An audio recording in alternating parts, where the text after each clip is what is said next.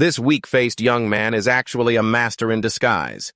By day, he plays the part of a pathetic healer while his teammates charge forward swinging their swords. He convincingly plays the role of a walking health pack, waiting to see who's in need before dragging himself over to heal them.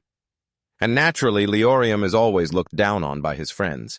But what no one knows is that besides this pathetic account, he's secretly been leveling up an alt and Avenger class that's 100 times more powerful than his main. After waiting for his buddies to pack up and leave, Leorium finally logs into his alt. In his VIP Pro Max form, he quickly finds a party of players. The scene at the high-level dungeon was the same old story. Nobody there could fight properly. A few guys were double-killed before they even managed to draw their swords. They bit the dust before they could even say their last words. Just when the battle was at a complete stalemate, Leorium jumped in with his main character Aura, obliterating the boss in a single slash, much to everyone's utter confusion. As usual, he tried to dodge all the praise and party invitations, quickly grabbing the loot and getting ready to dip. But this time, something was different. The system screen displayed an ominous-sounding notification, "Are you sure you want to log out? You won't regret your decision, will you?" As he confirmed, Leorium thought to himself, "Weird, is this billion-dollar server bugging out now?" Unexpectedly, after returning to reality, just as he set down his VR headset, he felt the space around him suddenly change. Even his own body began to look strange, like a robot with its circuitry exposed. Scared out of his wits, the guy bolted. He dashed in front of the mirror only to be stunned by his own reflection. This face, this body, it's clearly my Avenger character from the game. Before he could even process it, the system suddenly teleported him to a rooftop. Leorium was still trying to understand what was happening when an even bigger surprise appeared behind him. A monster with one glaring red eye. A boss from the game had somehow chased him here.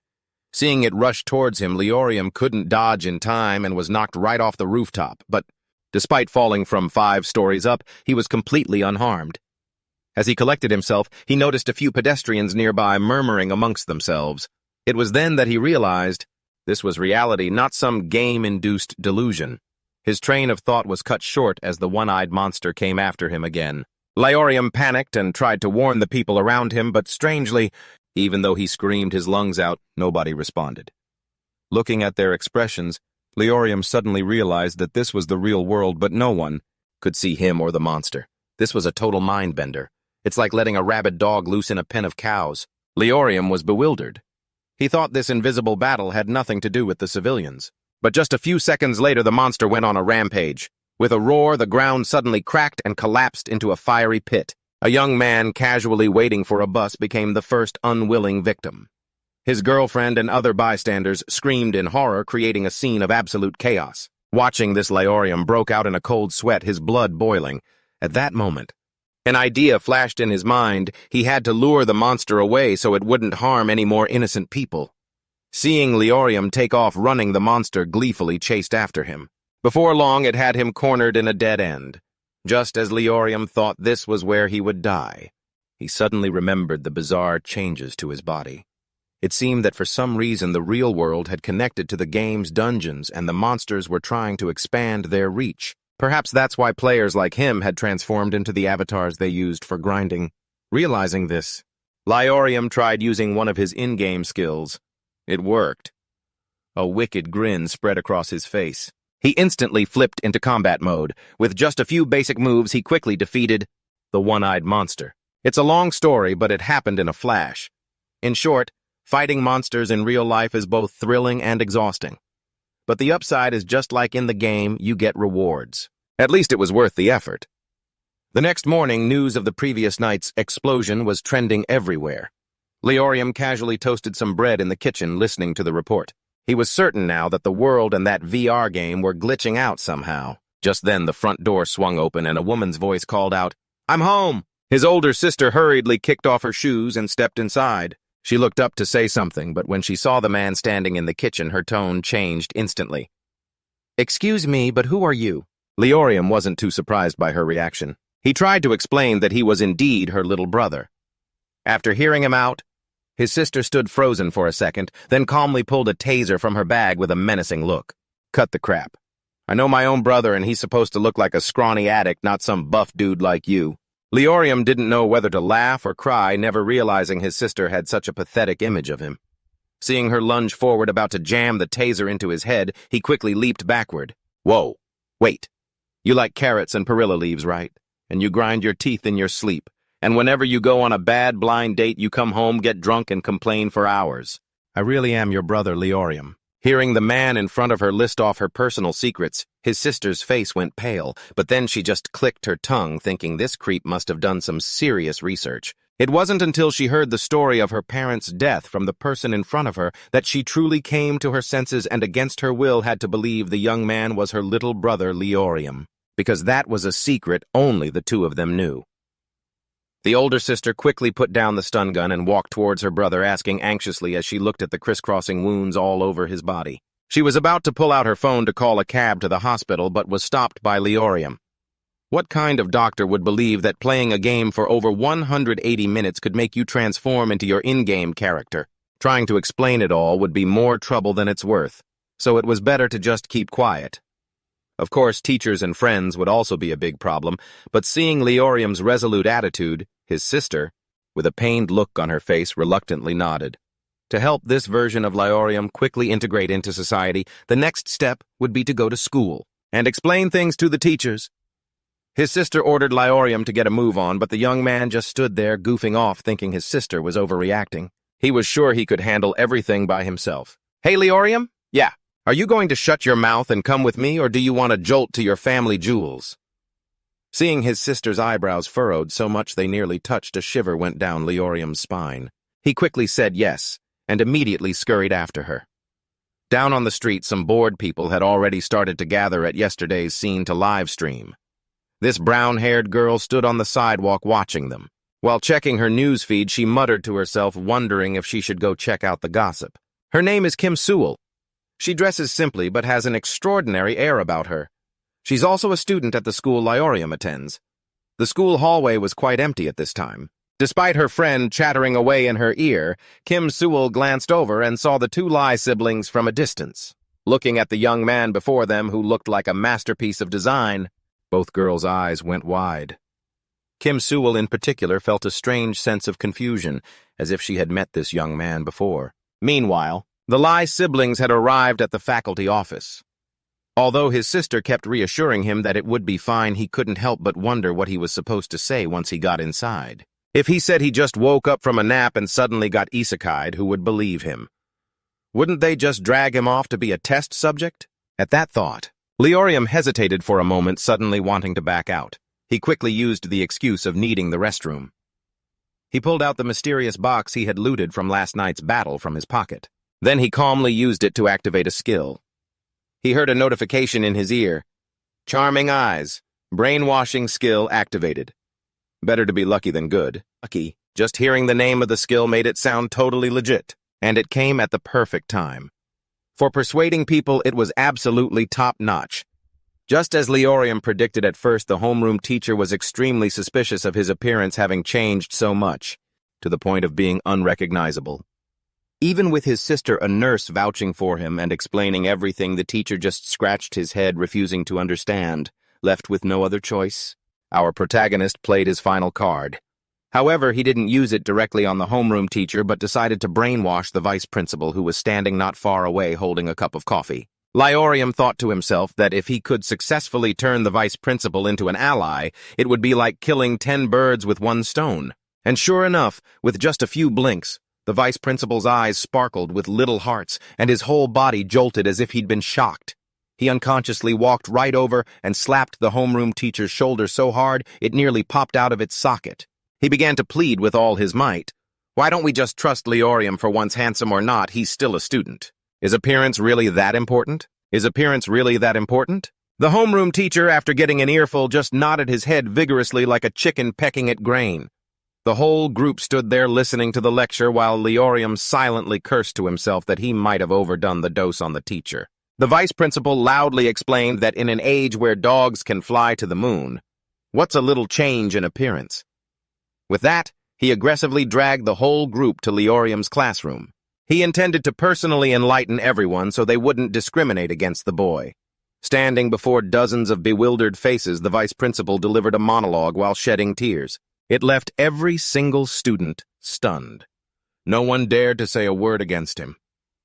It was a bit of a clumsy move, but for now the problem seemed to be solved. Leorium habitually walked to his seat. Faced with a barrage of questions from his friends, the boy just gave vague answers. I don't know anything. Maybe it's some kind of weird syndrome. But the group was still very curious and didn't seem willing to let it go. On the outside, Leorium looked helpless, but on the inside, he was cursing, "I knew it." Who the hell would believe the way the vice principal was talking? It wasn't until a female student sitting next to him spoke up saying she had heard of a syndrome like that our protagonist managed to dodge a bullet.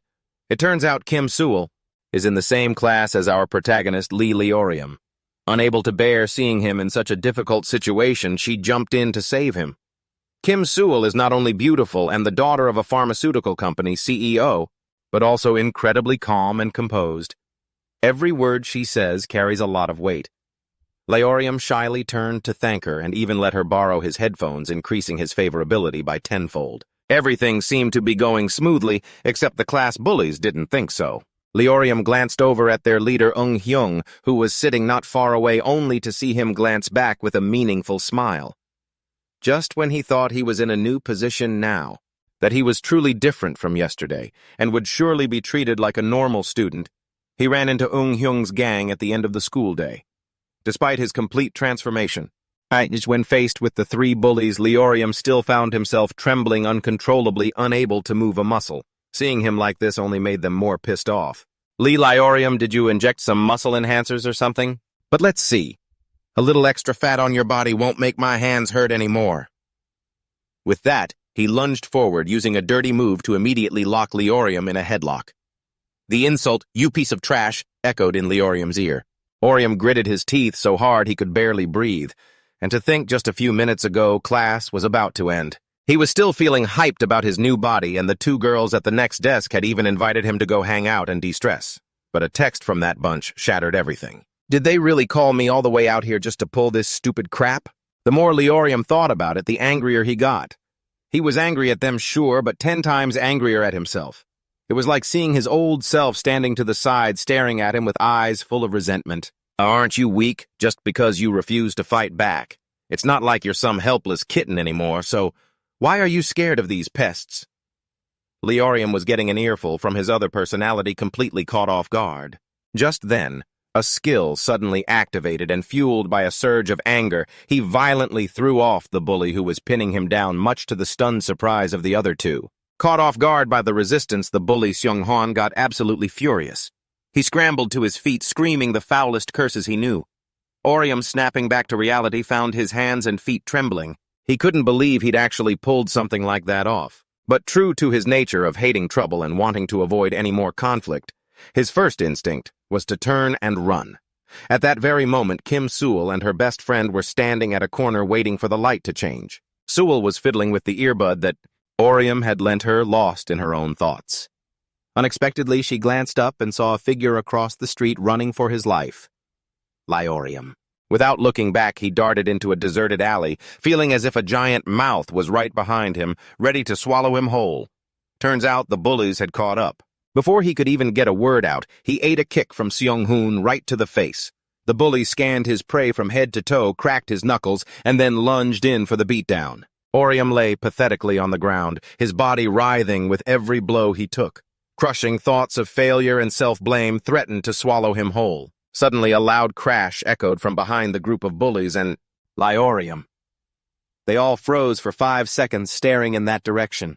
Kim Sewell shot the whole group a look of pity mixed with indifference.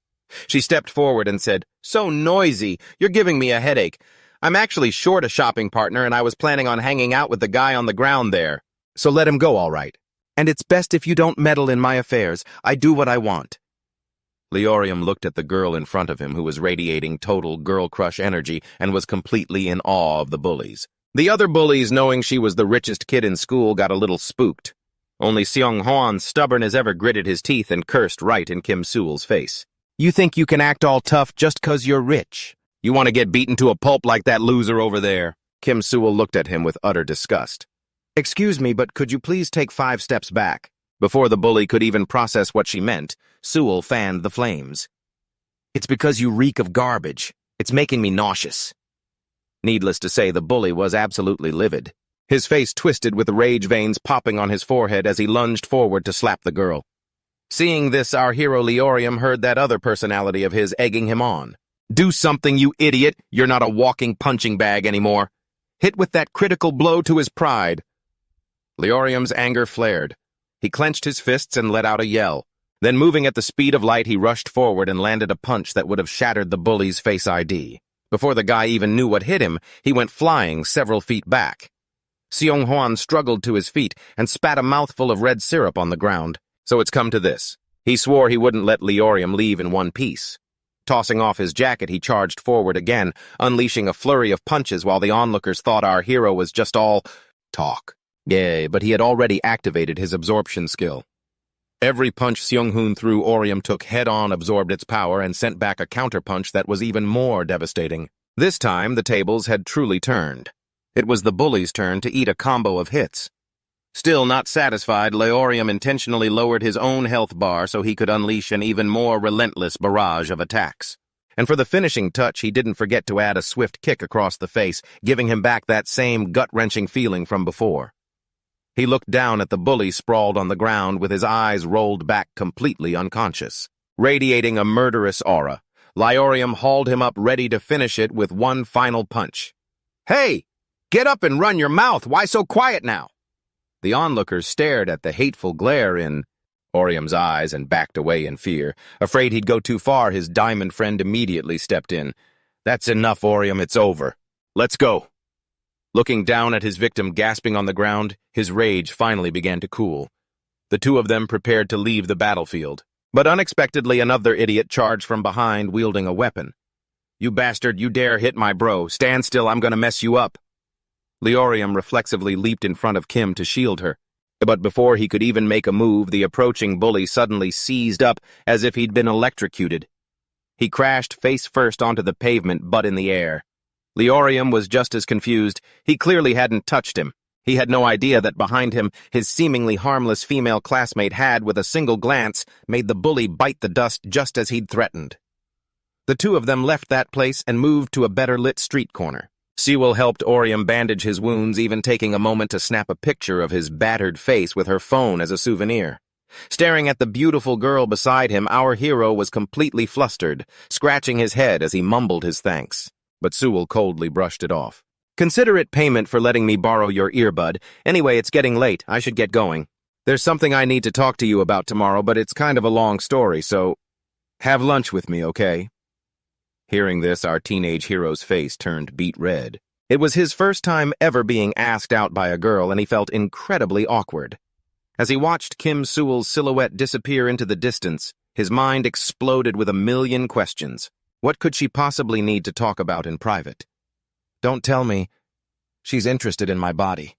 Heh, maybe it's because my family has a long history in pharmacy, the young man thought with a chuckle, then jumped as a notification screen suddenly appeared. A subjugation quest will begin in the next 5 minutes. Agree to participate. Leorium carefully read every word.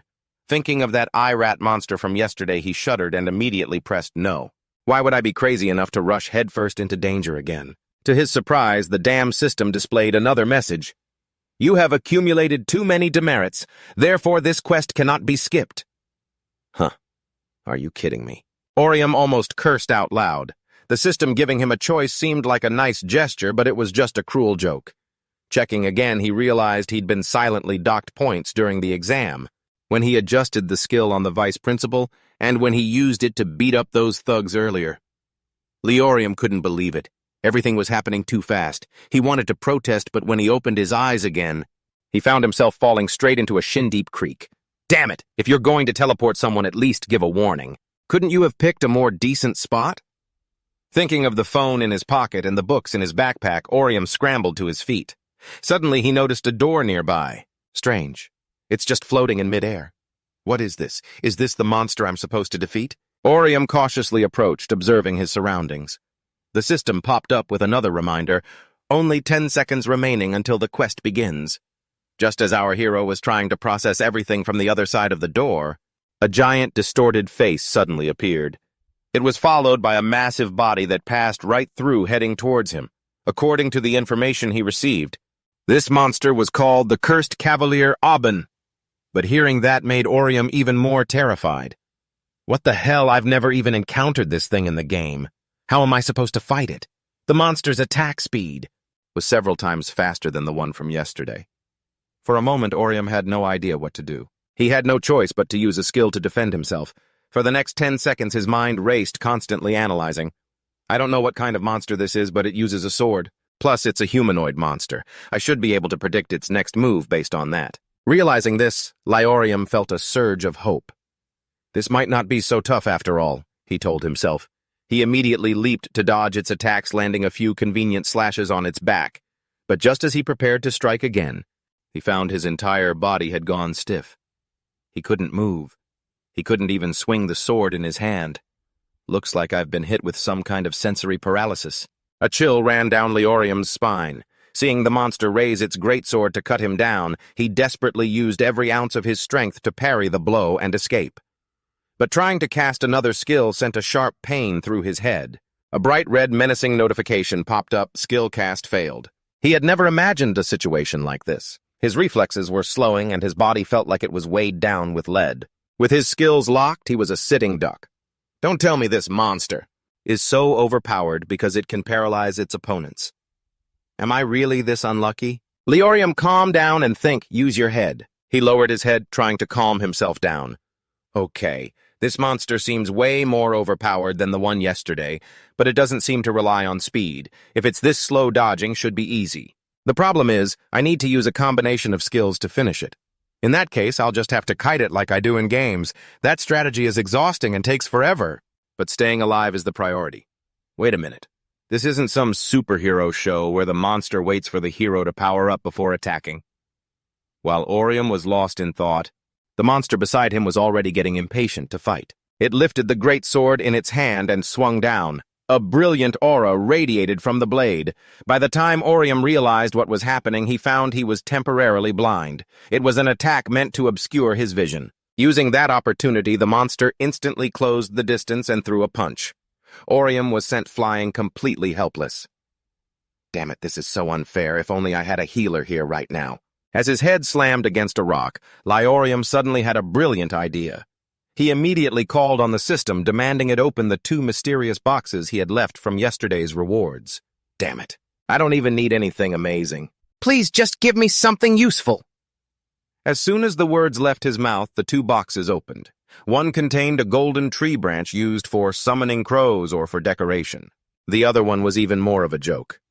Diamond tears. It sounded impressive, but in reality it was nothing more than a bath bomb. What's this supposed to mean? That I should take a bath in the creek down here, dry off, and wait for it to come eat me? Lyorium was furious, feeling like he'd been set up. He knew he had to run if he wanted to live, but the moment he turned his back, he took a direct hit from that terrifying greatsword. His body crashed to the ground like a falling fruit.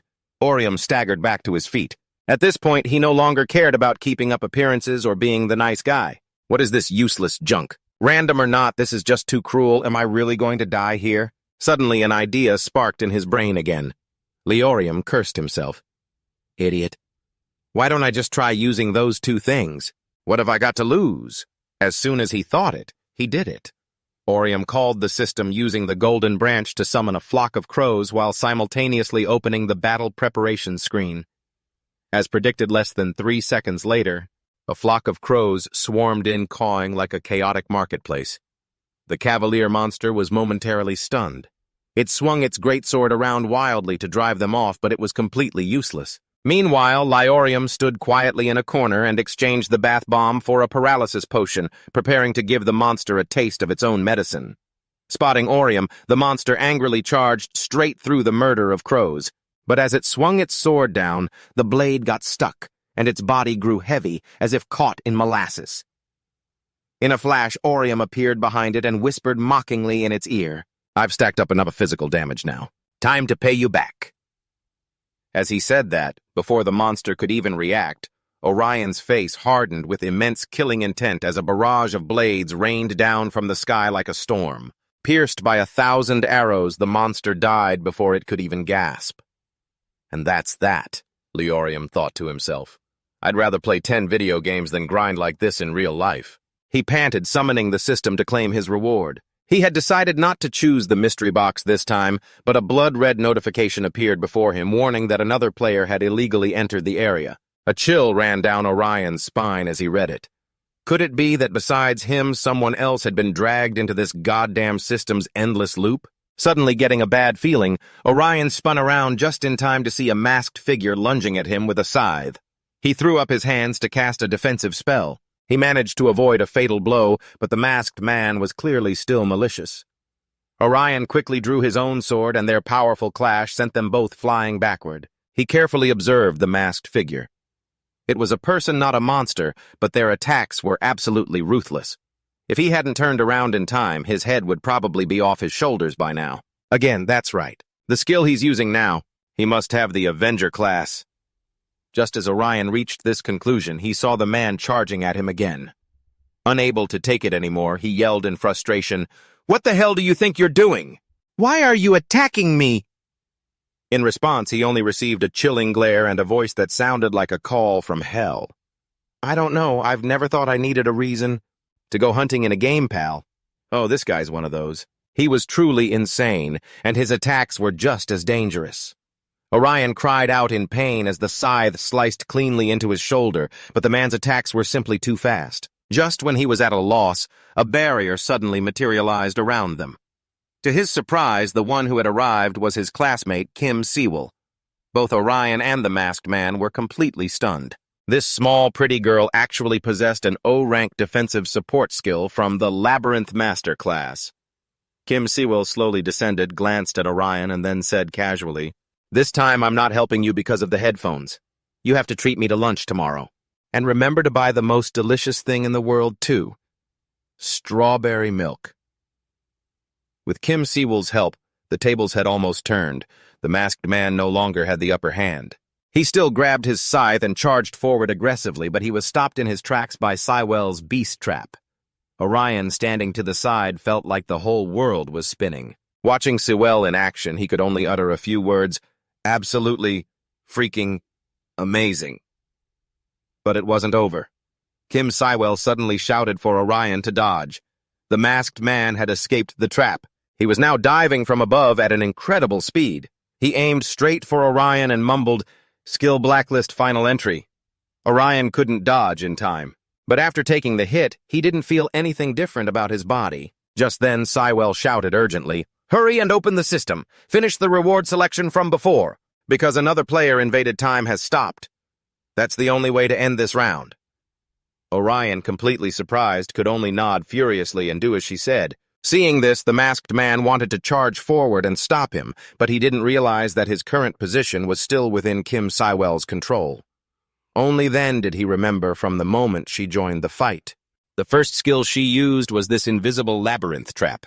The masked man let out a wry, helpless laugh as he watched Orion make his selection and end the round. The game round was over, but his murderous aura hadn't diminished in the slightest. He glared at them both, with hostility pulling down his mask to reveal an unfamiliar face. In a flat tone, he said, "How pathetic. Next time I'll be the one to finish you both off. Because I've memorized both of your faces?" Following a long beep from the system, Leorium was teleported back to the street corner right before the incident happened. His phone rang again. Seeing the caller was Kim Sewell, he immediately answered, wanting to demand what on earth was going on. Unexpectedly, Sewell got straight to the point, advising him to go home immediately. "You've been targeted by them. That blacklist skill is used to track your location. It's not perfectly accurate, but don't wander around outside anymore. It's too dangerous." Still confused, Orion asked, "Who exactly are they?" Kim Sewell explained briefly, "They're players, but they're PKers. In other words, instead of doing quests like us, they hunt and collect rewards by getting other players killed." Hearing this, Orion finally understood why the masked man had been so malicious. Thinking about how Kim Sewell had also taken a hit while helping him, he asked if she was okay. But unexpectedly, Kim Sewell thought he was asking to form a party with her and sighed. Then she told him to text her his address. "We'll sleep at the same place tonight to prevent anything from happening." The moment he heard that, our clueless hero. Orion's face turned beet red, his mind racing with all sorts of scenarios. And yet when Kim Sewell arrived, he just stood there dumbly in a corner. He watched her walk in and make herself more at home than if she actually lived there. A note was still on the table from his older sister saying she had to work the night shift. After reading it, he didn't know what kind of expression to make. Kim Sewell borrowed some of his sister's clothes and went into the bathroom. A moment later, she came out looking like she was the true owner of the house. After asking a few questions and finding out Orion's sister was working at the hospital all night and wouldn't be back. Kim Sewell suddenly got close, a suggestive smile on her face. Well then, that's convenient. Let's continue, shall we? Seeing her looking like she was about to pounce on him, our straight-laced hero's hair stood on end. But who would have thought she just poked him lightly in the chest and said, "Summon the system." Turns out she really meant business. And here he was thinking they were about to have a steamy bed scene.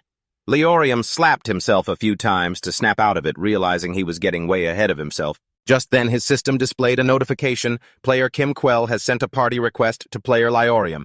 The young man let out a sigh of relief and reached out to press the accept button, but Kim Quell quickly stopped him. Leorium, let me tell you a few things before you accept. I'll give you all the information I have once we're teammates. Of course, I'll also do my best to protect and support you. Everything I have will also be yours, so. At this, her expression suddenly hardened as she looked Leorium dead in the eye with extreme seriousness. If you run away or betray me, I'll grind you into a smoothie. The main character broke out in a cold sweat. He never expected a cute girl could be so terrifying. After saying her piece, Quell turned and walked away. She told him he should take the whole night to think it over carefully, but she hadn't even taken 5 steps before she heard a notification, "You have accepted the party request." The girl was furious. She spun around ready to chew that blockhead out, but Leorium explained very simply, "What do I have left to lose? I'm about to get a game over anyway. By joining your party, at least I have a better chance of survival." Kim Quell was a little surprised, but since it made sense, she let it go. Moving on to the main topic, she expertly opened a folder in front of Leorium, explaining that the next thing they needed to do was participate in a large-scale event called Horizon. And they wouldn't just participate, they had to secure first place.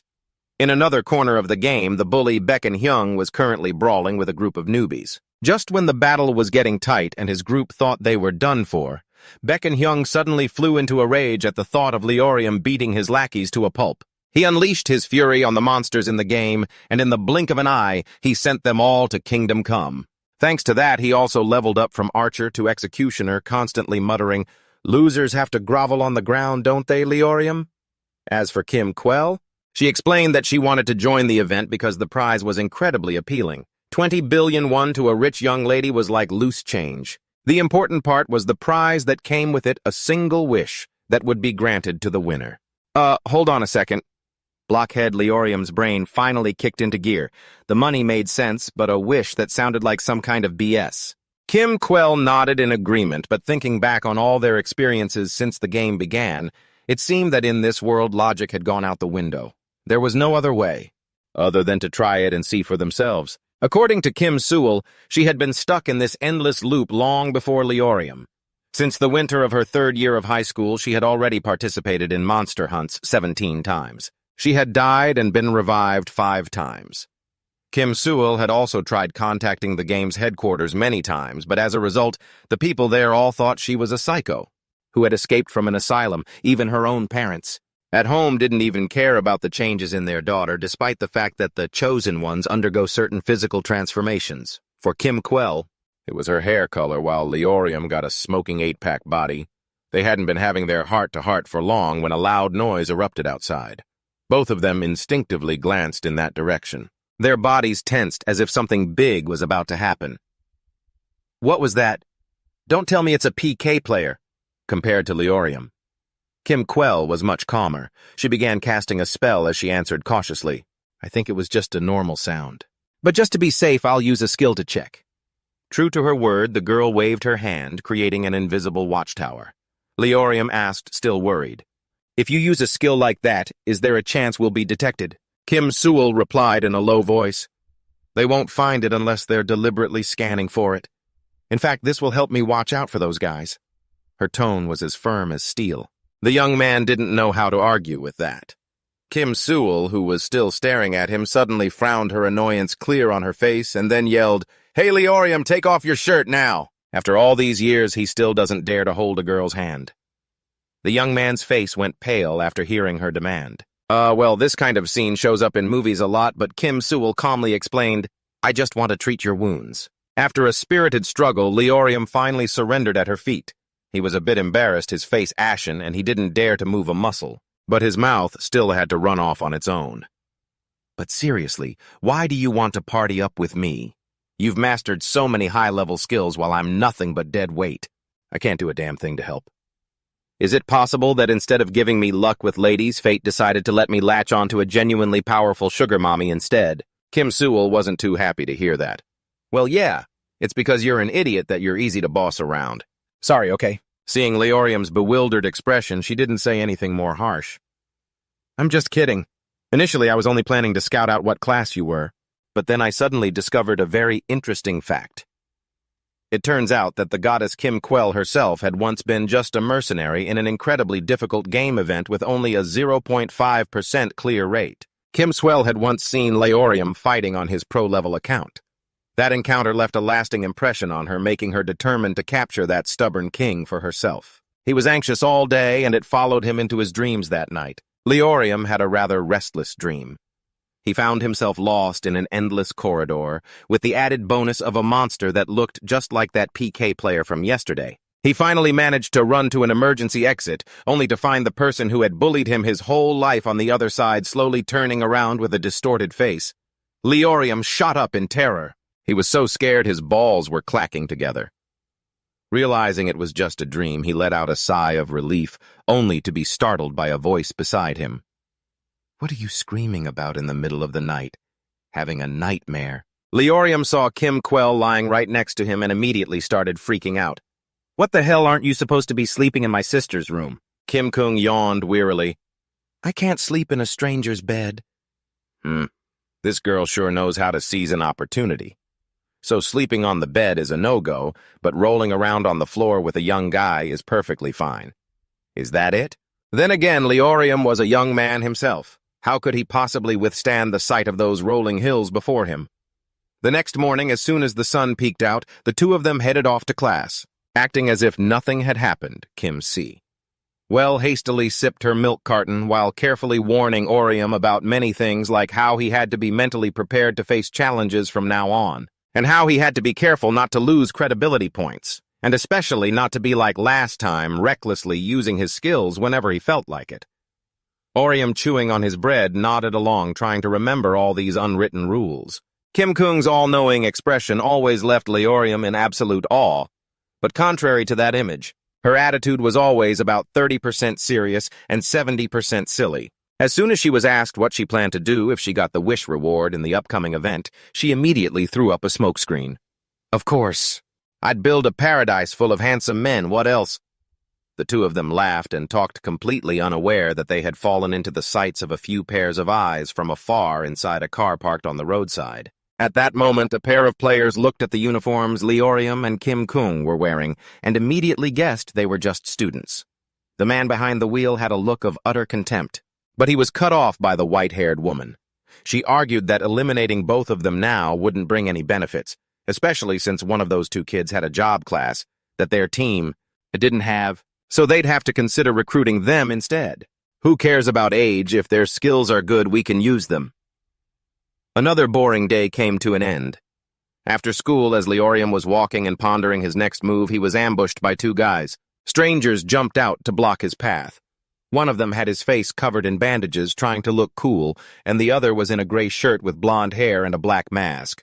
One look at their outfits, and you could tell they weren't just young troublemakers, but full-on street thugs. Before Leorium could even react, they both lunged at him, held a knife to him, and dragged him off to an abandoned warehouse where their buddies were waiting. The guys posted there didn't look any better. As soon as they saw Orium, the whole gang wanted to jump in for a piece of the action.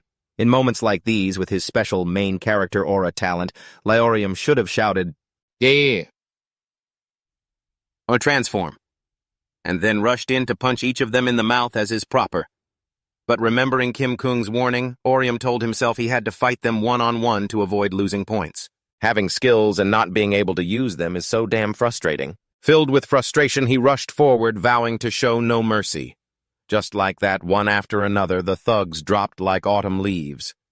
Orium merely warmed up his wrists and made each of them spill a few. Letters of fresh syrup. If there are no other problems, I can handle all of them. These guys are decent fighters, but at the end of the day, they're still human. This is as strong as they get. The guy in the red shirt watched his underlings get their jaws knocked sideways one by one, and he was seeing red. Who the hell started the rumor that this Leorium kid was an easy target? They must be blind. He clearly didn't look that muscular, but every one of his blows was vicious. After observing a bit longer, he suddenly came up with a different strategy. While his underlings were still sacrificing themselves on the front lines, he stealthily snuck around the back, found a weapon, and seeing an opportunity when Leorium wasn't looking, lunged forward. Unexpectedly, our main character spotted him in time. With a single block, he bent the iron bar. The final blow for him was a critical hit straight to the face. All he could do was lie at Leorium's feet, wailing and playing the victim. After beating them up for a while longer until none of them had any strength left, Leorium finally picked up his bag and left. On the way home, he suddenly ran into his older sister, who was just coming from the supermarket. Seeing Orium with his clothes all disheveled and covered in sweat, his sister was horrified and demanded to know what on earth had happened. Only then did Leorium realize how much of a mess he looked. Afraid his sister would realize something was wrong, he scratched his head and replied, "Oh, it's nothing. A few close friends just invited me to play soccer, that's all." The truth was, he wasn't exhausted from dealing with that bunch of punks. It was because he was afraid his sister would see him, so he tried to run home as fast as possible. To distract his sister, the quick-witted young man rushed over to help her carry her things. He was also incredibly excited to learn they were having grilled meat for dinner. Looking at that expression, on Leorium's face, his sister could only give a wry smile. His face may have changed, but his personality, like that of a 3-year-old, was still unmistakable. Finally, his sister cheerfully concluded, "No matter how much you grow up, you'll always be my little brother. Oh, right. You brought a girl home last night, didn't you?" Hearing this, the young man nearly evaporated on the spot. He couldn't believe that just a few strands of Kim Kung's brown hair hadn't escaped his sister's sharp eyes when she was in her Detective Conan mode. Women are truly dangerous creatures. Knowing he couldn't argue his way out of this even with 10 mouths, Orium just shyly nodded and promised to introduce that friend to his sister soon. As for the thugs, after a round of combat with Orium, every single one of them had aching backs, tired knees, and numb hands. The guy in the red shirt was especially bitter and immediately picked up the phone to snitch to his ally, who was none other than Unyong, the ringleader of the bullies. The next day, as usual, as soon as class ended, Kim Sewell called out to Leorium.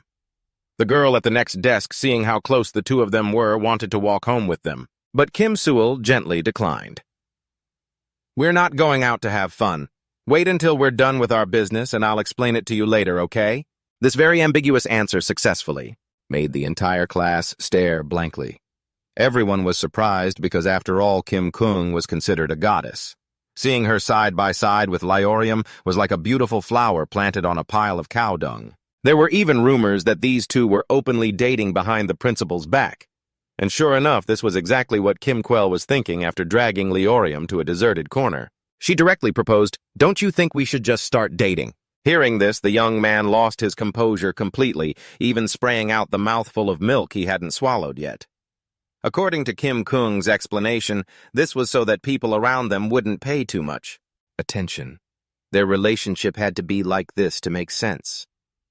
It was the first time straight-laced Leorium had a girl confess to him so directly, and he nearly had a stroke.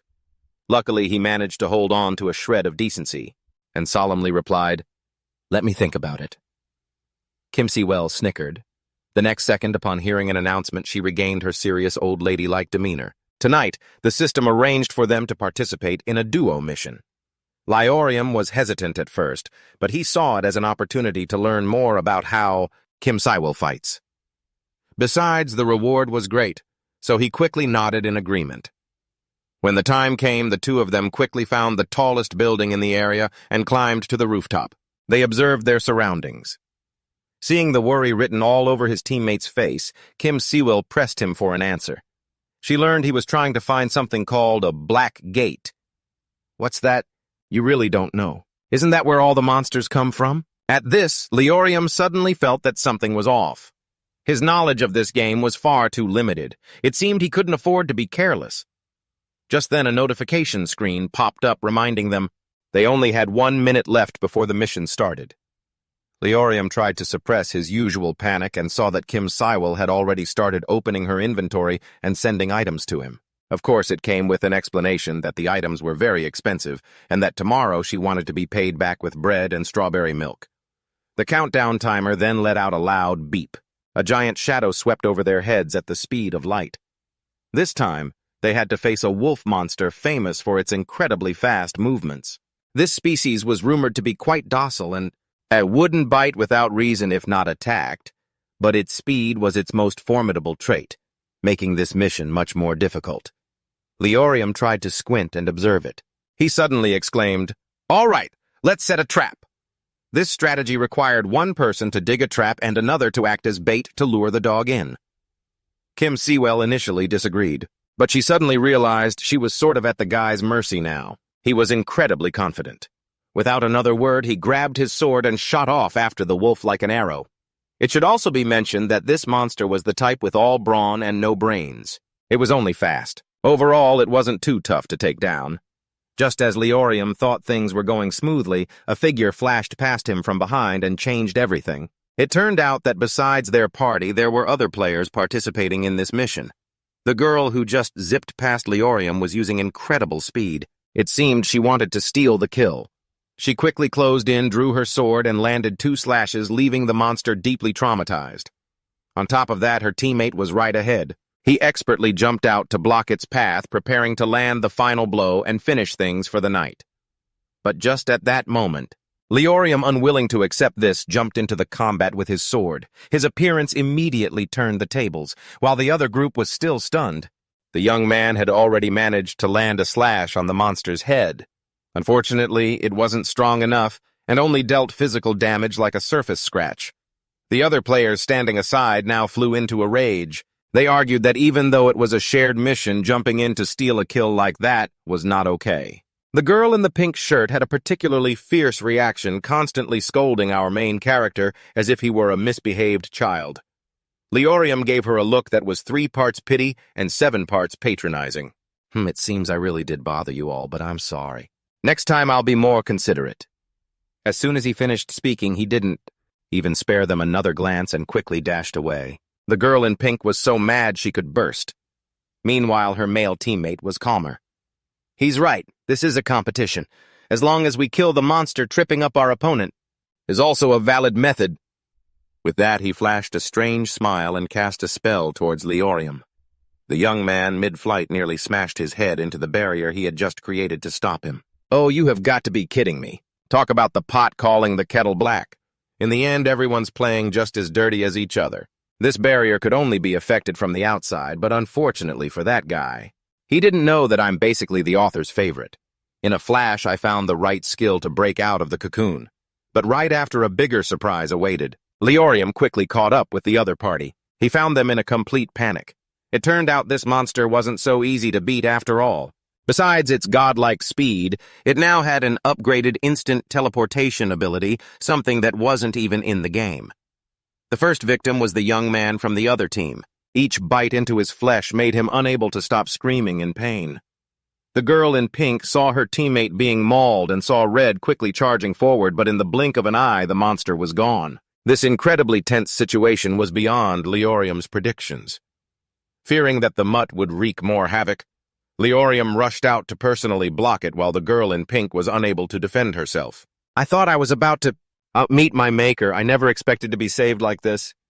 The girl was a bit bewildered. "What? Why did you save me? Didn't I say I'd be more considerate next time?" Leorium gave it his all and finally managed to temporarily push the monster back. At the same time, a message from Kim Sywell arrived reminding him that she had finished setting the trap. Seizing the opportunity, he offered a deal. "To the other team, I will give you this potion. In return, you'll support me. Is that a deal?" The girl in pink gritted her teeth, her expression sour. "This cheap thing, can't we just buy it with a little money? Why the hell should we agree to be your lackeys?" Who knew that before she could even finish her sentence, instant karma would strike? Her teammate to the side started coughing up blood, looking like he was about to kick the bucket. "Well, I guess a little help in a desperate time is worth more than a feast when you're full." At this point, all they could do was pray to their ancestors that they'd make it out alive. They were lucky enough to be alive, How could they even dream of a reward? After the plan was settled, following Leorium's instructions, the short, pink-shirted girl hid on the roof, preparing to act as a decoy instead of attacking relentlessly like before. Now all she had to do was toy with it for a few rounds. She would lure it to a street corner where her other teammate was already lying in wait. The next step was to create a cage, preparing to lead the chicken to the chopping block. The guy who got bitten by the monster earlier was determined to get his revenge. He used all his strength to block every escape route. Seizing this opportunity, Leorium bravely moved forward. Obviously, the hunt, wouldn't end that simply. But to achieve the best result, he had no choice but to take the risk. This monster's weakness was that despite its high speed, it took a while to regenerate health.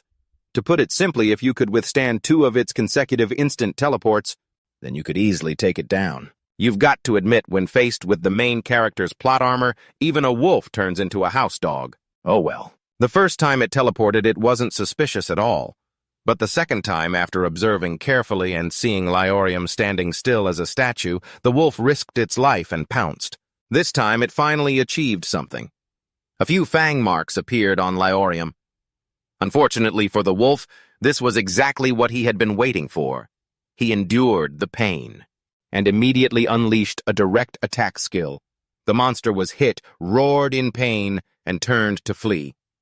Just as Leorium planned, what awaited it over there was the hell that Kim Quell had created. While the whole group was busy beating each other up over here, she'd been standing there for ages. At this point, all they had to do was wait for the fish to take the bait. But unexpectedly, halfway through, the pink-shirted girl went rogue, chasing after the monster, wanting to finish it off herself to get some rewards. Leorium suddenly realized he couldn't get through to these brain-dead idiots anymore. He let out a long sigh, took out all the resources Kim Quell had given him before the battle, and after using one, it was like a flashbang went off. He quickly put his life on the line and sprinted past the girl. I feel bad for her, but whatever. After all, it's better to proactively fight for the prize than to get yelled at by a girl. I may lose when it comes to love, but when it comes to a race, I'll take home all the trophies. As expected at the end of the road, the monster was caught in the trap. Kim Quell calmly used her scepter from above, creating countless invisible chains that restrained it. Now that's a teammate, someone actually worth their salt. With Kim Quell's support, Leorium's blade successfully landed a fatal blow on the monster's weak spot. The beast was officially done for. After everything was over, Kim Quell flew down to stand beside Leorium. She wanted to ask why. He had a speed-boosting item prepared like that. Did he somehow know what was going to happen? To her surprise, Leorium's answer was straight to the point. I'm not that great or a deep thinker. I just thought that if I was in danger, the only thing I could do is run to you as fast as I can. Hearing this, Kim Quell was completely moved. It turns out this blockhead can say such sweet things sometimes. To break the tense atmosphere, she didn't hesitate to praise Leorium. Just then, the system notification appeared. For brilliantly completing the mission, both of them were given a very generous reward. The ranking board was even more insane. Their party was naturally in first place, but the number of parties participating in this mission was 3. Leorium was startled and muttered, "What? Besides those 2 from before, there was another team?" It turned out that because the other party had actively hidden themselves, Leorium and Kim Quell couldn't detect them. From another tall building, 2 young men had been casually watching the fight from the very beginning. They were the third party.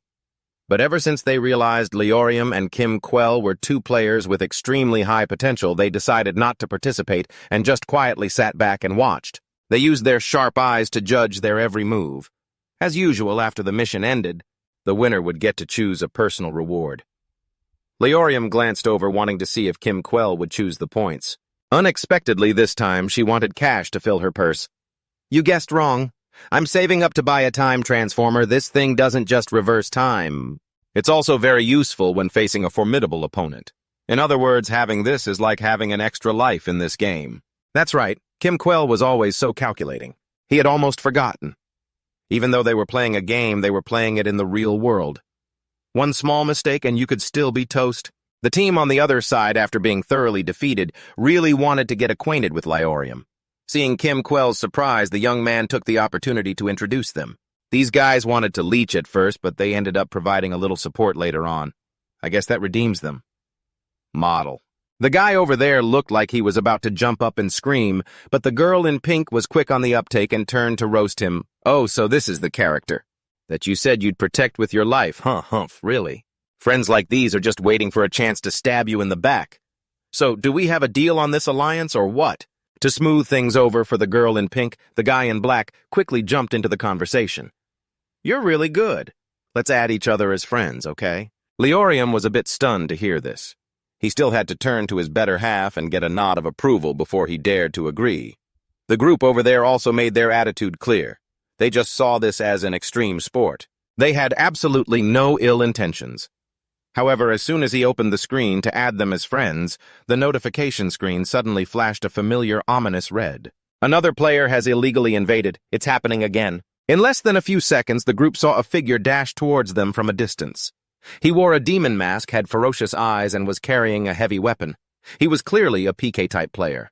The guy in black quickly created a protective barrier and then yelled at Orium, "Hurry up and finish choosing your personal reward. If you don't, we're all going to die."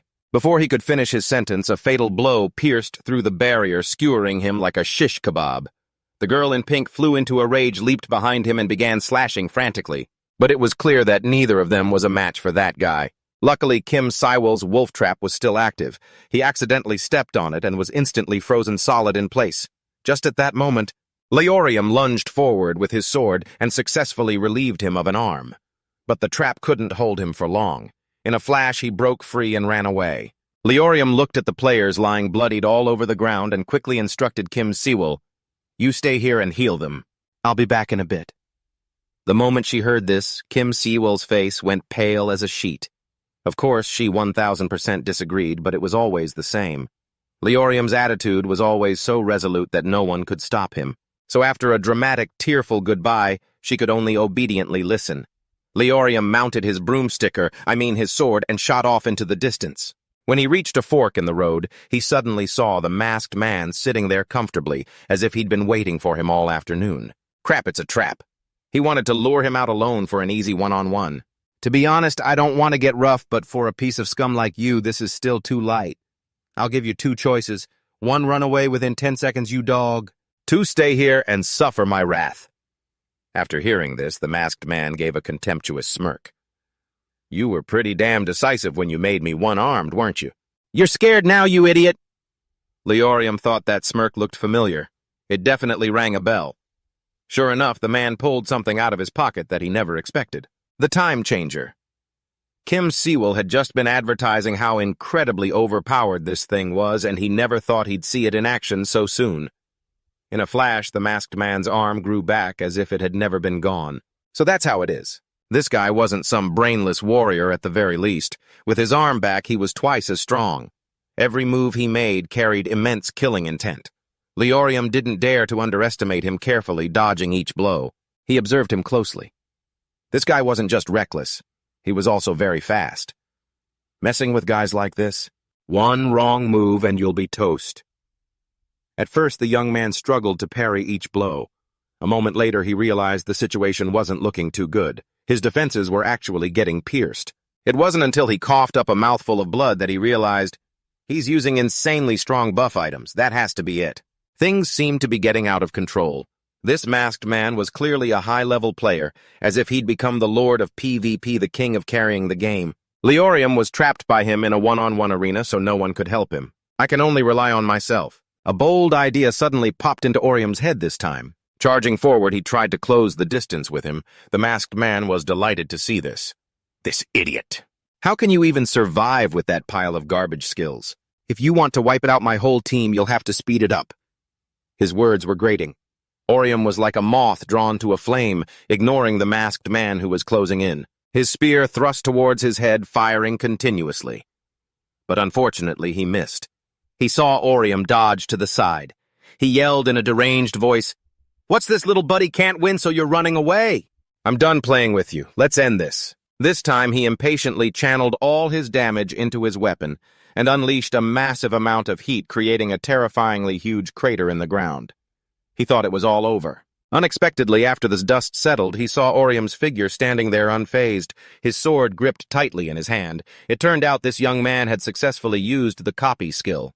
He stood still and took the hit, not to die, but to absorb all of his damage. The masked man was stunned, only managing to think, "Oh crap, I'm so screwed." As expected. In the blink of an eye, he saw Leorium raise his sword and swing it back at him. The masked man still refused to give up. He mustered his last bit of strength and quickly attacked. Both of them coughed up blood at the same time, but the look on Orium's face was even more terrifying now. 3, 2, 1. What? At this point, he understood. Leorium had just been stalling for time, waiting for his one-on-one arena's time limit to expire.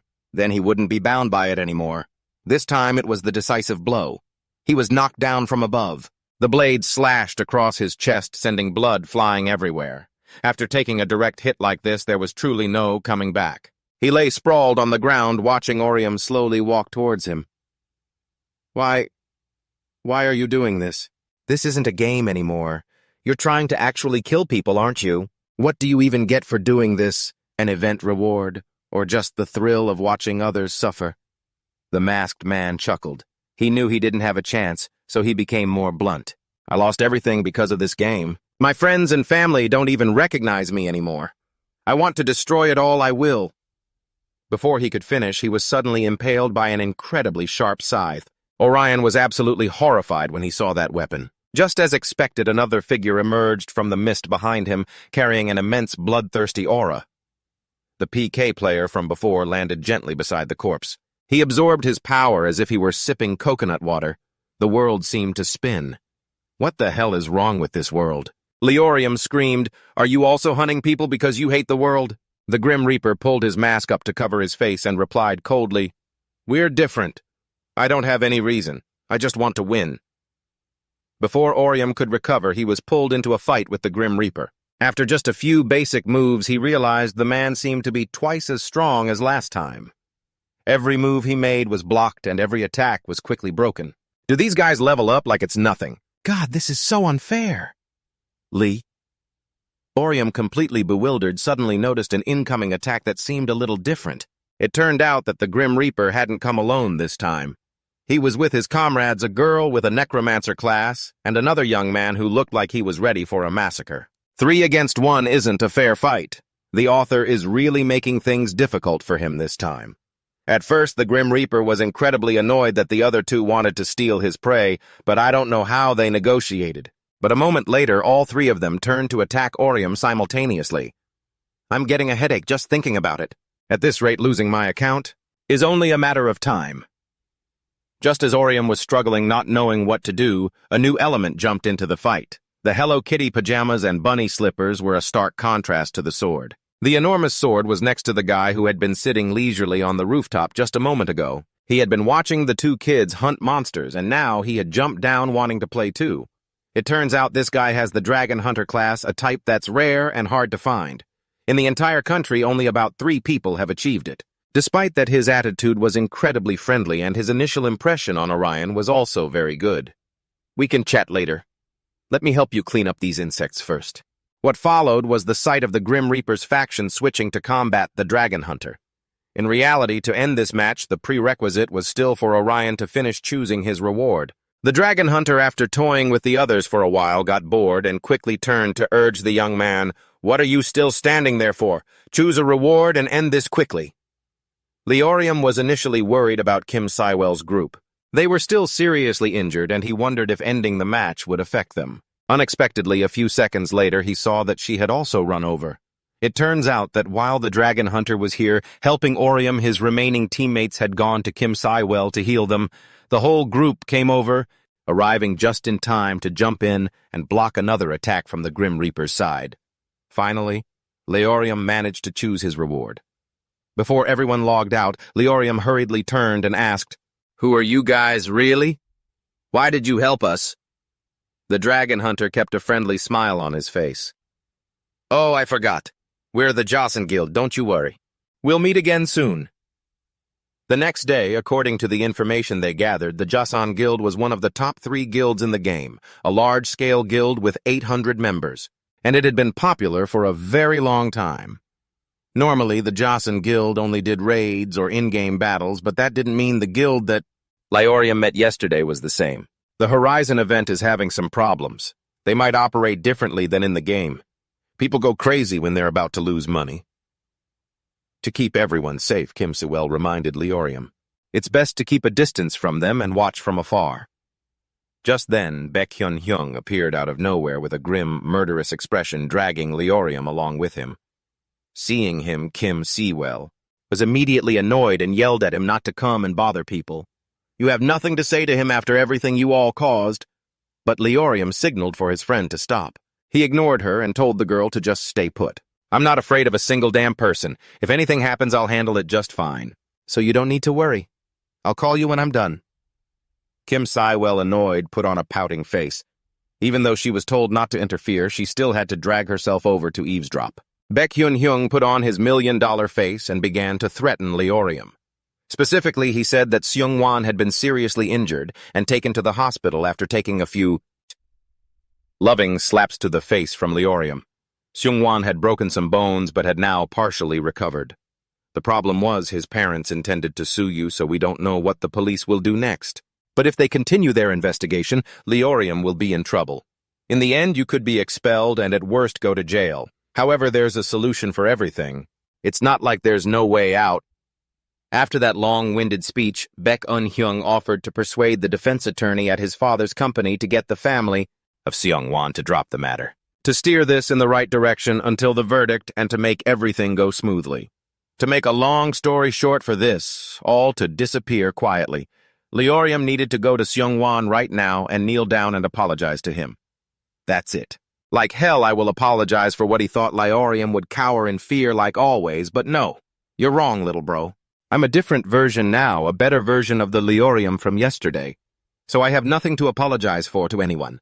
Tell him he can come here and sue me. I have no damn intention of apologizing to Kim. Seungwon, not even for a single word. Besides, he didn't just torture me, he even beat up Kim Sewell, the person who was helping me. I can overlook everything else, but not this. I can take the fall myself, but I won't forgive anyone who harms others because of me. So tell him if he wants to sue me, then go ahead and sue. I don't care what happens, I'm not going back."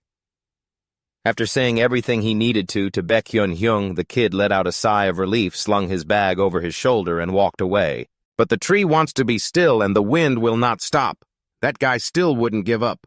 He threatened Leorium with his older sister, saying if the police got involved, she would find out he used to be bullied. Even though they were orphans, she always wanted her younger brother to have a decent life, but it turned out he was an outcast. When faced with this painful truth, even a strong person would completely break down. Leorium furiously grabbed his collar and demanded to know why he knew everything about his family situation but did nothing until now. Why did he just stand there and watch? He could have stopped anyone from bullying him. In the end, he was just like the rest of them. After all, they had been friends since they were kids, running around naked in the rain. What kind of friends were they? Friends my ass. All they do is stab each other in the back. Baekhyun laughed devilishly and replied, "I never once considered you a friend. Think about it. How could someone like you ever be my friend? I have so much, but you don't even have parents. We're on completely different levels. Don't get the wrong idea. I only hung out with you for a bit because I was so bored." Oh, right. Kim Sewell probably thinks the same way, because she also has everything and was born with a silver spoon in her mouth. Leorium was in agony. He collapsed. Baekhyun's words had just dealt a painful stab to his heart. What could be worse than being betrayed by your best friend? The feeling was indescribable. Leorium's eyes changed to an unusual color. He swung his fist and punched Baekhyun a few times, giving him a thorough beating and directly severing this damn relationship. Before leaving, Leorium left a few parting words for his so-called best friend. "I will get my revenge, no matter the cost. The day will come when I'll be the one looking down on you from a higher level." As he was walking back, lost in a mess of chaotic thoughts, Kim Sewell suddenly popped out of nowhere. She pointed her hand at the back of his neck and pretended to shoot, going bang bang, which scared the life out of him. He thought some crazy lady was attacking him. She curiously asked about his relationship with Baekhyun, admitting that she was worried and had been following him and ended up witnessing some pretty unpleasant scenes. Leorium explained that when they were younger, they went to the same middle and high school. In middle school, they hung out almost every day after class and became the closest of friends. But things changed in high school. After Baekhyun started making popular friends, a rift slowly formed. At first, he would bring Leorium along to hang out with them, and eventually it led to this. Kim Sewell felt sympathetic and comforted him, telling him not to overthink things. She shyly fiddled with her hair and then invited Leorium. "If you're not busy tonight, why don't you come over to my place for some ramen?" Being asked out by a girl for the first time, Leorium completely froze. In disbelief, he yelled, "I can't keep up with this conversation!" To cover her embarrassment, Kim Si-wel used the excuse of helping investigate the lawsuit against him. "So just come over to my house." They needed to work on it together. It was a mission. Meanwhile, somewhere else, that guy who played the PK character who was always looking to skewer Leorium was with his crew to meet the leader of the Chaos Guild. They had just met and hadn't even had time for tea and idle chat. The Grim Reaper pulled out his weapon and threatened the leader, asking why he had been summoned. If he didn't get an answer, he'd end this alliance and send the leader to meet his ancestors first. "There's no need to rush." The leader calmly sipped his tea and said a few nonsensical words about his opponent's tendency to rashly jump on people without a second thought. Like a classic villain, the boss directly revealed the PKER's dark past on CEO High School Second Year Class 3, the murderer Hong Ki-ho. "Ha ha ha, I really like you. You even have a dark past. A true classic villain." His identity exposed, Hong Ki-ho angrily rushed forward to finish him off, but he was no match for the other guy. A single move that forced him to his knees left him unable to move an inch. Wasting no more time on trash talk, they immediately got down to business. The reward was a back door to power a way to transcend the system, a truly impressive prize. After Leorium and Kim Si-wel got back to her house, they immediately started making ramen as promised. Leorium was quite curious about her family background. Why would a girl living so comfortably in such a massive house throw herself into such a dangerous game? Could it be that Kim Si-wel really wanted a harem paradise full of idols, just as she'd said before? Snapping him out of his silly thoughts with a steaming hot bowl of ramen, Kim Si-wel said that whenever she feels tired or stressed, she plays around and feels much better. "And that's also why I treated you to a meal today." Oh, and Kim Si-wel also revealed that because her parents are busy with work, they usually come home late, so she's often home alone at night. The housekeeper comes to help. But it's not like in those chaebol dramas where she just sits around, pointing her fingers, waiting for them to feed her. She said that even though she was born with a silver spoon and is quite well off, more than many people, she's not the type of person who does whatever she wants to others just because she has money. And she has never ever seen him as a toy to be played with. He now understood why this tough girl was suddenly being so nice to him today. It turned out that what Unyong said had made her think. To comfort her, he gave her a little pep talk and then finished with the line, "You look pretty good in an apron." That made her face turn completely red, and then she gave him a good smack. Meanwhile, after taking a beating, Unyong casually returned home as usual. However, what awaited him wasn't peace and quiet, but his old man in a sharp suit already waiting at the door to see how his son was living on his own. He approached and warned him, "Son, don't you dare embarrass me or bow your head to anyone. If you're the son of a chaebol, you need to live up to it. It's only the first semester of your freshman year, so if you want to transfer, just tell me. I'll find you a better school or you can study abroad. Just stop with this ridiculous nonsense at that cramped, shameful public school." Getting lectured for no apparent reason, a bitter Unyong logged into the game to blow off some steam. But he only got angrier, his blood boiling, when some guy in the game started provoking him. Even though he knew the consequences that taking out another player would make him a PK and incur a penalty, Unyong still ruthlessly eliminated the guy for daring to mess with him. He furiously thought of Leorium gritting his teeth ready to finish off these bastards. Why do they keep popping up? So annoying. He was already pissed off, and right after skewering one guy, another one shows up. Unyong didn't hesitate to aim his arrow at the opponent. "Samuel, what the hell are you scheming? You want to end up like that assassin from before?" The other guy wasn't scared at all. In fact, he looked incredibly excited. He whispered sweet nothings, trying to seduce Becken, saying he wanted to become one with him right here and now. What a complete pervert. Young shot without hesitation, bam, but the other guy vanished immediately. A teleportation spell allowed him to go wherever he pleased. "Damn, you're so hot-tempered. You just shot an arrow straight at my face." After a bit of cat and mouse, he finally got to the main point, saying he was in charge of recruiting for some guild. A guild. But I'm not fucking interested. Unyong bluntly refused without a second thought. Oh, but hold on. That guy had no intention of giving up. He revealed an upcoming event with a 20 billion won prize and the strange phenomenon of people transforming into characters. A game in reality?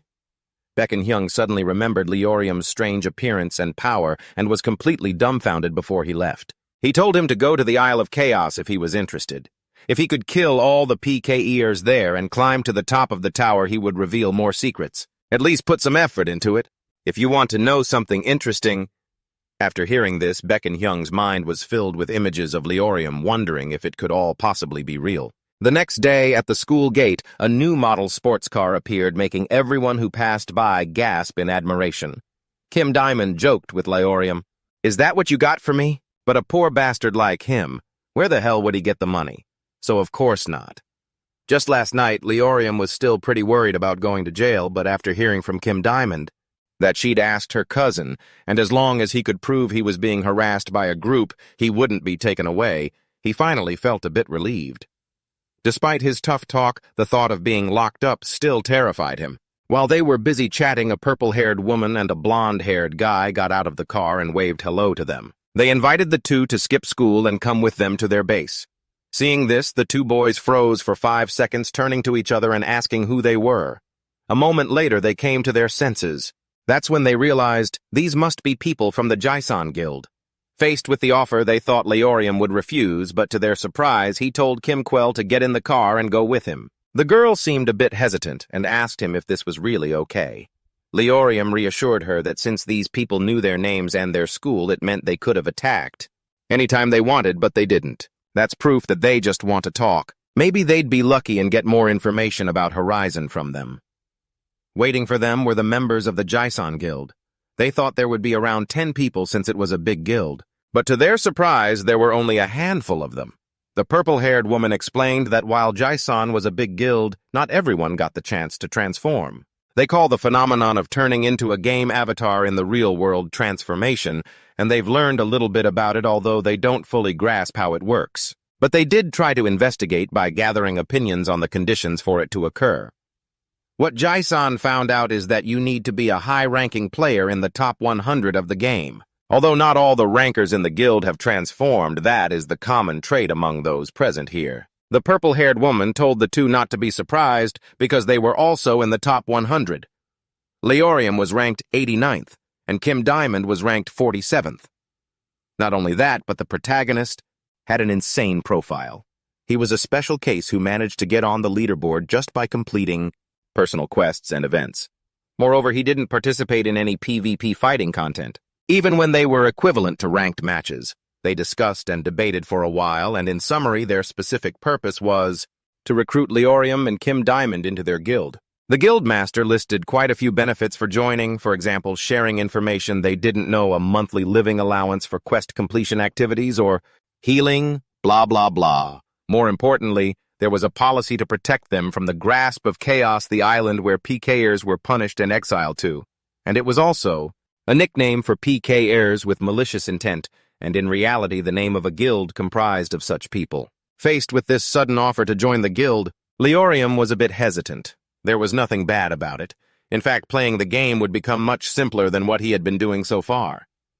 To get a straight answer, Kim Diamond, and directly asked about the Horizon event's prize, 20 billion won, and a wish, and what would happen if they refused to join. The purple-haired woman said the money would be divided equally, and the wish would be a common wish for all members. As for refusing, nothing would happen, but if they were to meet during the event, it would be best to stay far away because they would win no matter what. No matter who the enemy was. Kim Quell weighed the pros and cons, not knowing what to do. If they joined, their chances of winning would greatly improve, but they would have to give up their own wish. But if they continued to pursue the wish, their chances of winning would be very slim. And on top of that, these people were all rankers from one of the top 3 guilds. They were the veterans among veterans in the game. With their lives on the line, if they wanted to survive, there was no other choice but to join the guild. But before his friend could finish thinking, Leorium answered firmly that he would not join the guild if the prize was shared. They needed that wish. There would be no point in giving it up to join the guild. He'd rather participate in the event as a party with Kim Diamond. Who knows, maybe they had something in common. The woman asked what that wish was, but when she heard what the kid said, everyone burst out laughing. The wish we want is to build a dream harem empire filled with the idols we like. What a freaking awesome wish. Kim Si-Well's blood boiled as she punched the kid, repeatedly cussing him out and asking if he was crazy. How could you say something we joked about for real? When are you ever going to get a little smarter, huh? Watching the two kids fooling around, a guy named Kang X Jiron the 13th from the guild got fed up. He stepped forward ready to teach them a lesson. It turns out that besides recruiting members, Jason had another job hunting. They confronted people who could potentially harm the guild and forced them to quit the game, unlike that murderous chaos group model. They just beat others up until they lose all their motivation. This will be a one-on-one match, and the loser's punishment will be to quit the game. If the loser doesn't accept the punishment, it doesn't matter anyway. That's more than enough for them to gather 10 pieces of data on that person's skills and tendencies. After all, it's only quitting in spirit. There's no way to force them to actually quit, so the Jason Guild needs to completely destroy their motivation through this match. If they do that, then at least in the future, those people won't act rashly toward them. The purple-haired woman gives the two of them 5 seconds to decide whether to participate or not. But Leorium doesn't hesitate for a second. He rejects it right away. If he loses, he'll automatically join their guild, but if he wins, they must also face a punishment. A fitting one at that, joining his party. That sounds cute, she says. The guildmaster finds it very interesting, so she immediately agrees to this request. However, this woman isn't that simple. She has her own intentions. After all, they still have the numbers advantage, so if anything goes wrong, they can turn on them in an instant. So they can just use up all their strength and deal with them after the battle is over. It's not too late. At the Jason Guild's training area, the two sides quickly rush into a PvP battle. The rules are no time limit, no equipment, and no leaving the ring. If things take a bad turn, the other members will immediately jump in to help, and besides, they even have a level 1 healer right here, so there's nothing to worry about. The fight between the level 13 Martial Soul Master Kang X-Do and the level 88 Avenger Leorium officially begins. A Soul Warrior's attack range is quite short, but to compensate they have very powerful combos. To defeat Leorium, you have to attack relentlessly from the very beginning, giving him no opportunity to assassinate. However, the kid hasn't even had a chance to strike. X-Do rushed forward with the skill "My Ancestors Are Watching," willingly taking a hit to close the distance. After that, Leorium was relentlessly pummeled by his opponent's attacks. He sent flying several meters.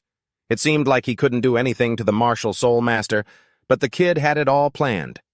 Kang X-Do takes a direct hit to the stomach that sounds like it flattened him. The two are evenly matched, with neither side willing to give in.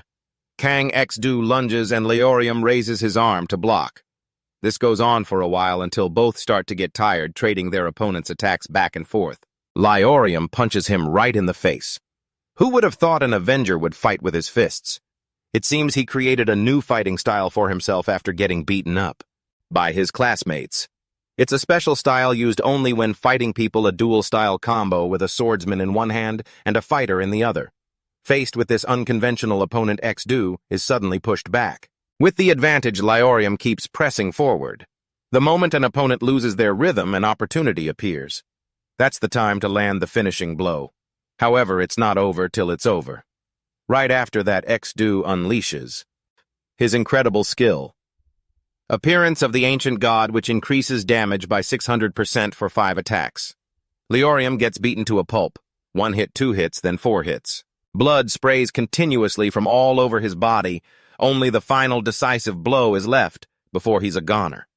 This match will be over if Leorium keeps taking this beating. He needs a way to break his opponent's rhythm if he wants to turn the tables. Just as X-Do rushes in for the 5th attack, aiming a direct punch at his opponent's face, Leorium blocks it with his bare hands. He pays him back in full with his Perseverance skill, which absorbs damage. This is the ace up Leorium's sleeve that he's had ready from the very beginning. It's his chance to reflect X-Do's ultimate skill back at him. That's why he willingly took the 4th hit just as planned. Because only then would the man throw his final punch directly at him. Now it's Leorium's turn to unleash his skill, an eye for an eye. X-Do gets a taste of his own medicine with the appearance of the Ancient God hitting him and sending him flying straight into a wall. In the end, the battle concluded with an easy victory for Leorium.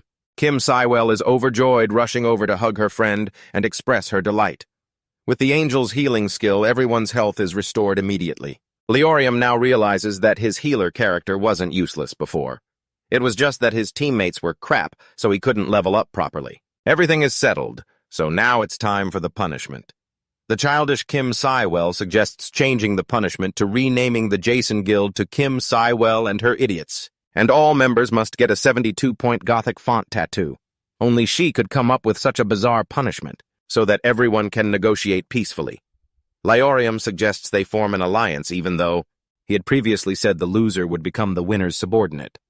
But honestly, he doesn't want to take over anyone's guild, and besides, he has no intention of fighting them. So forming an alliance and helping each other would be better. It's also quite interesting, and besides, she has nothing to lose. The guildmaster thinks for a moment and agrees, shaking hands with the kid. Afterwards, to facilitate their new alliance, the two sides exchange contact methods. But Kim Sewell doesn't agree. It seems she's jealous. She demands they exchange information with her, not Lyorium. The two girls stare each other down, radiating murderous intent. The alliance hasn't even been formed yet, and it already feels like it's about to fall apart. They arranged to meet the day after tomorrow to exchange the information they knew. A few days later, the two sides meet as planned. From here, the secret of the black door is gradually revealed. It's not just a door where monsters appear, but also a way to reach the highest level and encounter unusual creatures, an A+ creature that exists as a monster in the game, but uses completely different abilities or new creatures that never existed in the game to begin with. As for how to open the door, they still don't know. And even the members of the Chaos Guild don't know much. One member of the group suggests that the key lies in each person's perception, and Lyorium quite agrees with this because he has also felt something similar. Thanks to Lyorium, Jason is now certain that the black door exists, and that Lyorium might be the one who can open it. Once again, the guild master suggested they join her guild so they could help each other out more efficiently. That night, Lyorium and Kim Diamond went on a monster hunting quest just like usual. After flawlessly completing the quest and getting ready to leave the game system, sent an additional notification. Specifically, any user who completes a quest, without taking any damage, will be granted the right to challenge an old quest, and upon completion can receive a special reward beyond the usual money items or random boxes. This was the first time they had ever seen a quest like this. Kim Sewell wasn't too keen on participating, as she didn't like taking on a challenge when she didn't even know what the reward was. However, unlike his partner, Lyorium suggested, let's give this quest a try. This special reward.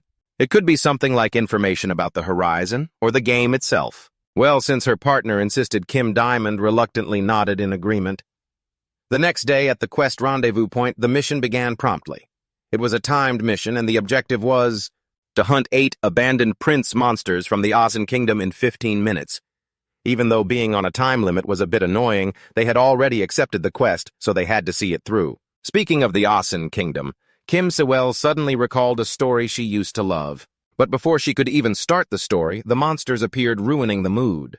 Since this was a timed mission, they decided to split up and hunt separately, communicating via voice chat. Just a few seconds in, Lyorium had already skewered one, slicing it in half in mid-air. Meanwhile, Kim Diamond was not to be outdone, taking down 3 monsters at once with a single strike. The speed. AI was much faster than they expected. With over 12 minutes still on the clock, they had already taken care of 7 monsters. Only one last one remained, and the mission would be a clean success. Since these weren't unusual creatures, it was just a matter of searching the surrounding area and checking the small alleys carefully. Sure enough, as the timer ticked down to the last 5 minutes, they finally found the final prince. Lyorium dashed forward, skewering the monster with ease, a truly useful skill for narrow, straight alleys like this. He happily informed his partner that he'd finished the job, but for some reason the timer didn't stop. The system announced that the mission was not yet complete. The number of monsters they had hunted was only 7. There was still 1 more to go. How could that be? But I'm sure I skewered it. Lyorium looked up and ahead. To his surprise, it was the black door. The monster faced him and said, "At last we have arrived. Our paradise. The horizon." And with that, it dissolved into water. Lyorium suddenly realized something. He immediately called Kim Sewell and asked her to tell him the entire story of the abandoned princes of the Asen Kingdom. In short, the kingdom of Asen was destroyed for the crime of blasphemy against the gods, and the princes fled the kingdom in search of their paradise, the horizon. That was the gist of the story. By now, Lyorium understood that the mission wasn't randomly generated. It was an extension of the game's incomplete stories. If they could just figure out what kind of monster this unusual creature was, they could get a hint about the horizon it mentioned. Meanwhile, in a dark basement, a fierce battle was still raging. Orion relentlessly swung his sword at the monster before him. He tried to calm himself. "Don't panic. Its defense is only a little higher than a Banrock's, and with my damage output I can definitely defeat it within the time limit. With that thought, he struck with his fastest slash yet. He bit his lip fiercely, muttering, "I'll take care of those two annoying fists." At the same time, the monster in front of him, despite being hit, stood there perfectly fine. Furthermore, in the blink of an eye, its arm regenerated completely. Orion's eyes widened in disbelief as he watched, but he didn't give up and slashed at it again. Only this time, a yellow light suddenly appeared in its mouth. A moment later, that light shot straight forward. With a loud boom, a massive explosion erupted, tearing up the ground. The area before him was now nothing but rubble, but Orion charged out from within it straight toward the monster. "If I can't destroy its body parts first, then I'll just overwhelm it with a storm of attacks so it has no chance to counter." Acting on that thought, he used his wind strike skill. The moment the attack landed, in the blink of an eye, cracks appeared on the monster's face. Seeing this, Orion didn't get excited. He calmly muttered, "Don't stop attacking. Time for the next skill." He quickly activated Wrath of the Vengeful Soul. A volley of sword beams began to dance through the air. The cracks on the monster's face grew larger and larger.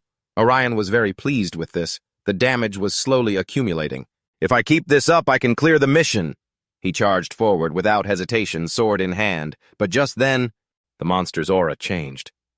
Orion's eyes widened in horror. "This feeling, don't tell me." Elsewhere, Syrian was waiting for Orion in a corner when a red alarm sounded, signaling that time was up.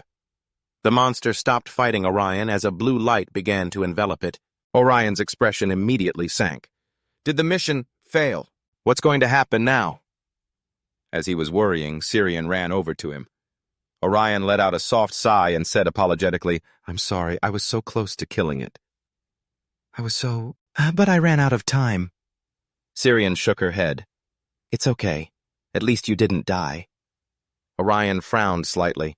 "So, what happens when we fail a mission? What kind of penalty could there be?" Syrian's expression also grew serious. She gritted her teeth and said, "Who knows? We've never failed before.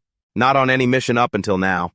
And we've never given up during a mission either, so I'm not really sure." At that moment, a system sound suddenly rang out, startling Orium a little. The system quickly spoke up. "Unfortunately, Kim Sirion and Lyorium, you two have failed this mission." After hearing that, Syrian got a little angry. "The way it's talking, it's mocking me." Regardless, the system continued to speak. "But fortunately, you have completed over 50% of the mission, and therefore you will be given another chance to complete the Orium mission." He glanced at Syrian beside him, frowning and mumbling 3:50 a.m. She shook her head slightly and said through gritted teeth, "It takes place in the afternoon, not the morning." At that moment, the system's mechanical voice rang out again. "What will you do? Will you take this chance?" The two of them, Orion and Syrian, fell into deep thought. Orion frowned slightly, a hint of hesitation in his eyes. A moment later, he finally spoke. "Let's not do this." Syrian looked at him, surprised. "Why not?" He slowly explained, "Up until now, the chances of a civilian getting caught in our missions have been very low because they all happened late at night. But there will still be people wandering the streets at 4 p.m. Plus, if the mission takes place on a main street with many people, tens or even hundreds of innocent civilians could get hurt. Or even killed." He didn't think they should risk it just for the sake of a mission. Syrian said worriedly, "But what if we just defeat the monster before that happens?" But she stopped herself mid-sentence. Then, gritting her teeth, she said, "No, you're right. If even a single person dies because of this, it will become a huge problem. Like you said, let's just give up on this mission." She was curious about the reward for the old mission, but there was nothing they could do. Still, she was a bit sad about failing this one, so she wanted him to buy her strawberry milk and a spicy chicken burger tomorrow.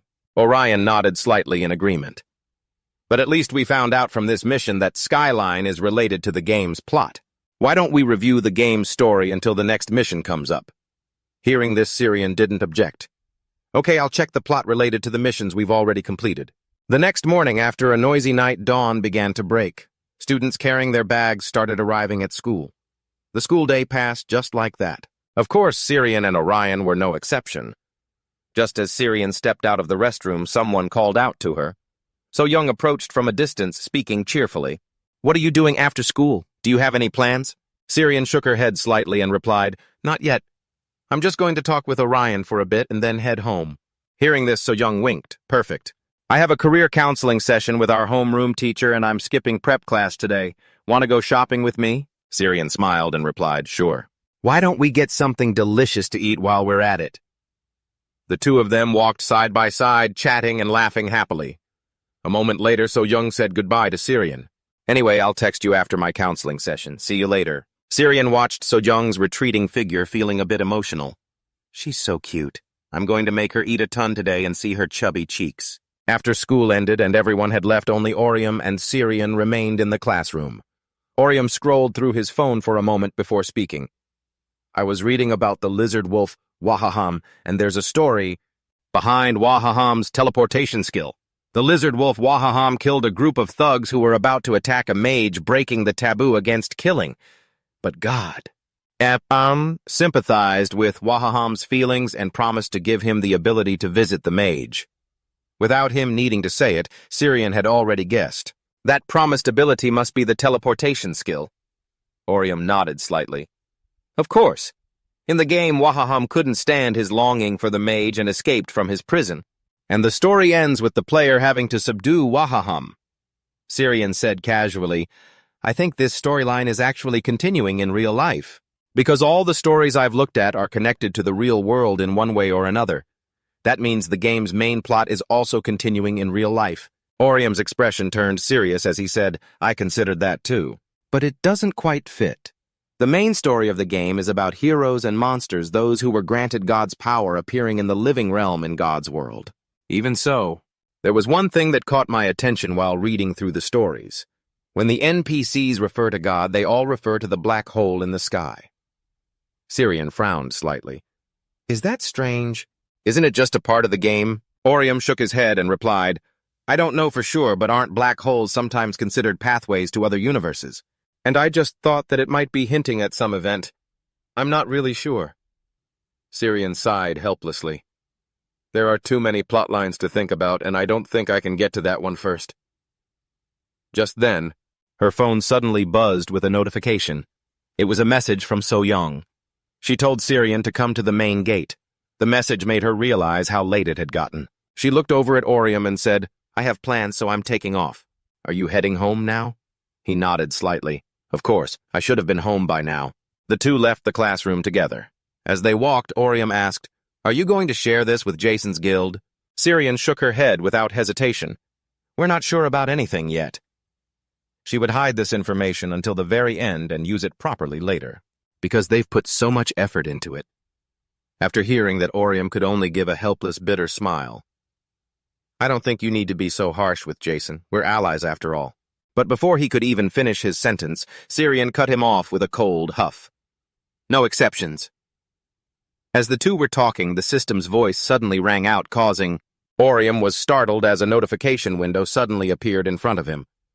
An old quest will begin at a location in 5 minutes. Will you accept? Orium's expression immediately darkened. He cried out in shock, An old quest? No way. Didn't we just agree yesterday that we weren't doing that one anymore? Syrian was also confused. Yeah, what's going on? The system's mechanical voice rang out again.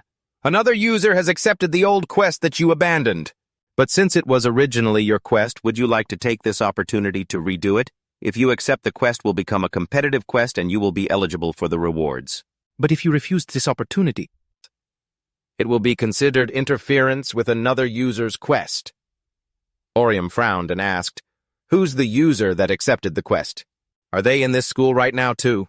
But the system didn't answer right away. After a moment, it spoke. I cannot disclose that information to you. Syrian thought for a long moment before speaking. All right then. Accept the quest. Orium hesitated, calling out to her, but she cut him off coldly. Hesitating is pointless. The quest has already begun. We need to focus on completing it as quickly as possible. That's the only way to ensure the people in the school now aren't affected by it. Orium frowned at her, somewhat speechless. After a long pause, he finally spoke. I understand. But when you find the person who accepted this quest, let me know. That user could be a PKER, or they could be part of the Chaos Guild. As soon as he finished speaking, he hit accept. The system's voice quickly sounded. You have accepted this quest. You will now be teleported to the quest location.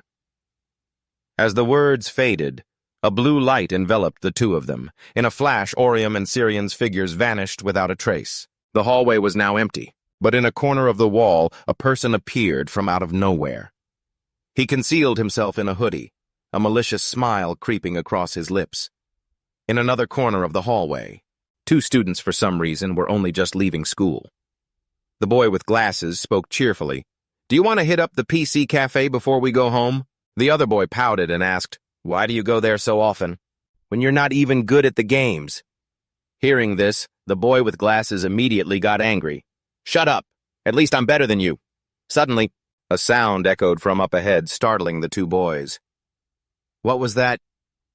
"There's something weird up ahead." But there was no one in the hallway. The boy with glasses didn't seem to care much. He asked doubtfully, "Whatever, let's just go play for 1 hour. If my mom finds out I was at the PC cafe, she'll kill me." But just as he finished speaking, the boy next to him was struck by something and sent flying. More terrifying was that the student was killed in an instant, dead before he could even blink. The boy with glasses saw this happen. His face filled with panic. He screamed in terror, not realizing a monster had already approached him. The monster lunged aggressively to attack. Just in the nick of time, Orium appeared from a distance. His sword swept down in a single arc, slicing the monster in two, but it quickly began to regenerate. Orium looked over at the student, lying on the ground, and gritted his teeth in anger. Damn it, it already took their lives. He glanced at the boy with glasses and urged him, "Don't just stand there. Run, the school is dangerous right now." The boy with glasses was so scared his voice trembled. What is happening?" Orium's expression was grim. He had assumed normal people couldn't see him and the monsters. What was he supposed to do? There was no way to evacuate everyone. As he was thinking, the alarm bell rang out. Sirian ran over from the distance. She explained calmly, "I pulled the fire alarm. Everyone will evacuate now. Let's go find that monster quickly." Orium's face lit up when he heard, "You pulled the fire alarm. Nice work." The two of them quickly ran down the hall. Sirian asked as they ran, "What should we do? Should we split up like last time?" Orium shook his head slightly. "No, this time we stick together to defeat the variant we encountered before. We have a time limit we need to fight together." After running for a while, their path was blocked by 3 monsters. They stopped in their tracks. Orium immediately shouted, "Kim Sirian!" "I know!" Sirian quickly replied, the magic staff in her hand already beginning to cast a skill. Maze's voice. It enhanced all of Orium's stats. He rushed forward like a lightning bolt. The sword in his hand danced through the air. It wasn't long before he had slashed all the monsters to pieces. After he finished, he saw the bodies lying on the ground. He couldn't help but be shocked. They've already killed so many students, and we haven't even been in the quest for that long. Before he could finish his thought, his expression suddenly darkened. That one's already halfway to level 4. But before he could even make a move, the monster in front of him vanished into thin air. Immediately after, he heard a piercing scream from the floor above. Sirian cried out in alarm, "Upstairs!" It went upstairs. Orium said urgently, "Let's go up and check." On the stairs there were still students who hadn't left class.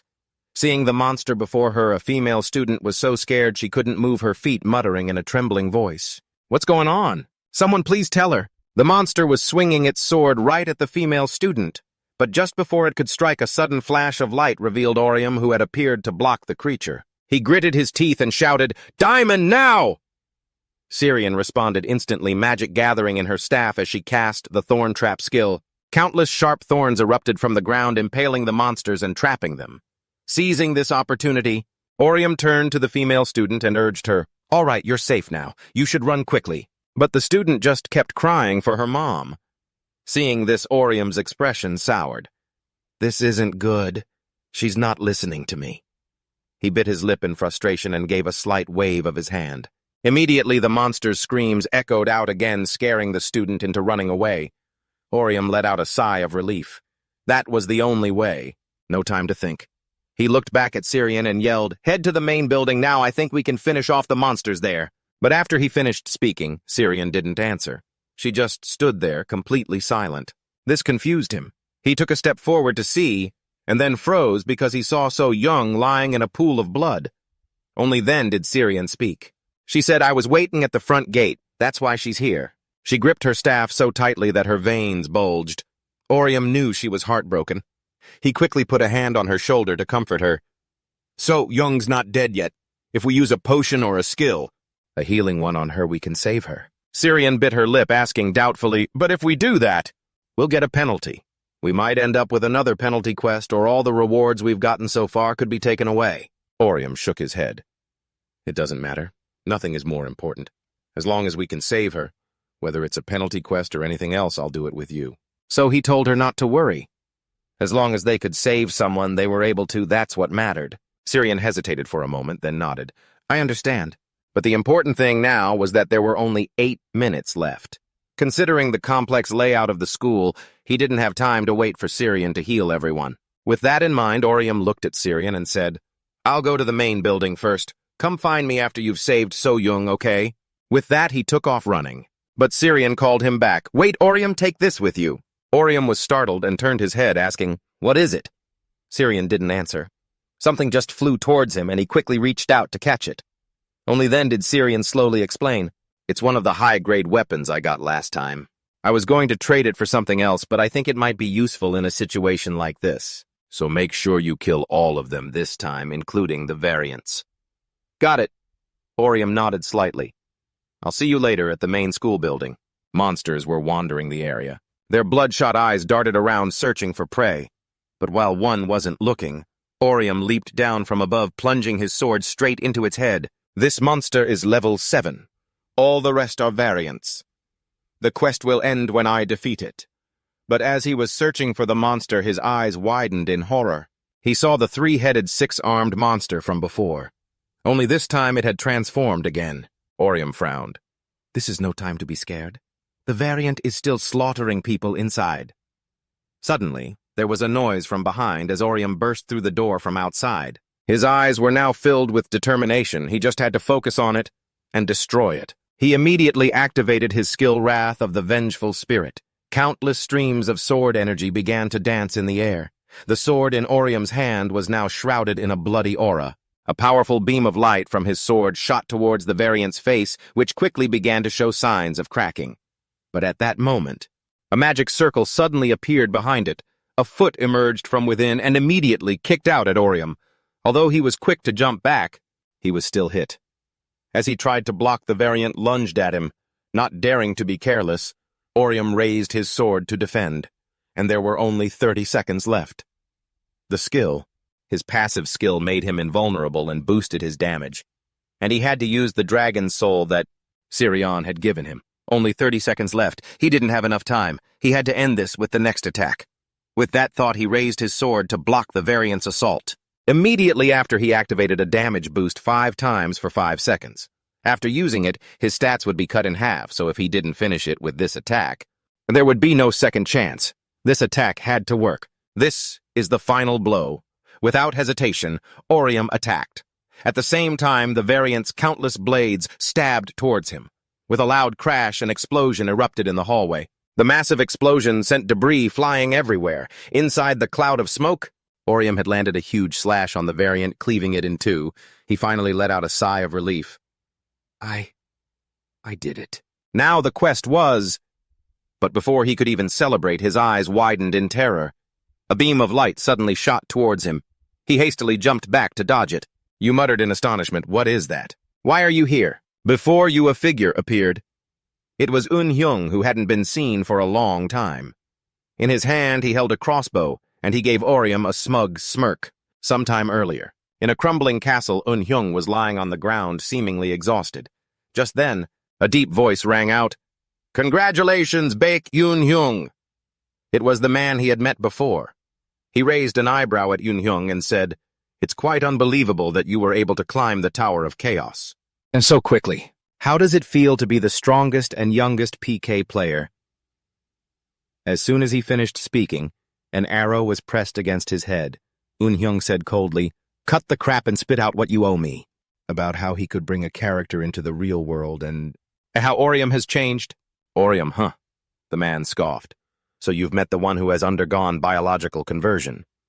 Unyong asked coldly, "Conversion?" The man replied casually, "It's the borrowing of biological data. You probably wouldn't understand the details if I gave a long explanation, so I'll keep it brief. In other words, it's like rearranging Lego blocks to form a shape. After hearing this, Unyong frowned in suspicion and asked, "Form a shape, what do you mean?" The man raised an eyebrow and spoke. "Now that I think about it, I should have told you this earlier. This isn't a virtual reality game, it's a parallel universe. Of course, this world is labeled as a 3D game, so it will be quite familiar to people from this dimension." The more Unyong listened, the more confused he became. He then turned his head to check the system. The man looked at him suspiciously. "Baek Unyong, what are you doing? Are you planning to leave without hearing the rest of my explanation?" Unyong scoffed and said, "If you have so much time to spout nonsense, go do a quest. I don't have time for your ridiculous games." Then he muttered angrily, "I've wasted too much time on this idiot." The man was a bit surprised. He smirked and said, "It seems you don't believe me. Well, you leave me no other choice." As soon as he finished speaking, Unyong's eyes widened. A hand had pierced right through his body. The man gave a mysterious smile and said, "You have to see and experience it for yourself." Unyong bit his lip fiercely and cursed angrily. "You psycho! What do you think you're doing?" The man didn't answer calmly, stating, "Your flow state is at 87.8%. I thought it would be around 90% considering how much you've been playing. He could actually die." These words stunned Unyong, making him raise an eyebrow. The man continued, "Even so, it wouldn't be my fault, you know. It's just that luck wasn't on his side." As soon as he said that, Unyong's body began to fade away, causing him to shout in alarm, "What is this?" The man chuckled and said, "Good luck, Baek Unyong." He hoped he would still be alive. Then Unyong's body completely vanished into thin air, in a certain building. Although it was late and only a few rooms were still lit, Unyong was now back in the real world. The intense pain made him tremble uncontrollably. He couldn't bear it any longer and finally let out a loud scream. The game console fell to the floor. He clutched his still aching chest and let out a dry cough. At that moment, a figure appeared before him. The person stepped out from the shadows holding the game console. The person's deep voice rang out. "How do you feel? Feeling dizzy or nauseous?" Unyong frowned at the person and asked in a low voice, "Who are you? Are you a player too?" "Not exactly," the person replied with a faint smile. Someone who truly enjoys the game wouldn't call themselves a player. He said he was one of the 5 creators of this game, the CEO of Interphone Software. Back in the present, Unyong was aiming his crossbow at Orium. He smirked and said, "You must have been so happy achieving something no one else could. But unfortunately for you, I've done it too." He raised an eyebrow at Orium, his tone full of provocation. "You must be so sad now that you've lost the only thing you had over me," Orium scoffed, "like I give a damn. I don't know how you got that ability, but what I want to know is, you're the one who accepted this quest, aren't you?" Unyong raised an eyebrow and looked at him for a long moment before finally speaking. "That's right. It was me." As soon as those words were out, Orium's expression turned grim. He roared furiously, "People died because of this. Those innocent students who couldn't even fight back. Because of you, they're all dead." He glared at him and demanded, "Do you even realize that, Baek Unyong?" But he didn't seem to care, scoffing, "Is that so? What a shame, but you're wrong about one thing." He said it wasn't him who killed them directly, so how is it my fault? "You're insane, you son of a bitch!" Orium roared in anger, then charged forward with his sword. Boom! Another loud explosion echoed through the school hallway. Model. It was the result of the battle between Orium and Unyong. Orium, while attacking, yelled, "Just how rotten have you become, Baek Unyong?" As his sword slashed down once more, it forced Unyong back. He bit his lip fiercely, drawing his bow. An arrow carrying immense killing intent shot forward, rushing straight toward Orium's face. It then flew past him. Fortunately, Orium managed to dodge the arrow. Without a second thought, he charged forward again, the tip of his sword piercing Unyong's chest. Fresh blood spurted out and the pain made him scream relentlessly, but he still didn't give up. He had one last trick. In an instant, a giant statue appeared behind him, its 2 arms like massive blades. It slashed viciously towards Orium, who didn't dare let his guard down. Orium quickly raised his sword to block, but its strength was too great. The 2 blades slammed straight into the ground. Orium used this opportunity to leap high into the air, ignoring his own wounds. He activated the budding flower skill to attack. This one sword strike was immensely powerful, slicing the giant statue into several pieces. but by the time he landed on the ground, the bow of Unyong was aimed straight at him. He bit his lip fiercely, his eyes filled with determination, clearly intending to kill Orium. However, the arrow he fired was swatted away by Orium's sword. He squinted at him, his face filled with rage. He kicked out, sending him tumbling to the ground. He spoke coldly. "I thought you were just a bored loser who got his kicks from bullying me. But today I've seen who you really are. You're a monster." As soon as he finished speaking, he raised his sword to kill him, but in the instant the sword came down, memories of their childhood flooded back to a time when they were both just kids. They had been so happy once. In the end, he couldn't bring himself to watch, closing his eyes as he slashed down on his shoulder. At the same time, Unhyung's body was suddenly enveloped in light, pale yellow light. Orium dared to open his eyes now, only for them to widen in shock. Because in front of him, there was no one there at all. Only a skeleton. Orium was taken aback. Where did this skeleton come from? Suddenly a mocking voice sounded from behind. "You're being a little rough on our newcomer, you know." Startled Orium whipped his head around only to see a woman who had appeared out of nowhere. Behind her was Unhyung, held tightly by a skeleton. The woman pouted and said with a smirk, "He's new to this. Don't beat him up so badly, okay?" "A necromancer," Orium exclaimed, startled. "Don't tell me you were just helping Baek Unhyung." The necromancer let out a cold laugh. "That's right, you idiot. Feeling sad about it. Necromancers were one of the causes of the chaos last time. Don't tell me Unhyung has joined their guild." Just then the necromancer suddenly frowned, startled, as sharp spikes erupted from the ground. She quickly grabbed Unhyung and leaped high into the air. She sneered, "I was wondering where your teammate was." "So the master of the labyrinth was hiding here, huh? You must be Syrian." She instantly appeared behind the necromancer and scoffed, "Who said I was hiding?" As she finished speaking, her staff began to glow. The skill Labyrinth's Beast had been activated. Seeing the item in her hand, the necromancer's eyes went wide with shock. Syrian's cold voice rang out again. "A top player is never late to back up their teammate, you just didn't notice." As soon as she finished, a barrage of yellow light beams appeared in the air, striking the necromancer and making her scream in pain. But just then, Syrian suddenly saw something. The system unexpectedly popped up in the moment of crisis. Necromancer has activated the soul-calling skill, Hell's Barrier, increasing magic defense. She smirked and said, "You scared me to death. I really thought I was going to die there." Syrian didn't give her a chance to breathe and charged again. She scoffed, "Don't let your guard down. I'm not done with my skills yet." But the necromancer just retorted with contempt. "I know, you fool." As she spoke, she activated the skill, Dead Man's Field. In an instant, hordes of skeletons erupted from the ground. They blocked Orium's path. Unfortunately for them, he couldn't care less. He continued to charge forward aggressively, slashing at the necromancer with his sword without a hint of hesitation. Caught off guard, she was struck and wounded. She never expected that he could actually get through. Dead Man's Field reduces your dexterity and the poison on the skeleton's hands activates on contact. You really just forced your way through dodging everything. Are you insane? How is something like that even possible? Orium ignored her thoughts and yelled, "Kim Si-wan, finish her!"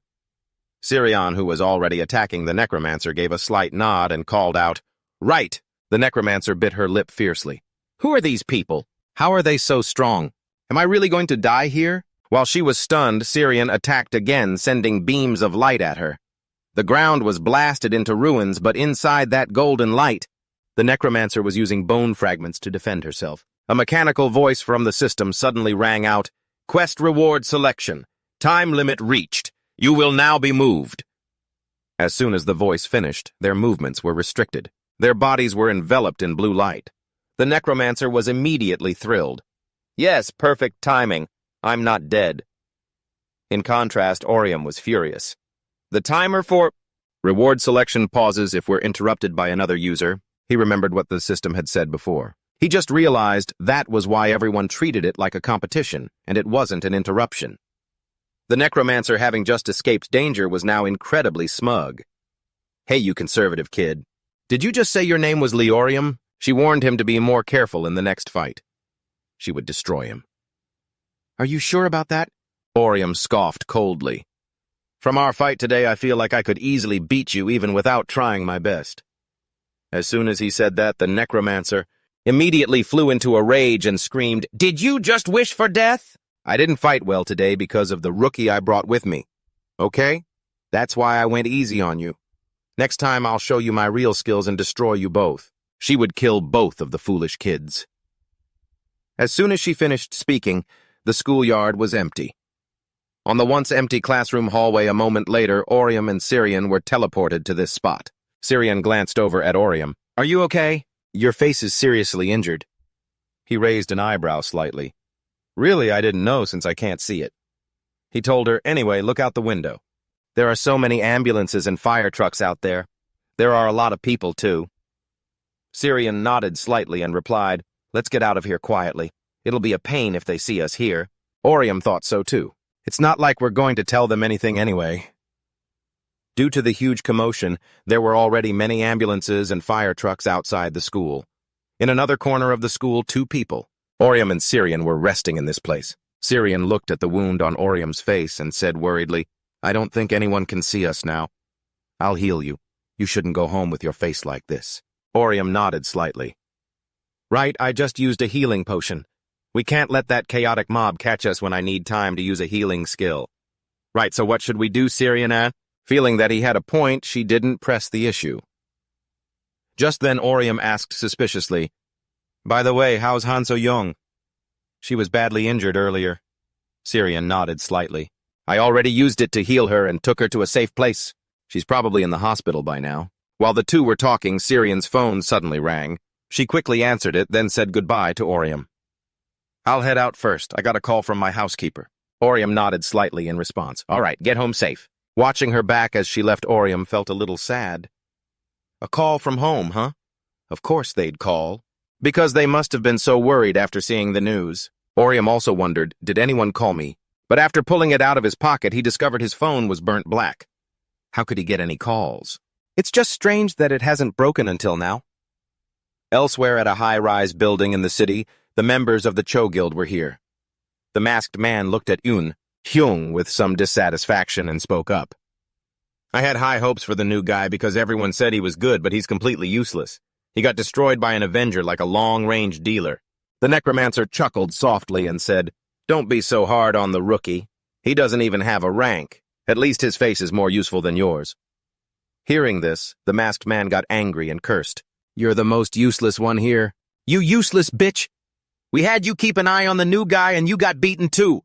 And you call yourself rank 22. The necromancer gritted her teeth and shot back. What did you just say, you fatso? You're not even ranked. If you really doubt my skills, you want to fight. In an instant, the air was thick with tension. Just then a man walked in from outside and stopped them. Everyone stop! There'll be dust everywhere if you fight in here.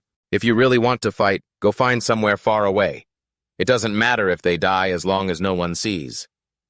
The masked man saw the newcomer and asked suspiciously, Jujion, when did you get back? Aren't you supposed to be scouting anymore? The man named Jujion nodded slightly. I don't plan on going back there again. The chairman said that Horizon is happening soon, so he'll be here for a while. He has a lot of games that he hasn't had a chance to play. Hearing this, the masked man sighed in exasperation. What a heartless slug. Jujion declined to comment. He looked towards Unyong and said in a low voice, But before that, I think I have other things to worry about first. Unyong was still unconscious. An executioner and an avenger. Even if he has the executioner class, the rank is still higher in the system. He guessed the problem was with Unyong's skills. Although he's inexperienced, he's quite good. The problem is the Avenger someone strong enough to ignore the ranking system. If they leave him like this, and he'll definitely be a threat to the chairman's plan. He didn't know what he should do now. It seemed Unyong wanted to kill the Avenger himself. So he was planning to let him be, but he felt like it would take too long. So now he was thinking about whether he should just kill him. Because Horizon was so close, it wouldn't be a bad idea for him to take care of any potential obstacles beforehand. Thinking this, he smirked. The longer we delay playing the games, the less fun they'll be.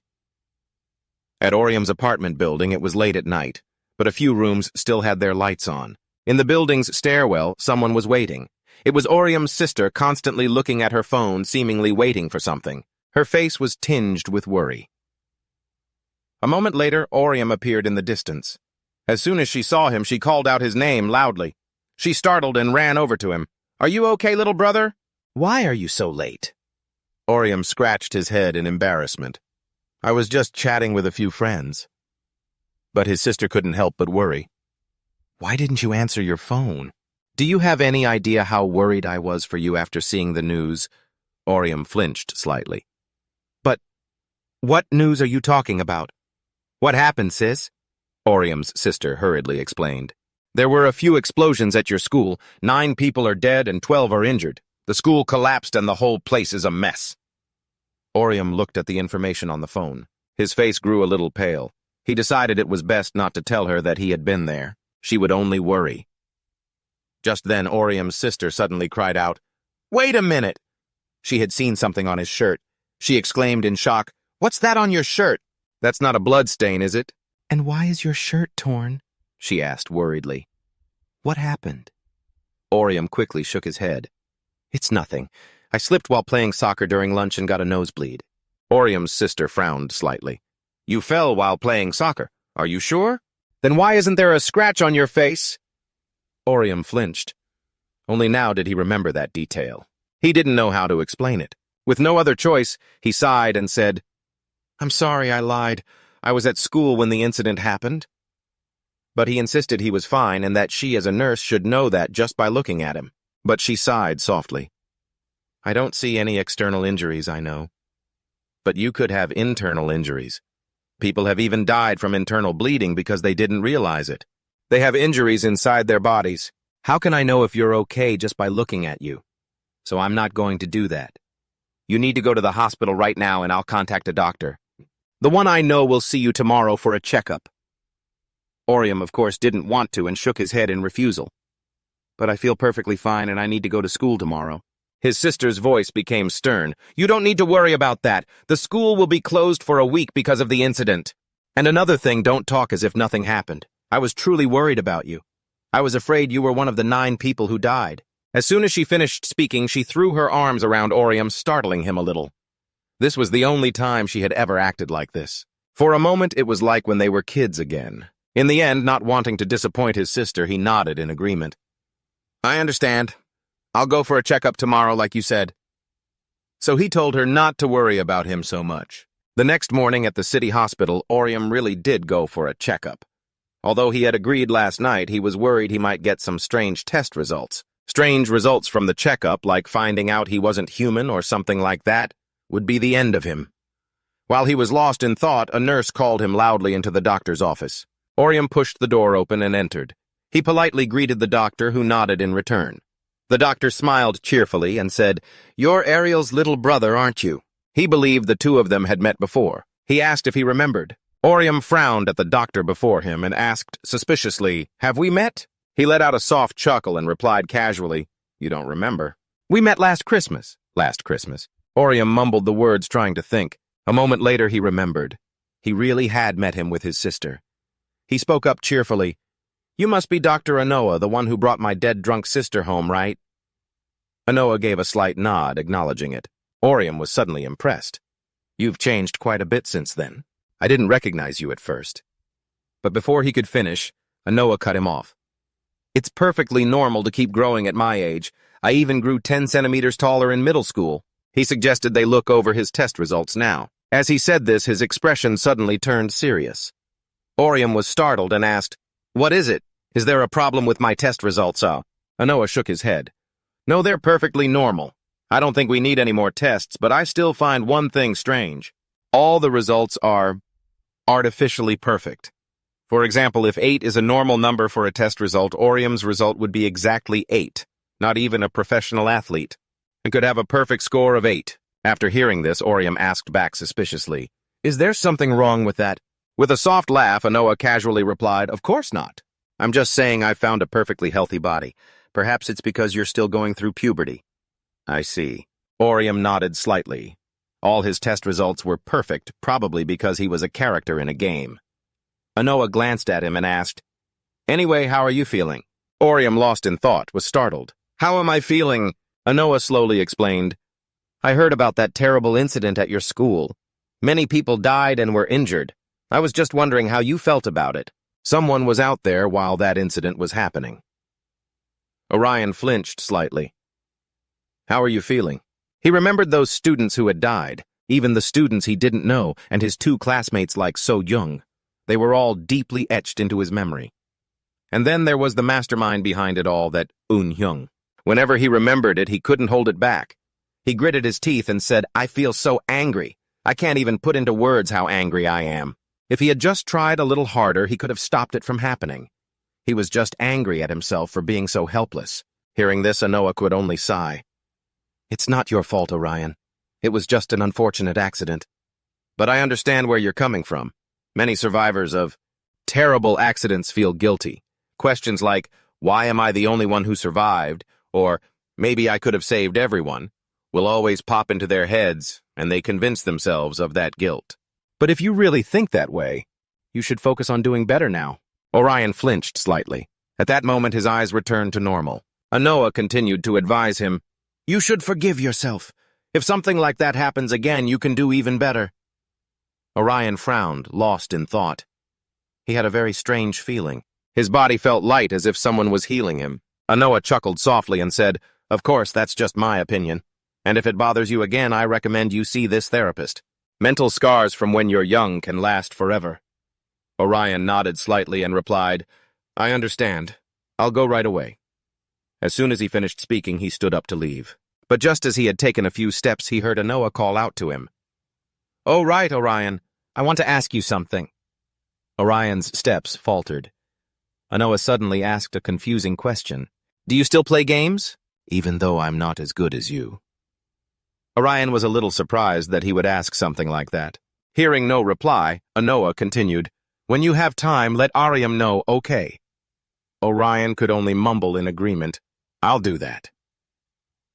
Immediately after Orion left Anoa's room, he was just a bit stunned. He didn't expect him to bring up games so suddenly. Did my sister really tell people about that? Or are they close enough for her to tell him things like that?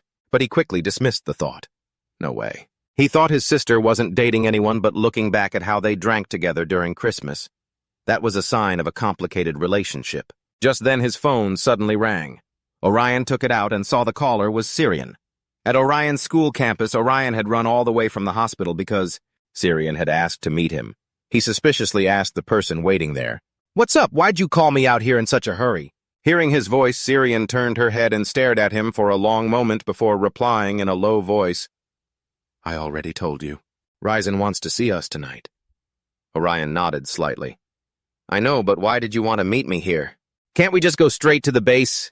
"I guess we should," Syrian said in a low voice, but she suddenly paused. She took off her cap, glanced at Orion, and suggested, "Turn around for a second." Orion was a little confused by this request, but he did as she said. Right after, she suddenly hugged him tightly from behind. Her voice trembled slightly. "I keep thinking about what happened to So Young, about how she almost died because of that monster. It just keeps replaying in my head, and I hesitated. I only thought selfishly of myself when I saw it. I thought I was different from my parents, but I guess I'm just a selfish, shameless bastard like them. I can't stop thinking that." Hearing these words, Orion was a bit speechless because he had had the exact same thoughts. After a long moment of thought, he said seriously, "But Syrian, you hesitated because of me, because if you healed her, both of us would have had to take that penalty. Isn't that why you hesitated? In that brief moment, Syrian, you had to think about yourself, about me, and about So Young, and in the end you saved So Young. So you're not selfish like you said." Orion hugged her and patted her head comfortingly. "Don't blame yourself anymore." Syrian nestled against his chest. A moment later, she spoke up. "Thanks, Orion." But then she suddenly got angry and said, "Who told you to turn around and hug me?" Startled, Orion immediately let her go. He replied awkwardly, I thought it would be okay if I did that." And so, not long after their touching moment, the two started bickering. Syrian huffed, coldly pouted, and said, "Anyway, you need to buy me 5 large cartons of strawberry milk every day." Orion sighed softly. "You hugged me when you weren't allowed to. This woman." Seeing that he hadn't answered, she glared at him. "Is there a problem?" He quickly shook his head. "No, my lady."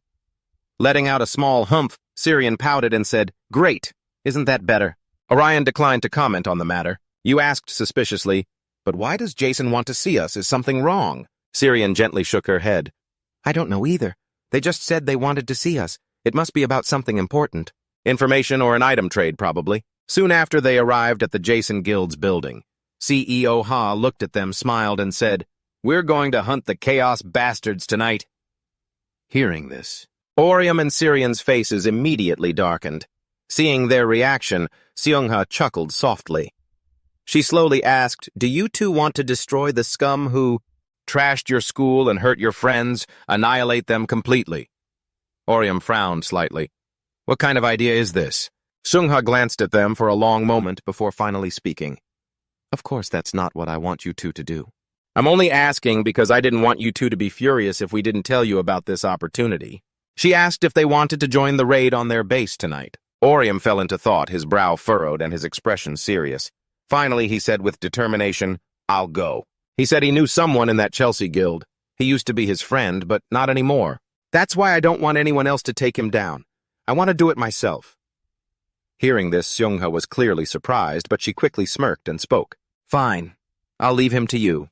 Just tell us what he's like before we go in." She glanced at Syrian. "And what about you? Are you joining this party?" Syrian flinched slightly, unsure of how to answer. Orium spoke up to reassure her. "You don't have to feel obligated. This is between me and Baekun Hyung." But Syrian suddenly shouted, "That's not the problem," she said hesitantly. "I got a mission notification and it's for tonight. I know you're ready, but we can't refuse it because it's our punishment mission." Hearing this, Orium was at a loss. He gritted his teeth and said, "The punishment mission. We need to get enough penalty points to use the healing skill on Han Sojong as soon as possible. But if all we're doing is using the healing skill, then the punishment won't be that bad." He thought they could even avoid the punishment with the money they had. Syrian thought for a moment before speaking up. "I actually used the healing skill on a few people back then. That must be why we have so many penalty points." A system notification quickly popped up. "Current penalty points for Kim Syrian and Lee Orium -1,200. You have been penalized for using skills on ordinary people 8 times and using items 4 times. Syrian frowned slightly. "We'll be 500 points short with the money we currently have if we want to cancel the mission. We'd have to give them all the points and items we own. And even though we can convert prize money into real cash, there's no way to turn real cash back into prize money. So we can't use that cash." "I'm sorry, it's my fault." Orium flinched and frowned. He quickly turned to Syrian and said, "Don't apologize. You did the right thing. It's the game's system. It punishes you for healing people who were hurt by the game, so don't worry." Syrian let out a soft sigh. "I understand, Seongha-si." Seongha, who had been watching them from the side, was a bit speechless. After a moment, she finally spoke up. "I can lend you the 500 million won for the penalty if you want. It's just—" She hesitated. After a long pause, she continued. "You two should take the punishment mission tonight and start participating in the war." She told them they were thinking about the mission, but they were mistaken. "Even though you're on the rankings, you're still young. I don't want you going out for revenge. You should just keep doing missions, gaining skills, and gathering information. And you shouldn't get involved in fights like this. We'll handle the dirty work from now on." Orium was a little surprised to hear this. Seongha shook her head slightly. "I think our conversation here is over. Why don't you two head back? We need to prepare for the battle now, and don't worry too much about the 500 penalty points. I'm sure you'll clear it easily, if you have the skills." And just like that, their meeting was over. Orium and Syrian started on their way back. Syrian glanced at Orium and spoke up. "The guild leader is smarter than I gave her credit for.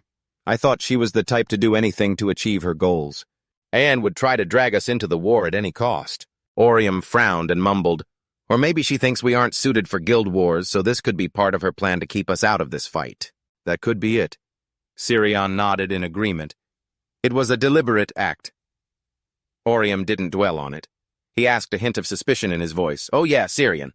Have you checked your inventory since we finished the mission?" Syrian frowned, puzzled. "My inventory, why?" Orium explained slowly. "When I checked this morning, I found some rewards from our previous mission." Syrian asked, surprised. "Oh, really? I didn't check my inventory yesterday. I guess I'll take a look now." Immediately, the two of them started checking their inventories. After a while, Syrian spoke up. Here they are. There are a few new items I've never seen before." What she saw was the bell to summon the disciple Agust. She glanced at Orium. "Did you get the same thing?" Orium shook his head. "No, I got this." What he received was the key to the afternoon room.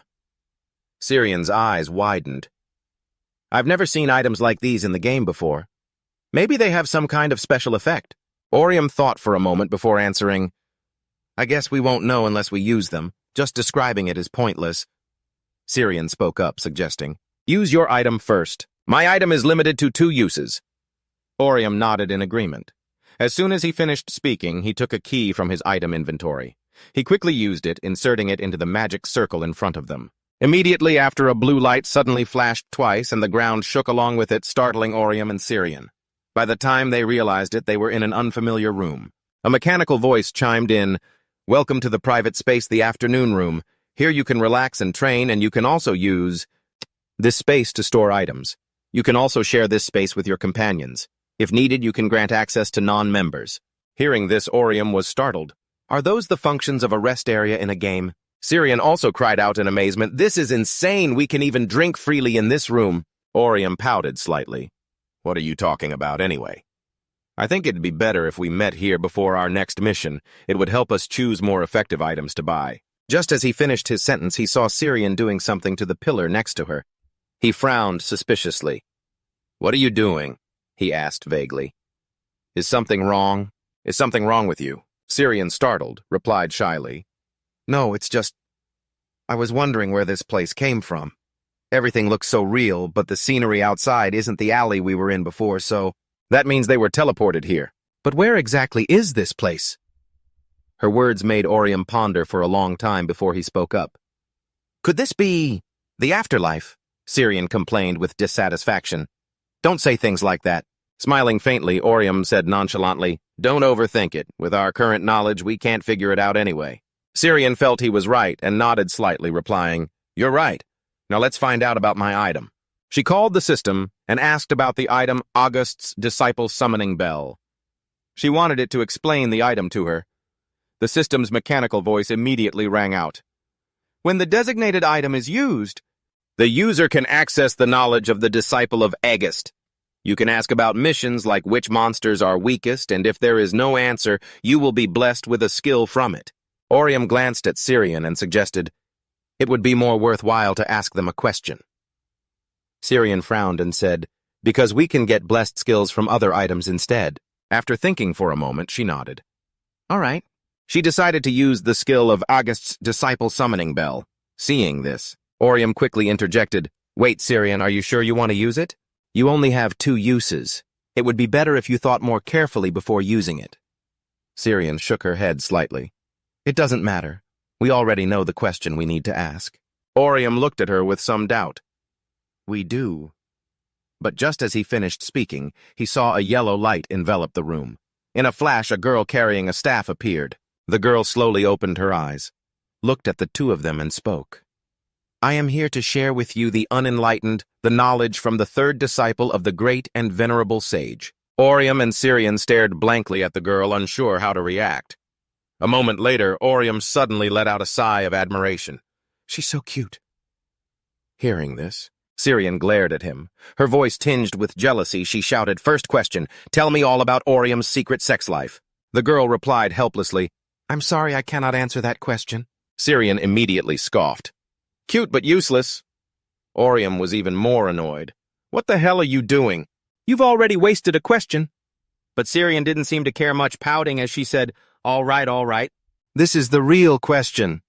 She wanted to know everything about the Horizon event. The girl thought for a moment, then replied, I do not know if I can speak of it precisely. But I have heard my master's prophecy, so I will tell you. When the 6 pillars fall, accompanied by thunder, the gate of taboo will open.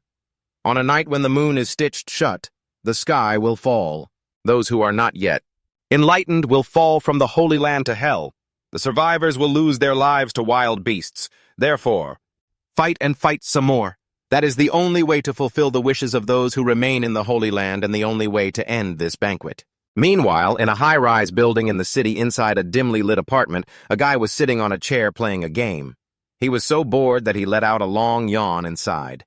Nothing's happening. So boring. Just at that moment, he seemed to see something. He frowned slightly, muttering doubtfully, I think I just saw something. Am I mistaken? He let out an indifferent sigh, not noticing someone silently approaching him. Before he could realize it, he was struck on the back of the neck. Thud. His body slammed onto the floor. The newcomer was a member of the Jon Guild. He quickly reported through his communicator, "The route is clear. Should I open the portal?" Gunha on the other end of the line quickly replied, "Open it. I'm on my way." He received the order and used the assassin's skill's secret passage, opening a path. In a flash, Seonha appeared in the building. She opened her eyes to the scene before her and couldn't help but pout. "I thought you'd already cleaned up. Why do I still see rebels here?" The man quickly replied, "Sorry, I'll deal with them right now." But Seonha shook her head and said, "It's fine. Since I saw this trash first, I should be the one to clean it up. Isn't that the right thing to do?" The moment she finished speaking, a sword appeared in her hand. A golden light enveloped the blade. It was her skill, Path of the Queen. In the blink of an eye, her sword slashed down. The group in front of her was sent flying. Immediately after, her eyes suddenly lit up. She glanced at the person beside her and said, "I think the real one is in here. Let's head in." The two of them immediately ran inside, but just as they opened the door, they froze. A man was already waiting for them in there. He smiled at the two of them. "Oh dear. I prepared so many cups of tea because I thought there would be more of you. But there are only the two of you." Seonha narrowed her eyes at him and said in a cold voice, "I think the two of us are more than enough for you. Besides, isn't it a bit late for tea?" As she spoke, the sword in her hand flashed again. She let out a cold snort. Now is a time for action, not for tea. A party wouldn't be more fitting on a late night like this, but that guy didn't seem to care much. He simply chuckled and said, "The guild master of Jon Guild. Jo Seong-ha, I've always wanted to meet you at least once, seeing as you're the one closest to victory right now." Kung-ha replied without backing down, "I wanted to meet you too, because the one I want to kill is someone who's part of the chaos like you." The man she wanted to kill snorted coldly. He sneered, "So what's your reason? Something like revenge, huh?" He let out a soft chuckle. Kung-ha answered calmly, "A little bit. I'm taking revenge for my guild while also eliminating potential threats to our victory." Hearing this, the other guy's voice immediately turned cold as he asked, "Then how about this? Right now. He'll give you the equivalent prize money as well as 22 billion won as compensation. If he does that, would you be willing to leave here quietly and forfeit the event?" Seong-ha narrowed her eyes at him, not answering right away. After a moment, she lifted her lips into a smile and said, "Not really. Why would I do something like that when I'm so close to victory?" She was aiming for the event prize for countless reasons, but more importantly, she was just an ordinary gamer, and it's only fitting for an ordinary gamer to try and win a game on her own terms. After all, why do people play games, right? Her words made the other guy think for a long while. He nodded in understanding. "I see where you're coming from now. Because people play games to win and to have fun. I admit I was wrong. If that's the case, he'll face you as you wish." After speaking, he snapped his fingers. Immediately, a crowd of people appeared in front of him. Seong-ha and her companion were instantly startled. After thinking for a moment, Seong-ha glanced at the person beside her and suggested, "Seok-ho, I'll hold them off on my own. While you're at it, open a portal and bring our people here. Since they'll know it's not a trap, they'll come straight through." Seok-ho hesitated slightly, saying, "But it'll take about 45 seconds for me to open the portal and transport that many people. Can you really hold out for that long?" 45 seconds is enough, Seong-ha said confidently. "I've held out for longer than expected in battles against other guilds, and if I'm lucky, I might even be able to kill one or two of their skilled players." Seeing how determined she was, he had no choice but to agree. "All right, don't push yourself too hard." Seong-ha gave a slight nod. "Don't worry about me. 45 seconds is too short a time to go overboard." As soon as she finished speaking, a yellow light once again appeared around her sword. She charged fiercely into the crowd. Her sword swung relentlessly as she muttered, "This will only make it a little more interesting for me." She quickly used her Queen's Garden shield skill, creating a shield from a flower garden that stopped the crowd in front of her from advancing. Seeing this, the masked man couldn't help but a curse. Outside, this director couldn't help but frown. He snorted coldly and said, "It seems we've lost the upper hand." After he spoke, Seong-ha charged alone into the enemy's encirclement, slashing furiously. Just then, a necromancer rushed in from a distance to attack her.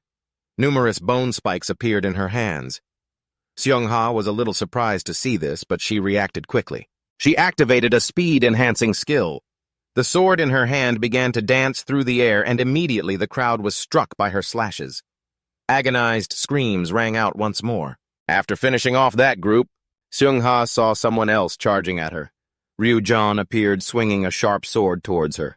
He lifted his lips into a smirk and said, "It's been a while, hasn't it?" "Jo Seung-ha, I believe we fought each other in a game before. You remember, don't you?" Hearing this, Seung-ha snorted coldly. "I'm sorry, but I don't remember. I tend to erase memories of the nobodies I've met before." As soon as she finished speaking, she thrust her sword at him, but Jujion blocked it immediately. Suddenly, a purple light appeared in his hands. Kung-ha found herself trapped inside a large box. This disabled her movements and skills for 5 seconds. Seizing this opportunity, the masked man charged at her with an axe. Although she detected the killing intent coming at her, she was completely unable to fight back.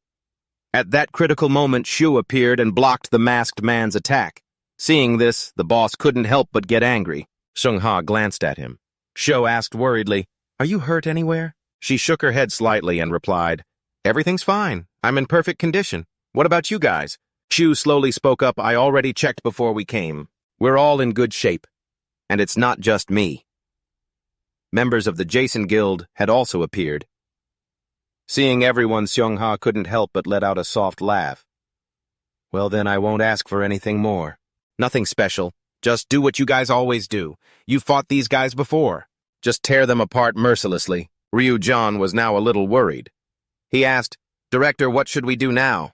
Should we proceed with the plan?" The man shook his head slightly. "No need. From now on, just watch. Because this is the first time I've seen the Jon Guild in the flesh." He would watch from the back. "Take care of them yourselves."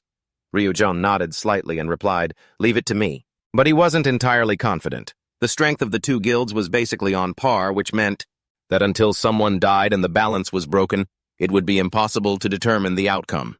Meanwhile, on a school campus. Because it was late at night, the campus was basically empty. But there was an exception. 2 people, Orium and Syrian, had been teleported to this place. Syrian glanced around and whispered, "Is this a college campus?" "Thank God it's not the middle of the street anymore," Orium said doubtfully. "But shouldn't the campus be empty right now?" Syrian shook her head and explained.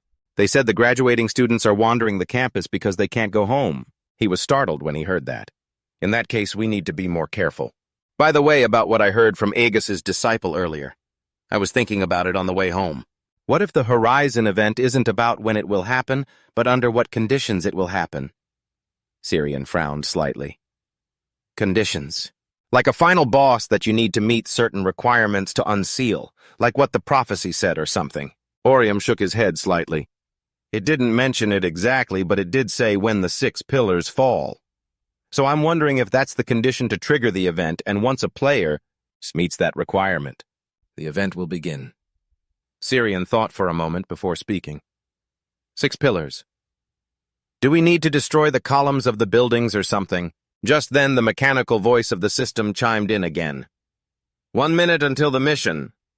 Orium frowned slightly and asked the system, "What's the mission this time? Is it just a normal conquest mission like you mentioned before?" The system immediately replied, "Yes, it is a normal conquest mission. Other players will also participate. Unlike a competitive mission, this is a shared mission. You will be rewarded equally regardless of who clears it. Therefore, cooperation with others is possible." Syrian frowned slightly and said, "So that means I can get the reward?" "By doing nothing if someone else clears it." At this, she looked toward Orium and suggested, "All right, then let's go inside to the tea room for some afternoon tea and take a nap." Orium frowned.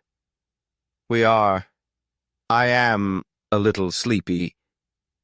Just as he finished his sentence, he suddenly reacted and spoke quickly. "We can't do that. We need to finish the mission quickly so it doesn't harm anyone." Syrian pouted and said, "I know, I was just kidding. Just open your bag and get ready for battle." Right after that, the 2 of them began to open their equipment inventories.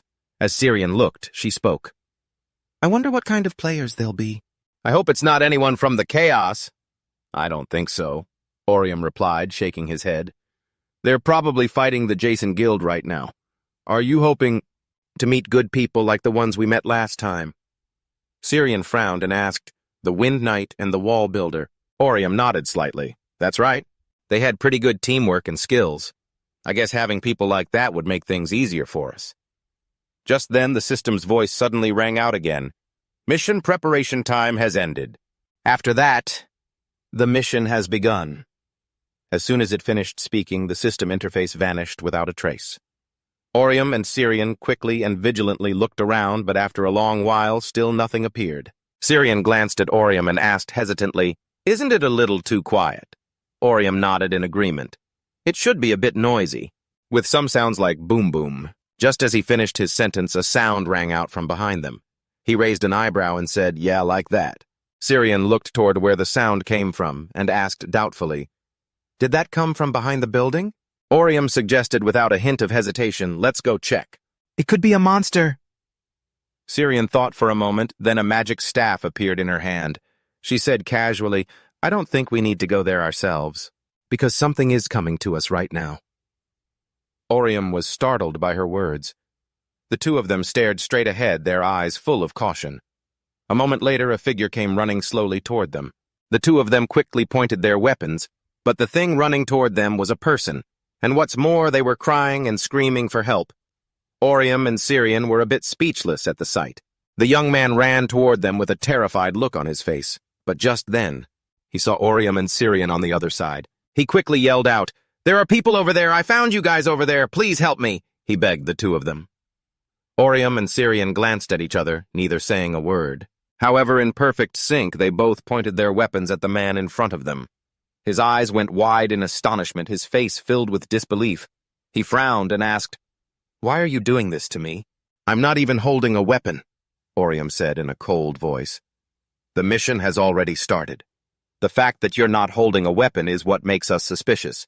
You could very well be a PKER who's acting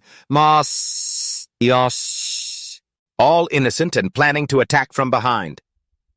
Syrian also spoke up, warning him, "Take out your weapon and show it to us. We'll talk to you after we've checked what class you are." The man nodded quickly.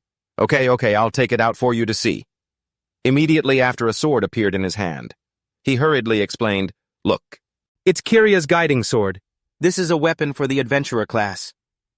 Syrian asked suspiciously, "How can a player with a merchant rank participate in a ranked match?" Orium agreed. He squinted at the man and asked, "What level are you in this game?" The other guy looked confused and asked back, "My rank, I don't have one, I just play for fun." Hearing that, Orium asked doubtfully, "You're not a ranked player. What's going on here? Aren't only ranked players supposed to be able to join?" Syrian said, gritting her teeth. "None of the ranked players in the Jon Guild were able to participate. There must be some other condition." While the two of them were talking, the other guy cut in, "Now's not the time to be talking about this. The monsters are heading this way."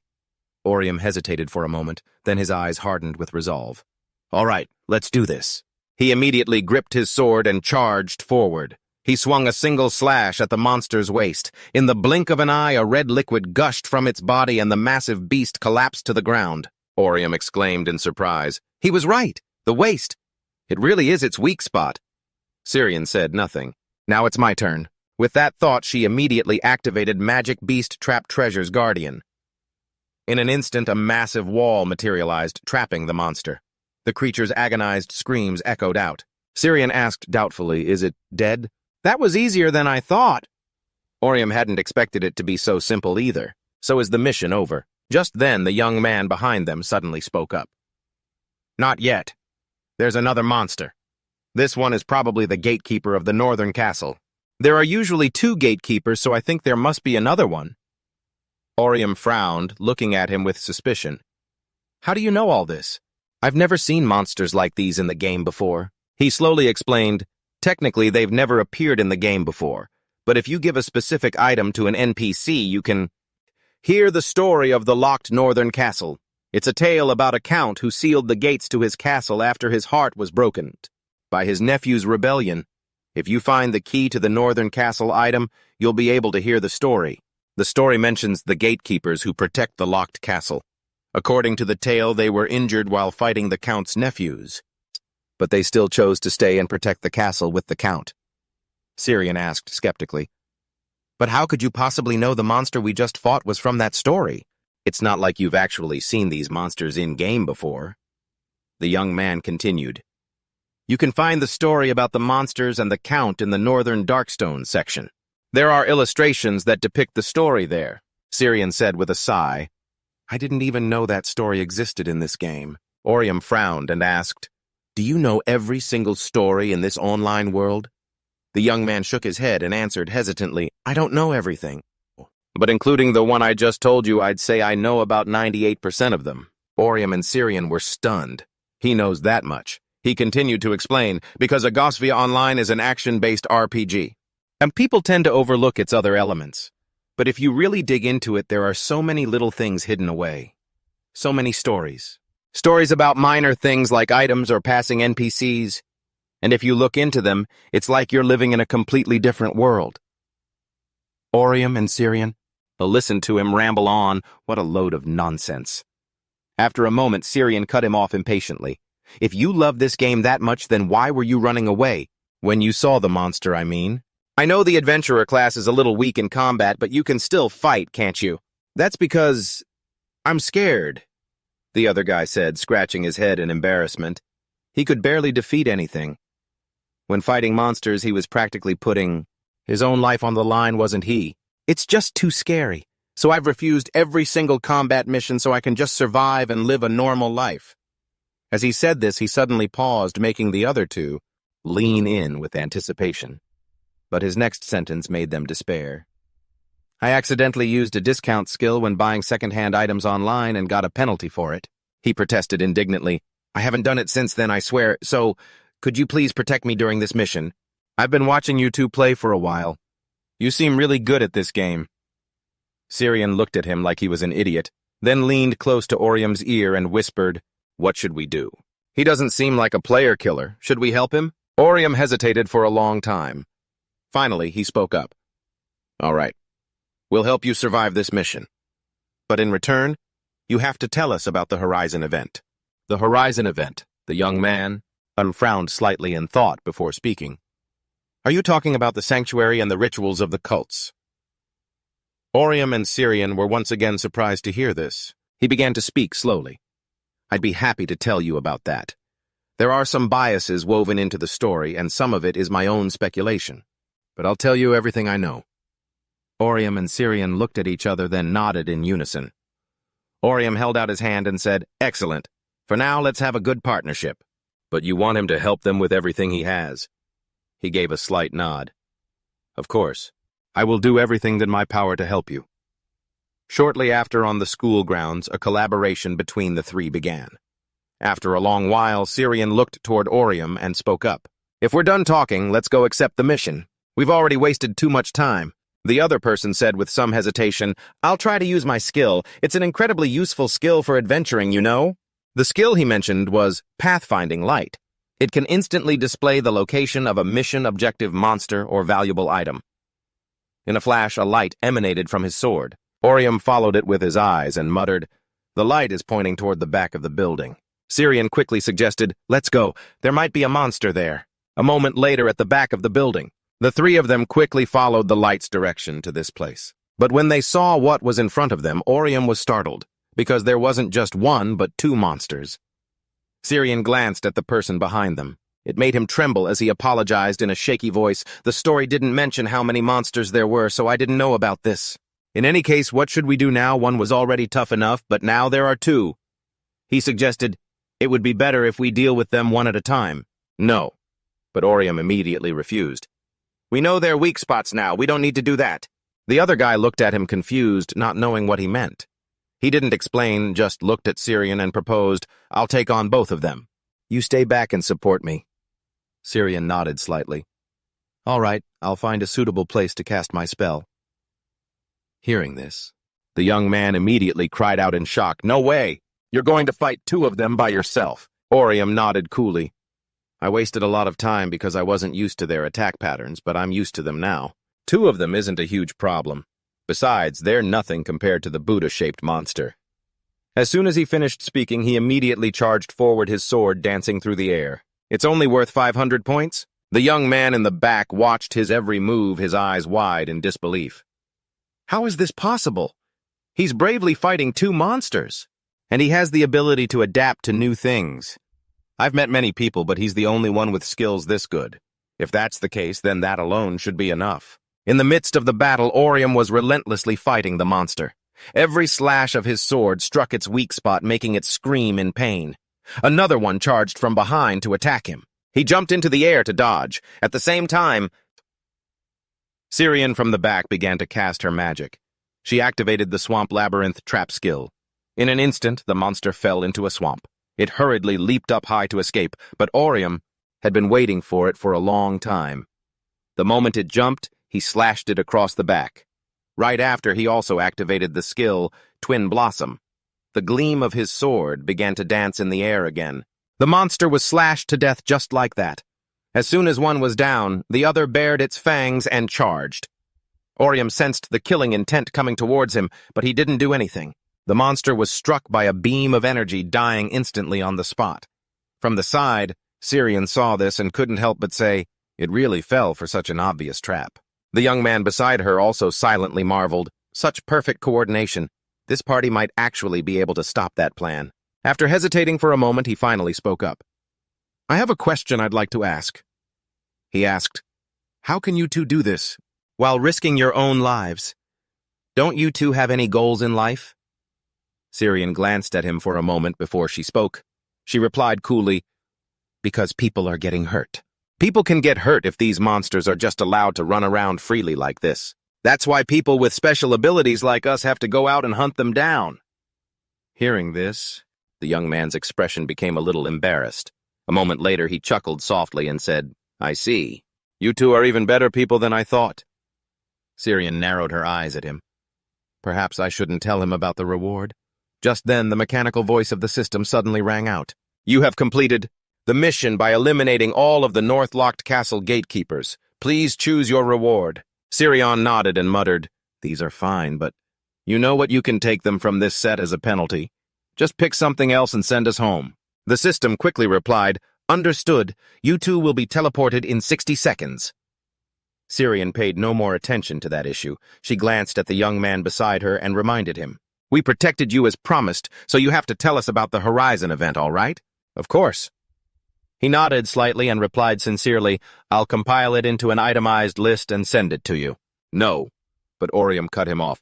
"Can you just tell us directly?" He wanted to ask questions that might come up while listening to the story, so he thought it would be more convenient if the guy told them directly. He looked at him, his face filled with determination. The guy was startled, his eyes full of surprised delight. His eyes are so captivating. After thinking for a moment, he spoke. "Yes, I can speak it too. Well, I'm unemployed anyway, so I've got plenty of time." Orium was very pleased. "You made an offer so quickly." "Very good. So can we meet tomorrow?" Syrian asked suspiciously. "What did you say your name was? I recall you said something like Jujion." The young man replied cheerfully, "I'm Jujion." He also introduced himself as being 25 years old and the ambitious developer of this game. The two from Orium were a bit exasperated. That's not what they had asked. Right after that, they said their goodbyes and agreed to meet again tomorrow. A short while later, in a residential complex, in a room where the light was still on, Jujion had teleported home from the college campus. He thought about the two from Orium and couldn't help but mumble, "They're definitely skilled. But I don't know if it's okay for me to accept help from those two." But now he was truly running out of time, he said. He glanced at the wall in front of him where there was a scorched photograph. The clearest face was probably that of the smiling woman. Jujion couldn't help but sigh. "If I don't make a decision, everything will be over. You have to entrust this coded seal to someone." Elsewhere after the battle, the building where the two guilds were fighting had turned into a wasteland. But the fight was not over yet. The two sides were still fighting fiercely. Jin was now activating her skill, Raging Deluge, expanding its attack range. Instantly, a stream of blue energy shot out. It paralyzed the masked man, rendering him immobile. Just then, however, someone attacked Jin from behind. That woman activated the Gale Wolf formation technique to attack Jin. In a flash, a phantom wolf appeared, howling in the air. 3 consecutive attacks forced Jin backward. That woman thought she had succeeded. But she suddenly saw someone charging in. It was Xiao. He aggressively landed a punch on her, sending her flying. But before Xiao could even catch his breath, a skull appeared behind him. He was startled and immediately turned his head, seeing the skull had been hit by something. Only then did he let out a sigh of relief. The one who had helped him was Jamie. Immediately after, she didn't lower her gun. She continued to fire ahead. At that moment, she summoned a fire phoenix which charged toward the members of the Charles Guild. Boom! An explosion erupted in the area. Yang walked over to Jin and asked, "Are you okay, Jin?" She nodded slightly and replied, "I was just pushed back hard by that technique, that's all." But as soon as she finished her sentence, she felt it. Her strength was gradually recovering. Jujion had used his skill to heal her. He said in a low voice, "Don't worry, I'm here. I'll heal everyone one by one." "Ah, yes, thank you," Jian said, looking at him gratefully. Just then, Seungha also retreated from the brawl. She said in a serious tone, "I'll bet they're almost out of potions. We should end this, shouldn't we?" Junsong, who was beside her, asked hesitantly, "What do you want to do now? Are we going to take care of them one by one on the front lines?" Seungha shook her head slightly and replied, "No. Taking them out one by one will be difficult because they're all clustered together in a tight space. It'll just waste time and needlessly drain energy for our skills." As she spoke, she turned her gaze toward the man standing on the other side. She said in a cold voice, "Let's target that guy. The one who's just been standing there doing nothing for a while." Apeldo. She was pointing at the director of this chaotic group. Junseong said in a low voice, "Apeldo is a rare class. Could he be the leader of the Chaos Guild?" Seungha shook her head slightly. "I'm not sure, but it's possible. I've been trying to get close to him, but every path is blocked. To continue a stalled chess match, you have to aim for the king. If you suddenly kill the king, their formation will crumble to pieces as they focus solely on defense." Junseong asked with some concern, "But won't we get surrounded that way?" With a faint smile, Seungha said nonchalantly, "It's fine. We have a healer while they do not." As soon as she finished speaking, she charged forward. A blinding yellow light emanated from her sword. She scoffed, "Don't you dare get so close to me." At this moment, that director was still standing deep in a corner, not moving an inch. But he realized something was wrong. His eyes filled with terror. Ryujan hurriedly ran to his side and called out, "Director." He nodded slightly and spoke, "It seems they've realized I'm the one in charge." Ryujion gravely suggested, "Using a teleportation box to escape is still an option. I can't stop them if they all rush in at once." "There's no need for that." He immediately shook his head, refusing. He knew this would happen, which is why he tamed a dog. "A hound just for an occasion like this?" Ryujion frowned, slightly skeptical. "A hound?" He nodded and replied, "A hound that will tear out the enemy's throat." Ryujion asked back doubtfully, "Who could possibly turn such a disadvantageous situation around instantly?" While the two were talking, another person had appeared outside. He was approaching Junjong from behind. It was the man known as the Grim Reaper Hong Ki-ho. Junjong was completely unprepared for this sudden appearance, and just like that he was slashed in the back by the man. Upon seeing this, the expressions of the Jason Guild members immediately turned grim. Seungha shouted with worry, "Junjong!" Struck by the slash, Junjong's cloak fell from his shoulders. His skill was interrupted, but luckily he managed to summon the Marion doll just in time to recover. It's just that it only restored him to 15% of his original stats. Seeing this, Kiho immediately scoffed in contempt. "The Marion, huh? How useless." Right after that, he activated his skill, unleashing a flurry of slashes. Just in the nick of time, Junchong activated his skill Constellation's Blessing. It can resist both physical and magical attacks. He bit his lip fiercely. He had to hold on a little longer. If a guild healer like him fell here, then everyone else wouldn't be able to attack anymore. So even if he had to die here, he had to buy them more time. Over on the other side, Seungha was extremely worried.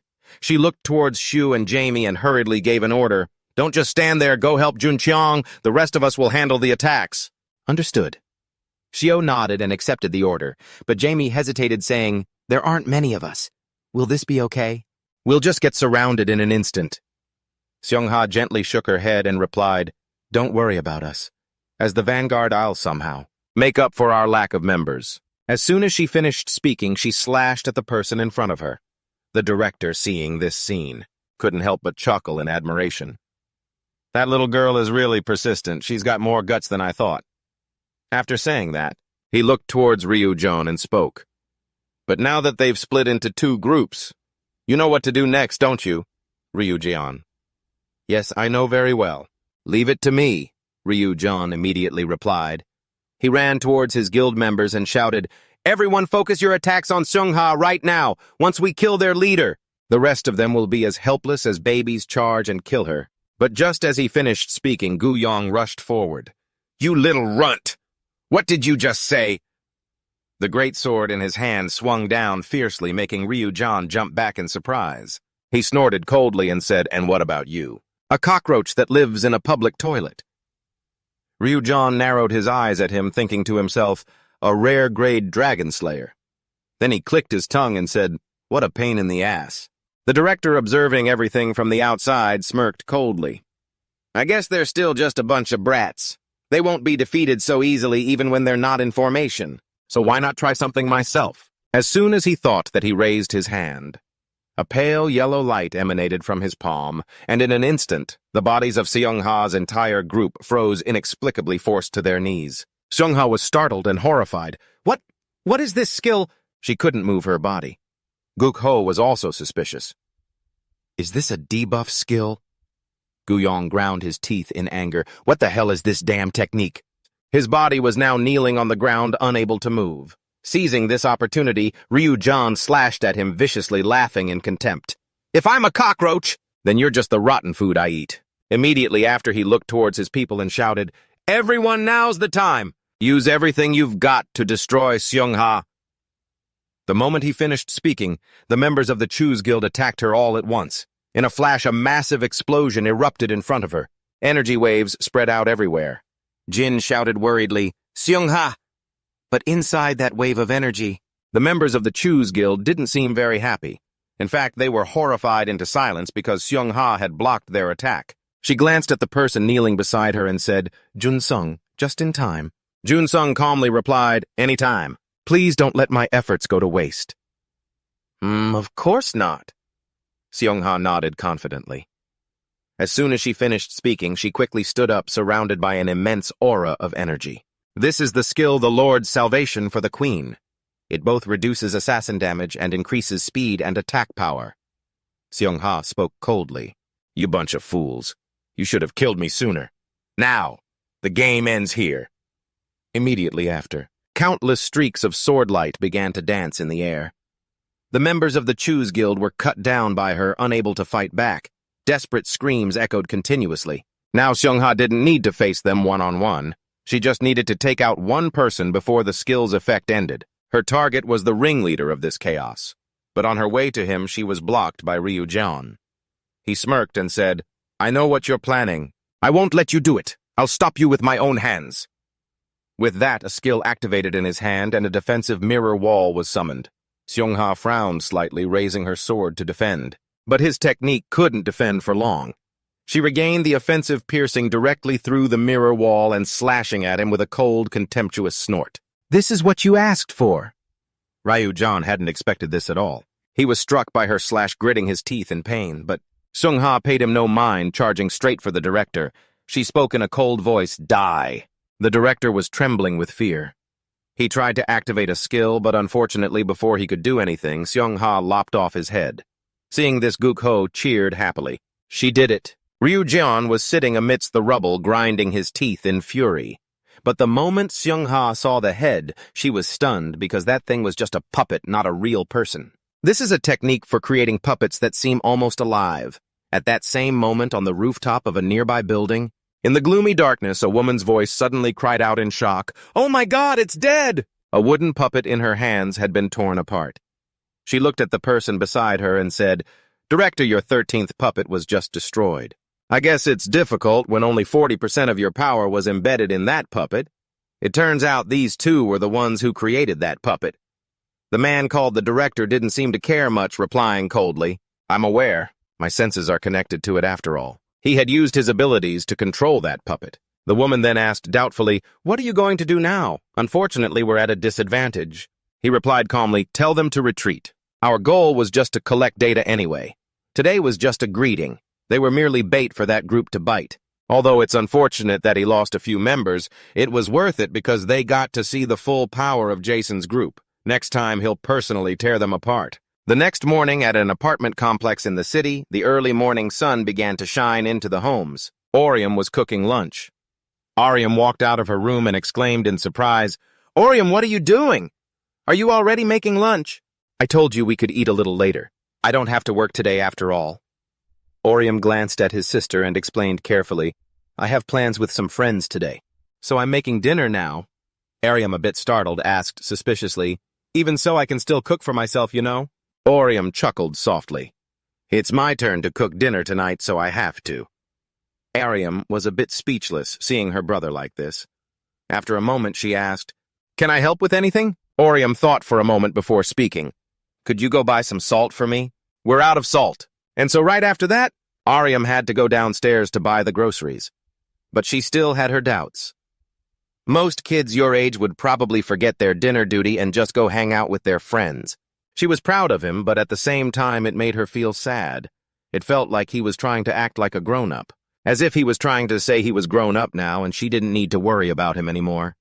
With these confusing feelings, she finally returned with the items only to run into a stranger right at their door. She asked suspiciously, Who are you? The other person was Syrian. She was looking at her phone and was a bit startled by the question. I'm visiting a friend. Am I not allowed to stand here? Orium shook her head slightly. That's not the issue, but you're standing right in front of my apartment. Hearing this, Syrian was shocked. She muttered suspiciously, Then, could you be Orium's sister? Orium didn't answer, just narrowed her eyes at Syrian. Come to think of it, her hair color is the same as the one I asked Orium about a few days ago. He seemed really flustered back then. Thinking of this, she smirked slightly and introduced herself. I'm Orium's older sister. Then she immediately opened the door and walked inside. Orium inside heard the noise and turned his head. You're back. You got the salt right. But as soon as he finished speaking, his eyes widened in shock. Orium was walking in with her arm linked with Syrian's, smiling cheerfully. I bought the salt and I brought your friend home too. It's her, isn't it? She asked. The brown-haired girl who came to visit the house when I wasn't home. She raised an eyebrow smugly. Now tell me what happened that night. And so Orium, his sister, and Syrian were inside. They began to recount the story of that day. After listening, Orium asked skeptically, So the reason Syrian slept over at our house is because she ran away after a fight with her parents and had nowhere else to go, right? Syrian nodded in response. Yes, at that time. Orium was kind enough to invite me to his house, saying that no one would be home that night. Orium jumped, retorting, What? When did I say that? But as soon as the words were out, she glared at him. He trembled and said in a shaky voice, Now that I think about it, I think I did say that. Orium glanced at the two of them and continued, Even so, it's not good. And for a young girl like you to sleep over at a house without any adults around, you should have at least asked for permission first. Syrian obediently nodded. Yes, I'm sorry. I won't do it again. Then Orium flicked Orium's forehead and reminded him, And you shouldn't hide things like this from me, you hear? I'll respect your privacy and won't ask about what happened that night. What she cared about was just the fact that Syrian snuck into the house without her knowledge. The rest was none of her business, so she demanded that the two of them also respect her privacy. The two of them nodded obediently.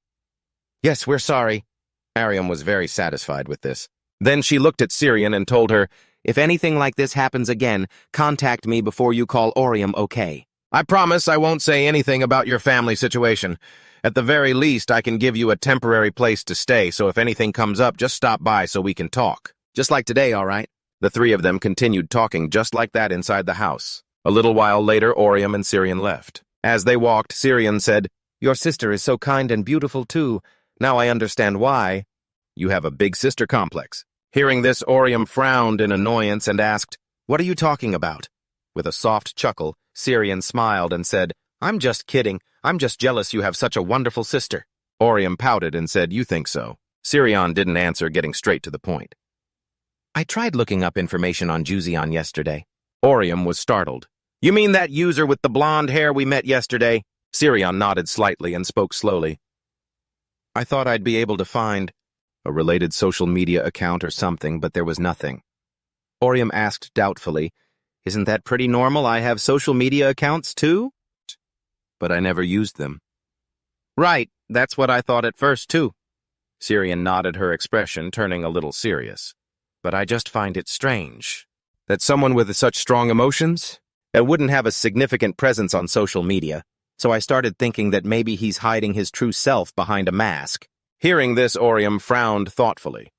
After a moment, he speculated, Maybe he's just a private person, Syrian chimed in. He could be shy, or maybe just a mature adult. The two continued to talk as they walked until they reached a coffee shop near the school. The moment Jujion saw them, he started rambling. If you go into the Red Dragon's dungeon, you'll find traces of the heretic cultists. If you bring those to the Holy Knights, you can even find out where they've been hiding. By following the trail, you'll gradually come to understand the Horizon event. After speaking, he even laughed out loud, pleased with himself. Sounds amazing, doesn't it? Orium and Syrian looked exasperated. Maybe he isn't hiding anything behind a mask after all. Pushing that aside, Orium asked doubtfully, but what exactly is the Horizon? I get that it's related to the cultists, but I just... Before he could finish his sentence, Jujion cut him off. To understand, you need to know about the universe from the game Egosphere Online, he said. He took out a picture and slowly explained, as you can see in this picture, there are 3 worlds that exist in Egosphere Online, and the world where players live is the one in the middle. The world of Egosphere, the world that connects the world of Egosphere with Zion, is the world of the gods which the NPCs consider to be the embodiment of a god.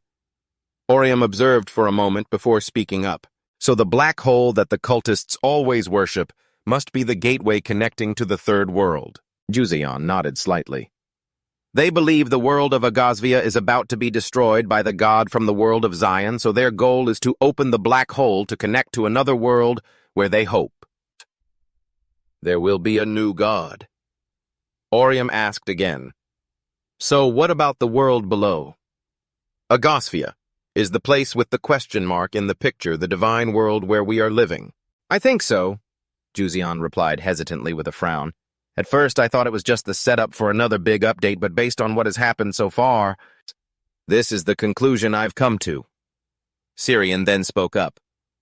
So isn't the Horizon event the appearance of a gate connecting reality and the world of Egosphere? A gate. Orium frowned, muttering the word. After a long moment, he spoke. Will monsters from the world of Egosphere flood into reality through that gate? Jujion slowly explained, if the Horizon event truly signifies an irreversible change to the world, then that will probably happen. Syrian looked at Orium a little worried. Isn't that too dangerous? It sounds like the whole world is about to be turned upside down. Orium's expression also grew a bit grave. It's all just speculation based on the story so far. There's no guarantee that it will actually happen. And if the event really did turn the world upside down, it seems like the purpose of the event itself would be lost. I guess it's a large-scale story-related event, that's all. Hearing this, Syrian sighed. You think so? Orium glanced over at Jujion and asked, do you know about the 6 pillars in the prophecy? I have a feeling they're the key to opening the gate to the Horizon. Ah, that. Jujion frowned slightly and said hesitantly, currently I haven't found much about it. But he thought it was related to the pillars sealing the entrance to the Endless Fable dungeon, which has sealing pillars to prevent the prisoners from escaping.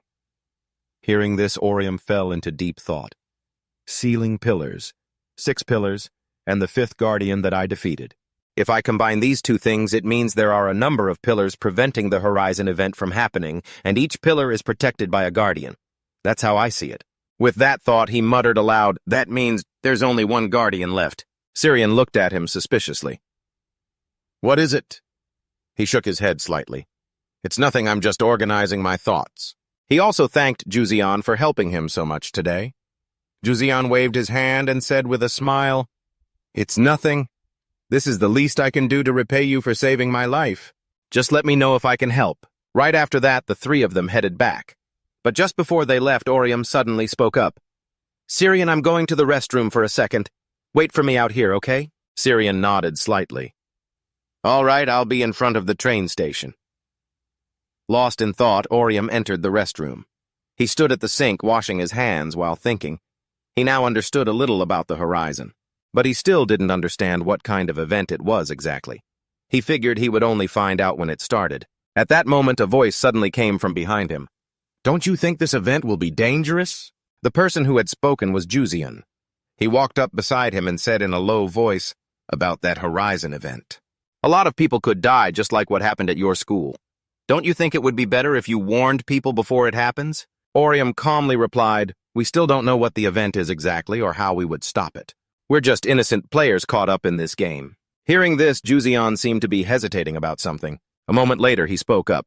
There is a way, and he knew how to do it. But it wasn't something a player like him could accomplish. Only high-level players are capable of it. He had been searching for players like that. He had only seen a glimpse of his abilities yesterday, but based on what he had seen so far, he was exactly the kind of player he was looking for. He then raised an eyebrow, looking at Orium as a reminder. Let me know if you're interested. I'll be waiting to hear from you. Orium narrowed his eyes, watching his retreating back. He was a little speechless, and so he returned home with a troubled mind. His expression was grim. What was that just now? He seemed like a completely different person. Could he be hiding his true personality like Syrian said, or does he have other intentions? At that moment, Syrian was on the phone. I understand. We also discovered some things. I'll message you later. After she hung up, Orium asked suspiciously, Who was that someone from Vision? Syrian nodded slightly. Yeah, it was the Guildmaster. It seems they destroyed the gate to the Charles Organization's fortress last night. They took care of a few of them. Hearing these words, Orium exclaimed in astonishment. Really? Then what about their leader? Syrian slowly recounted. They thought they'd caught him, but it seems it was a clone. So they couldn't detect him with his passive skill. They only managed to take him down with an ultimate skill, but it turned out to be one of the puppet's skills. He was only able to use 40% of his true power. Even so, there's one thing they discovered: the leader's skill. He belongs to the Emperor character class. Orium's expression turned grim. Syrian spoke again. It's a rare class with both damage and support abilities. I wonder if we'll have to face him. It's best to be prepared. He seems to be a very skilled player. Orium nodded slightly. Yeah, it's not a common class in the game. The train station wasn't very crowded at the time, with only a few people passing through. The two of them talked as they walked into the station. Orium asked doubtfully, So did they say if Unyong was present during yesterday's battle? Syrian shook her head slightly. I don't know the details, but I heard the fight was brutal. They said they didn't see anyone from the fighter class. It was a surprise attack. Unyong might have been somewhere else at that time. As she said this, Syrian suddenly remembered something. She continued, There's one more thing. They said to be careful of the Reaper. He used to be a solo PKer, but he might have joined a guild by now. Orium frowned upon hearing this and asked, Are they talking about the same Reaper we met at the river before? But would they even run into him again? They would be focusing mainly on party quests from now on, while he was mostly a solo player. But just then Orium was suddenly startled. Seeing his reaction, Syrian asked, bewildered, What's wrong? She asked him, Did you spot a hot girl or something? But when she followed his gaze, her expression immediately turned grim because mixed in the crowd ahead of them, they saw a familiar figure. It was the Reaper Hong Ki. Hong Ki! He was glaring right at them. Orium and the other two immediately recoiled in horror. Neither side moved as if waiting for something. Orium asked in a low voice, Does he recognize us? Syrian shook her head slightly. I don't know. But even if he does, it would be difficult for him to start a fight in a crowded place like this. There were people all around. They thought he wouldn't make a move. But just then, his eyes suddenly lit up. A moment later, a light appeared in his hand. He used the skill Devouring Mist. The light was swallowed in an instant. The train station was plunged into a thick fog. People immediately panicked. Some even thought it was smoke from a fire. Orium and the other person were also on high alert. Syrian gritted her teeth and said, Did he just throw a smoke bomb? Orium said, sounding a bit incredulous, I can't believe he'd use something like that here. Is he really planning to fight us? While they were talking, Kiho charged from the other side. With a loud bang, an explosion rocked the area. It caused the crowd to scream in fear. Orium managed to block Kiho's attack with his sword just in time. Not letting his guard down, he activated the skill Vengeful Spirit and began to counterattack. The sword in his hand began to dance in the air. This startled Kiho slightly. He hurriedly backed away, only to see a large crater where he had just been standing. But when Orium took a closer look, his figure had vanished. Orium frowned, wondering, an invisibility skill. Syrian then spoke up, suggesting, We have to get out of here right now. He looked at her a little surprised. She slowly explained, The Reaper is targeting us. If we get out of here, the civilians won't get caught in the crossfire, so let's run to somewhere with no people right now. Orium only just realized this. But before they could run, Kiho's cold voice rang out from behind them. Where do you two think you're going? Orium flinched and quickly dodged aside as Kiho asked contemptuously, How long are you going to keep running, you coward? We should settle this right here, until one of us is dead. Don't you think so? Orium narrowed his eyes at him. He's insane. He gritted his teeth and said, I agree, but this isn't the right place. As soon as he finished speaking, he slashed downwards in a flash. In an instant, dirt and rocks flew everywhere, startling Kiho. Did you just use the Earth Shatter skill? He couldn't afford to waste any more time. Over here, Orium seized the opportunity while his vision was obscured by the debris and quickly said, Let's go now, hurry! The two of them then turned and ran. Seeing this, Kiho gritted his teeth in anger. A short while later, at a factory district that seemed deserted, Orium and Syrian stopped to catch their breath. Syrian glanced at Orium and spoke. Shouldn't we hide in a crowded building? There's no way the Reaper would come looking for us there. No. But Orium shook his head in refusal. If he dared to use his skills in a crowded place like that, then he doesn't care about the circumstances. He'll just do as he pleases, regardless of the situation. So I think it's better to lure him to a place with no people and deal with him there. Syrian looked at him surprised. You think so? Orium said firmly, We don't have to risk our lives fighting. If the situation turns sour, use the item I gave you. Syrian replied softly. I understand. Just then, a faint sound from the other side startled Orium. A moment later, Kiho emerged from that direction. He was currently glancing around, searching for the two of them. Orium narrowed his eyes at him and spoke in a cold voice. He's using a tracking skill. Syrian asked worriedly, What do we do? Should I use the item now? He shook his head slightly. No need. Wait for the right moment. I'm going to try fighting him first. Hearing this, Syrian was immediately startled and said worriedly, Why? You just said we didn't have to risk our lives fighting. He calmly explained, I only said that in case he brought people from Charles's faction. If there were a lot of them, we'd be at a disadvantage. But right now, he's all alone. It prepared a one-on-one strategy, so I'm going to test my skills. Right after, Orium stepped out from their hiding spot, startling Kiho slightly. Only this time, he was alone. Kiho snorted coldly and said, I was wondering how long you two were going to run, but you showed up sooner than I thought. Did you run out of places to hide? Orium shrugged indifferently and said in a cold voice, There's no reason for me to run anymore. A smile crept onto Kiho's face as he said casually, Doesn't matter to me. Then let's end this right here, you piece of trash. As soon as he finished speaking, he charged forward with his scythe. Orium didn't let his guard down and quickly raised his sword to block. Kiho had now activated the skill Reaper's scythe. Orium didn't back down either. He activated his own skill. In an instant, two powerful beams of light collided. Kiho's body was struck by Orium's sword light. He was slashed several times. Orium was also wounded. His right shoulder had a large gash, but he didn't want to give him a moment to breathe and launched another skill. The sword imbued with a deathly aura quickly slashed forward. Kiho retreated to dodge, but unfortunately his face was still grazed. He bit his lip fiercely and then charged again. He had activated the Reaper's skill Winter's Hunt. It can reduce a player's movement speed by 30% and adds ice damage with each attack. In a flash, streams of icy energy shot towards Orium. He narrowed his eyes at the approaching figure. Then he suddenly closed his eyes. When he opened them again, his eyes had turned blood red. He had activated the skill sword light, and the deathly aura appeared once more. The speed of their attacks was too fast. The shock waves of energy from their skills continuously shot outwards. Luckily, Syrian had created a protective magic barrier, so she wasn't affected. Over here, Kiho was repeatedly losing ground, which infuriated him. Right after that, he furiously screamed, You bastard! White silk strips appeared on the staff in his hand. This was his ultimate skill, Shadow of Death. It can accumulate damage dealt and steal 44% of the opponent's health. It puts the opponent in a state of confusion while also slowly draining the user's health.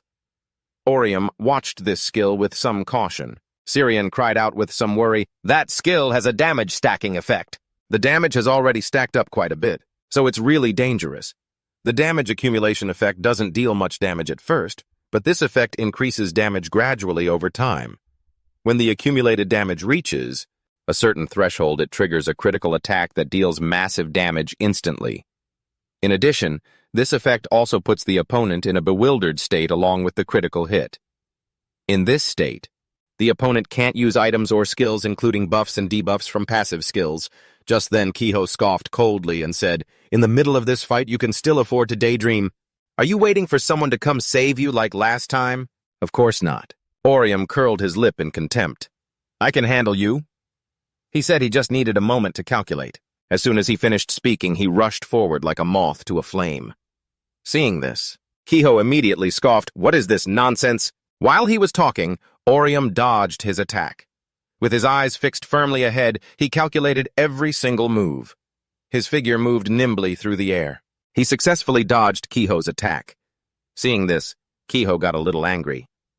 "How is that possible? He's always dodging around the pillars to evade the attack. Don't tell me he's using the complex structure of this factory to try and neutralize the ultimate skills attack." At this thought, Kiho became disgruntled. "So that's all you could come up with after a little bit of calculating." As soon as he finished speaking, he rushed forward trying to block Orium's escape route. But seeing him charge Orium showed no hint of panic, because this was what he was waiting for. Right after that, he activated his Hellfire skill, which can increase his attack fourfold. Kiho was a little surprised by his action. "You're not running away, are you planning to face me head-on?" But he quickly realized that wasn't it. That skill, this terrain, he lured me in here to finish me off with a fire attack. He immediately flew into a rage, screaming, "You low-class piece of trash!" He slammed his staff into Orium's shoulder with immense force, but Orium didn't care. His eyes were filled with determination. Right after that, he charged forward without the slightest hesitation. A loud explosion echoed through the dark factory. The powerful impact forced Syrian to take a few steps back. She looked ahead worriedly and shouted, "Orium!" But when she saw the scene before her, her eyes widened. She saw that Orium had just dashed past Kiho, causing him to spit out a large mouthful of blood. He never expected that Orium had perfectly calculated the moment to activate his passive skill right before the damage accumulation effect exploded. At that moment, Orium spoke coldly. "Your class might be powerful, but that means nothing, because you're just a piece of trash who kills people for fun." Kiho was knocked to the ground by Orium. Orium finally let out a sigh of relief. That was close. If the damage accumulation effect had hit him one more time, he would have been dead for sure. He had to recover before his invincibility status ended. While he was thinking, Kiho began to stir and sit up. His vicious eyes stared intently at Orium. Right after that, he furiously charged at Orium. Sensing the killing intent coming his way, his face filled with horror. In Kiho's hand was a poisoned dagger, but just before his dagger could pierce Orium, he was bound by chains. The tip of his dagger was only a few millimeters from Orium. A little closer, and it would have hit. With a thud, Kiho fell to the ground again. Syrian slowly appeared in front of him. The chains were her creation. She spoke coldly. "Give it up. You've lost this battle. Your weapon has been destroyed. You won't be able to fight for a while. If you try to fight with just your body, you'll die." Does he really want to just throw his life away like that? Kiho gritted his teeth and said, "If you're going to kill me, then do it quickly.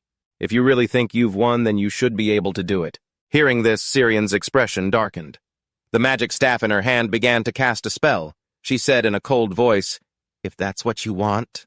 But before she could finish, Orium spoke up to stop her. "Wait, Syrian. Before you do that, we should ask him about the Charles Guild.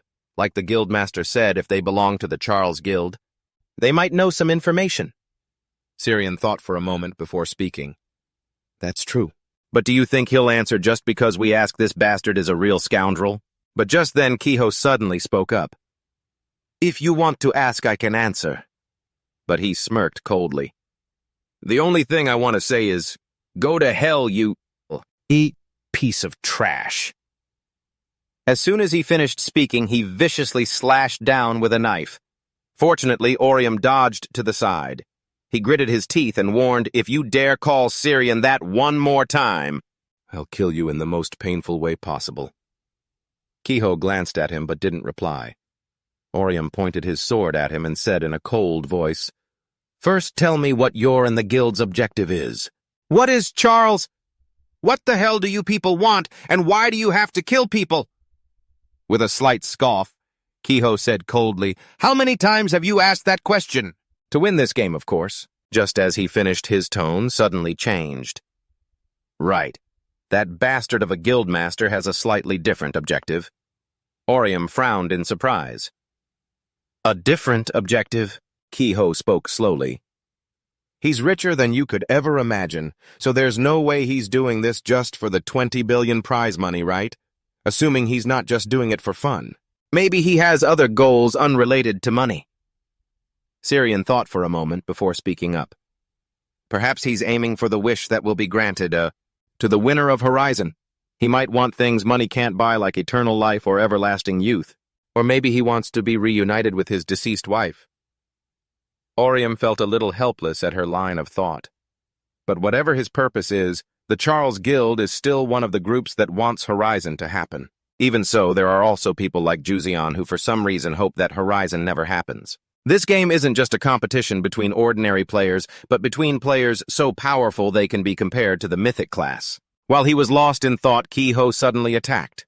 He dodged in surprise, but his opponent's speed was too great. Based on that speed, he was like some kind of monster. The kind that stands at the top of the super-powerful monster class.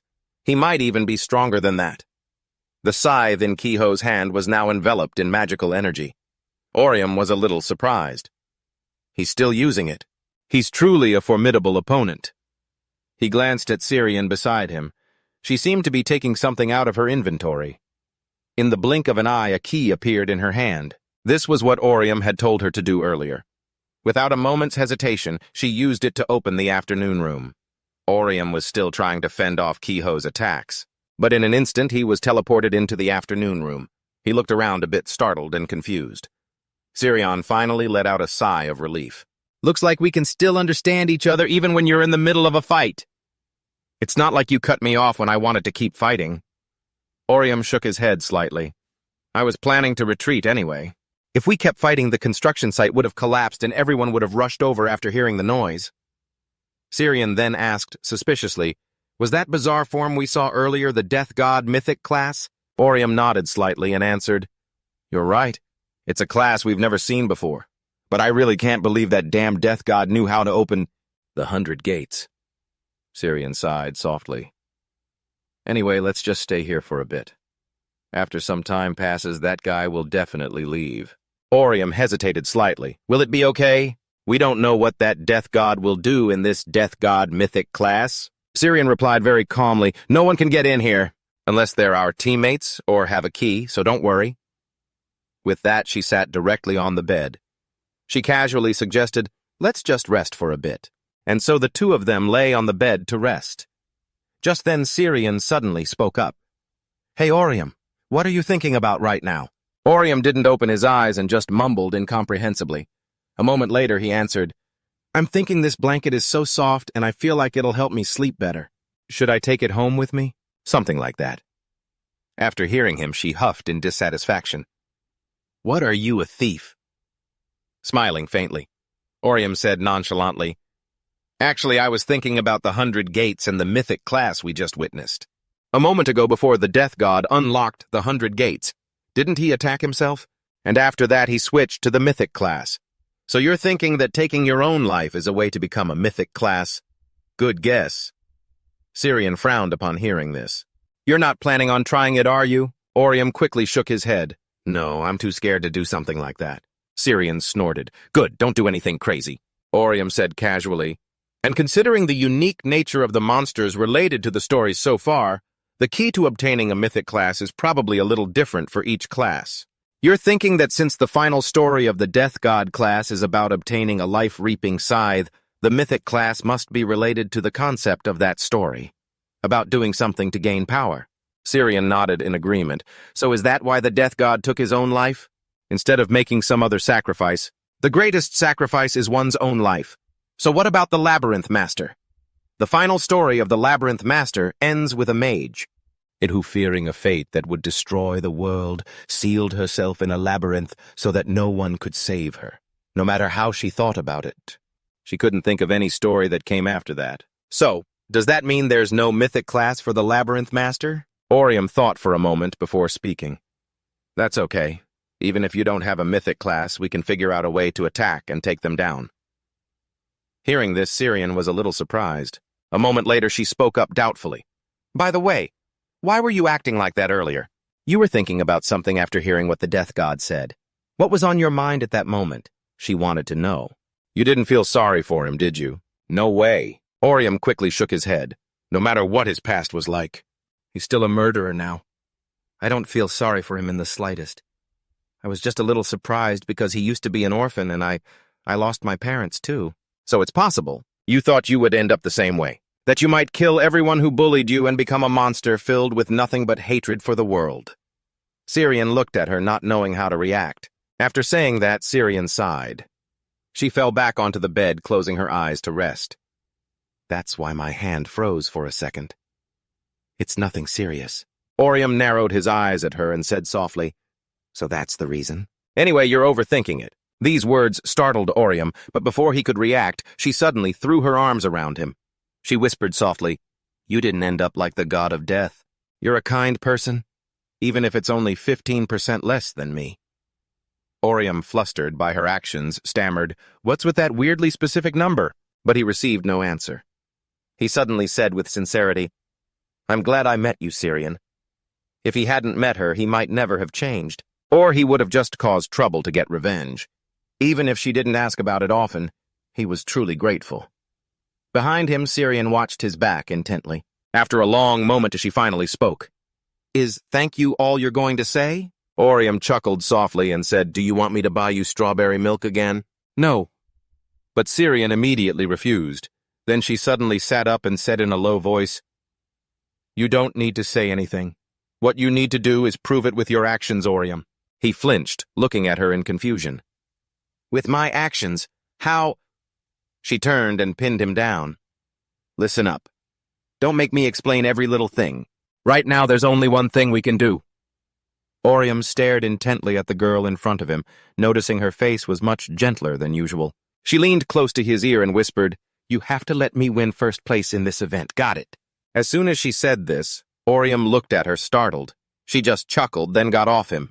She laughed lightly and said, If you agree, I'll reward you handsomely. Even if he didn't help, she would win Horizon anyway, which would be good for her. Orium frowned slightly a bit, unsure how to react. He decided to change the subject.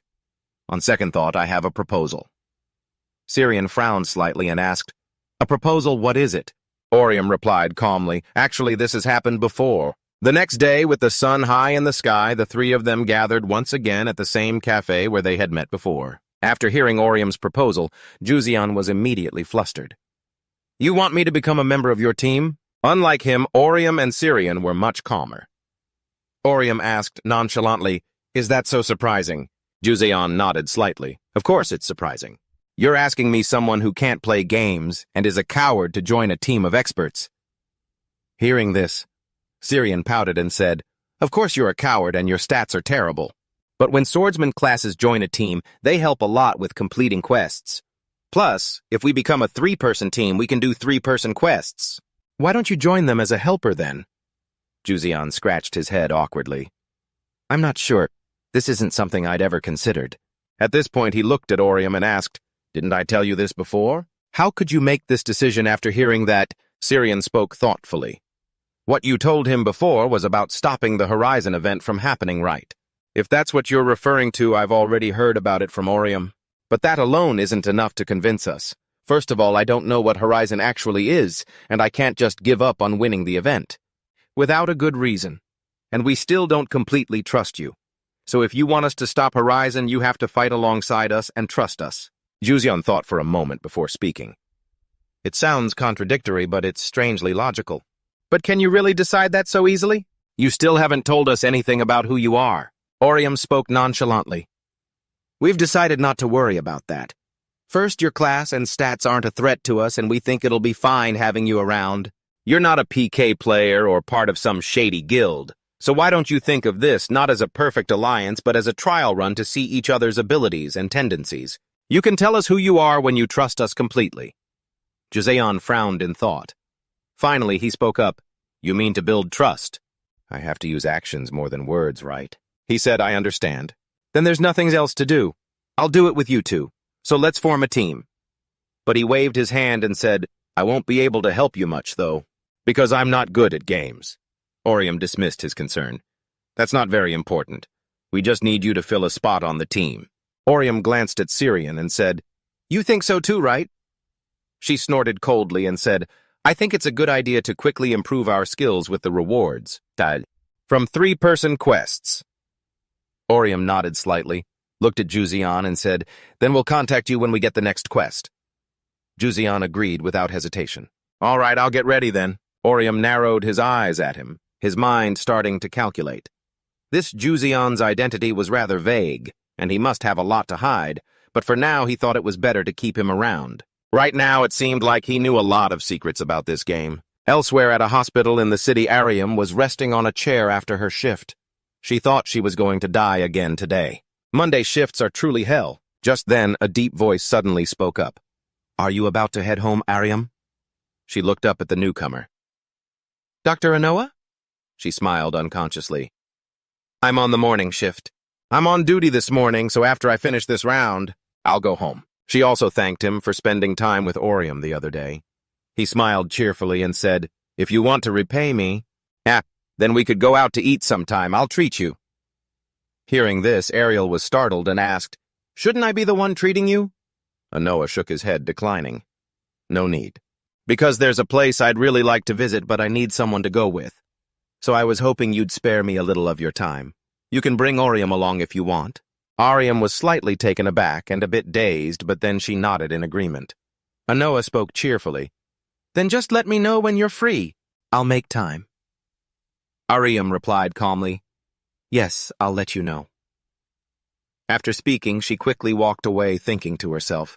She thought Dr. Anoa was a smart and kind person, but he was quite cunning. Did he strategically plan that to please her family and not her? She grinned. Of course she found him quite cute and naive.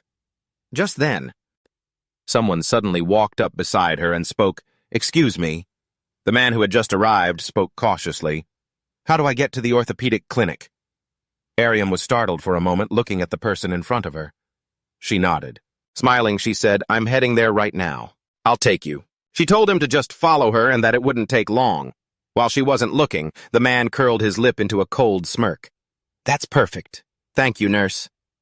The person who had approached her was none other than Jujion. He clearly had ill intentions. At night, in a deserted park, a giant monster was fiercely baring its fangs, attacking a person. Jujion. With a sword in hand, he was unable to fight back, and so he was chased by the monster, running for his life. In the distance, Syrian urgently waved at him. "Over here." As soon as he got away, she activated her skill swamp maze. In an instant, the giant monster was trapped in a thick mire. Without hesitation, she shouted, "Jujion! Now!" He gave a slight nod, then raised his sword and shouted, "Blinding Light." This is a skill that can disable a monster's passive skills, causing it a confusion effect. The moment the monster was hit by the light, its passive damage-reflecting skill was disabled. Jujion let out a sigh of relief. "All right, that monstrous skill is finally down." Syrian narrowed her eyes at him and asked, "But do you really have to shout out the name of the skill when you cast it?" Jujion scratched his head in embarrassment. "Ah, well, it makes it feel like I'm really using them." "Then just do what you want." Syrian didn't seem to care much. She turned her head and shouted, "Orium now, finish it in one blow." The moment she finished speaking, a figure shot swiftly through the air. When he came into view, Orium was slashing down fiercely from above. Just like that, the monster's horn was sent flying. Syrian called out in satisfaction, "Nice one, you broke that part." Jujion at her side nodded in agreement. A 1,000-year turtle horn is an expensive upgrade item. Now all that's left is to finish this 1,000-year turtle with a chain of attack skills. Without hesitation, Orium began a flurry of sword movements. A series of sharp, glowing sword slashes appeared. The sound of a scream. The monster's wretched, painful scream quickly rang out. With one final blow, the monster was slain by Orium. He glanced down at it, his face filled with satisfaction. After finishing the job, the three of them found a corner to check. Orium raised an eyebrow and said, "That was pretty easy for a 3-person mission, wasn't it?" Syrian nodded slightly and replied, "I chose it. An easy one to suit our teamwork. If Jujion hadn't fallen in the middle of it, we could have finished without taking a single hit." Jujion could only apologize awkwardly, "I didn't mean to." But Syrian didn't pay it any mind and continued, "By the way, which reward should we choose? The 1,000-year turtle horn could make up for the money we lost." "Then I should choose the stat points." Jujion suddenly raised his hand to voice his opinion. "Actually, I had an idea." He suggested they could choose the random box. Hearing this, Orium and Syrian were a bit surprised. After a long moment, Syrian spoke in a low voice. "You like to gamble." Orium sighed with a bit of resignation. "It would depend entirely on luck in exchange for a chance you risked your life for." But Jujion shook his head and slowly explained, "That's not what I mean. Listen to my explanation. There's a skill called a fine day. Somehow, among adventurers, if you use it, the probability of getting a good item increases. Even when he played the game, he got a lot of top-tier items thanks to that skill. If you use the skill before opening a treasure chest or entering a cave, the probability will increase." Hearing this, Orium asked doubtfully, "So I might get a good item from the random box if I use that skill?" Jujion nodded and said with a smile, "Exactly." On the other hand, Syrian was very firm. She said coolly, "No matter what you say, I'm not taking that risk. It's a reward. I risked my life so I have to be sure about it." Then she asked Orium what he thought. He thought for a moment before making his decision. "I'll try that random box." The reward was a random box containing high-value items, so he thought it wouldn't be too bad. Even if he got something weird, since it's a high-value item, he could sell it for a good price. And they would also have more options if they wanted to trade it for another item. Hearing this, Syrian could only sigh in resignation. "Well then, just do what you want. If you're lucky, you might get something good." She even added jokingly, "If you draw something useless and want to cry about it, remember to call me, okay?" A little later at Orium's apartment building, he teleported back after completing the mission. "My sister is probably asleep by now. I should open these random boxes before heading inside." Just as planned, he was going to use the high-value random box item.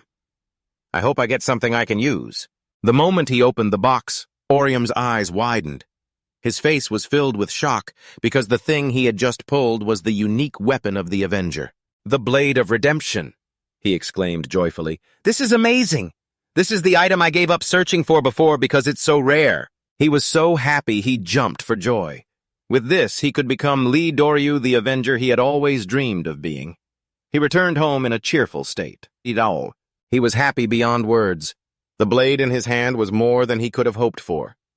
As expected, letting Jujion join the team was the right decision. Another long day passed.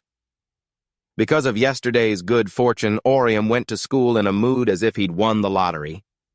As they were leaving, Syrian saw his expression and asked, slightly annoyed, "Are you that happy because you got something good from that random box?" He replied cheerfully, "Of course, it's not every day that a unique weapon just shows up like that.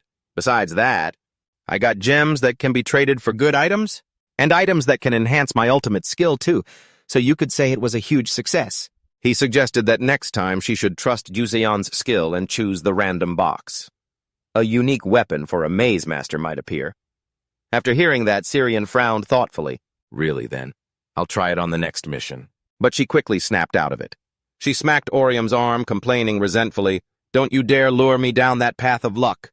Orium chuckled and said cheerfully, "Anyway, our teamwork yesterday wasn't too bad, right? And we got some good items, so let's take on some harder missions." Syrian pursed her lips and replied, "You don't have to tell me I was going to do that anyway, because I want to try out my newly upgraded skills too." With that said, she continued, "Hey, Orium, do you have any plans for tonight? I'm going to watch a movie with So Young. Want to join?" He shook his head slightly and replied, "I don't think I can, because it's been a while, so I'm going to get grilled meat with my sister today."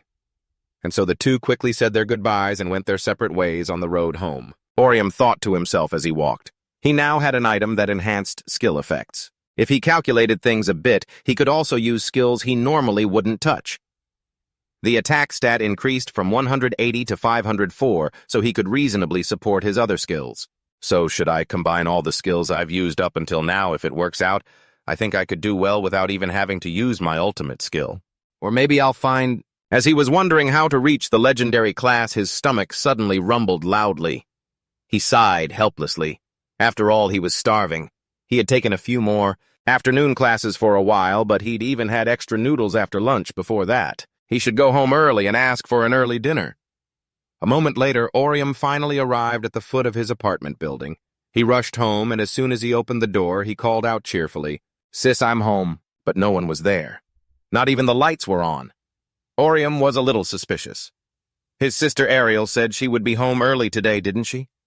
Filled with doubt, he walked over and knocked on the bedroom door of Ariel. But there was absolutely no answer. He thought she might be asleep, but as soon as he stepped into the room, his face immediately turned pale because on the bed, he saw a knife. Next to it was a letter and a key. The letter said that if he wanted his sister to be safe, he should use this key. Orium frowned slightly, deep in thought. A letter from a kidnapper? And his sister's phone is here too. What's more, that key is a game item. He sat there stunned, thinking for a long time. Finally, he gritted his teeth and muttered, "There's only one person who would do this." As he said this, his face filled with rage, and an intense killing intent radiated from his body.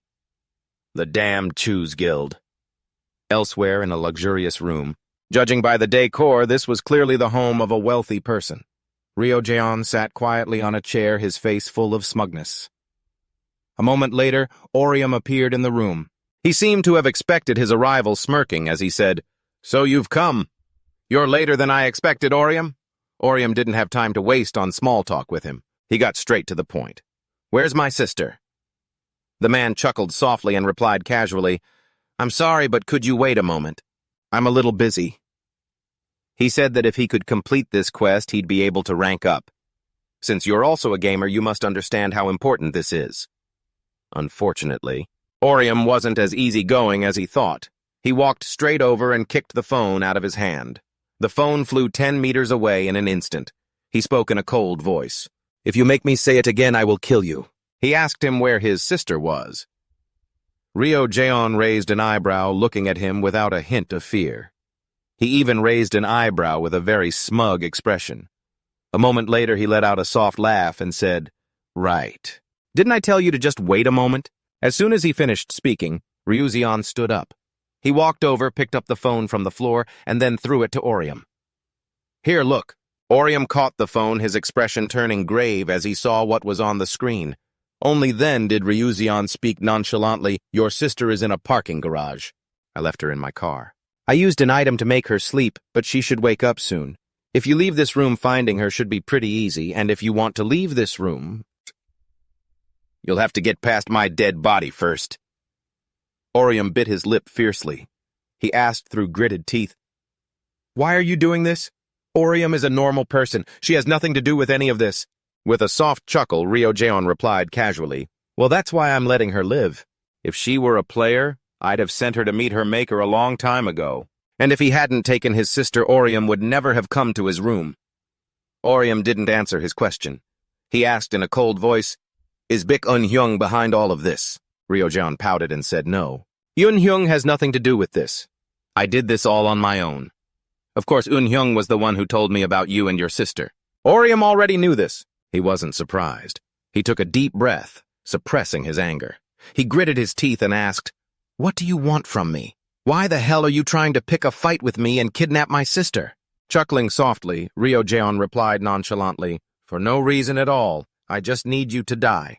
While the two were talking, another man had silently approached from behind him.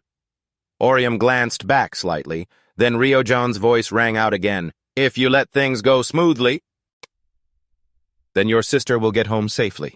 But if you try any funny business," he warned, "I'll send you both off together." Orium glanced at him and asked coldly, "So this is what the Choose Guild has been doing all this time?" Jujion pouted and replied nonchalantly, "It's not that surprising, is it? We're all players after all. It's just a way to eliminate rivals and raise our own rank. And that's why... No, we have to kill you. It's nothing personal, so don't take it to heart." Hearing these words, Orium fell silent for a long moment. Then he spoke, "All right, we'll do it your way."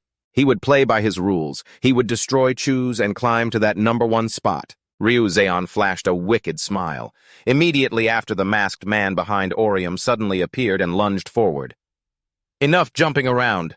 As soon as he finished speaking, he swung his axe down, smashing the ground into a pile of rubble. It's just that Orium wasn't in it. He had already dodged backward. He quickly activated his skill, Revenge. It's best when your enemy is still alive. In the blink of an eye, a blood-red flash of sword light shot out, causing the masked man to curse loudly. "You bastard!"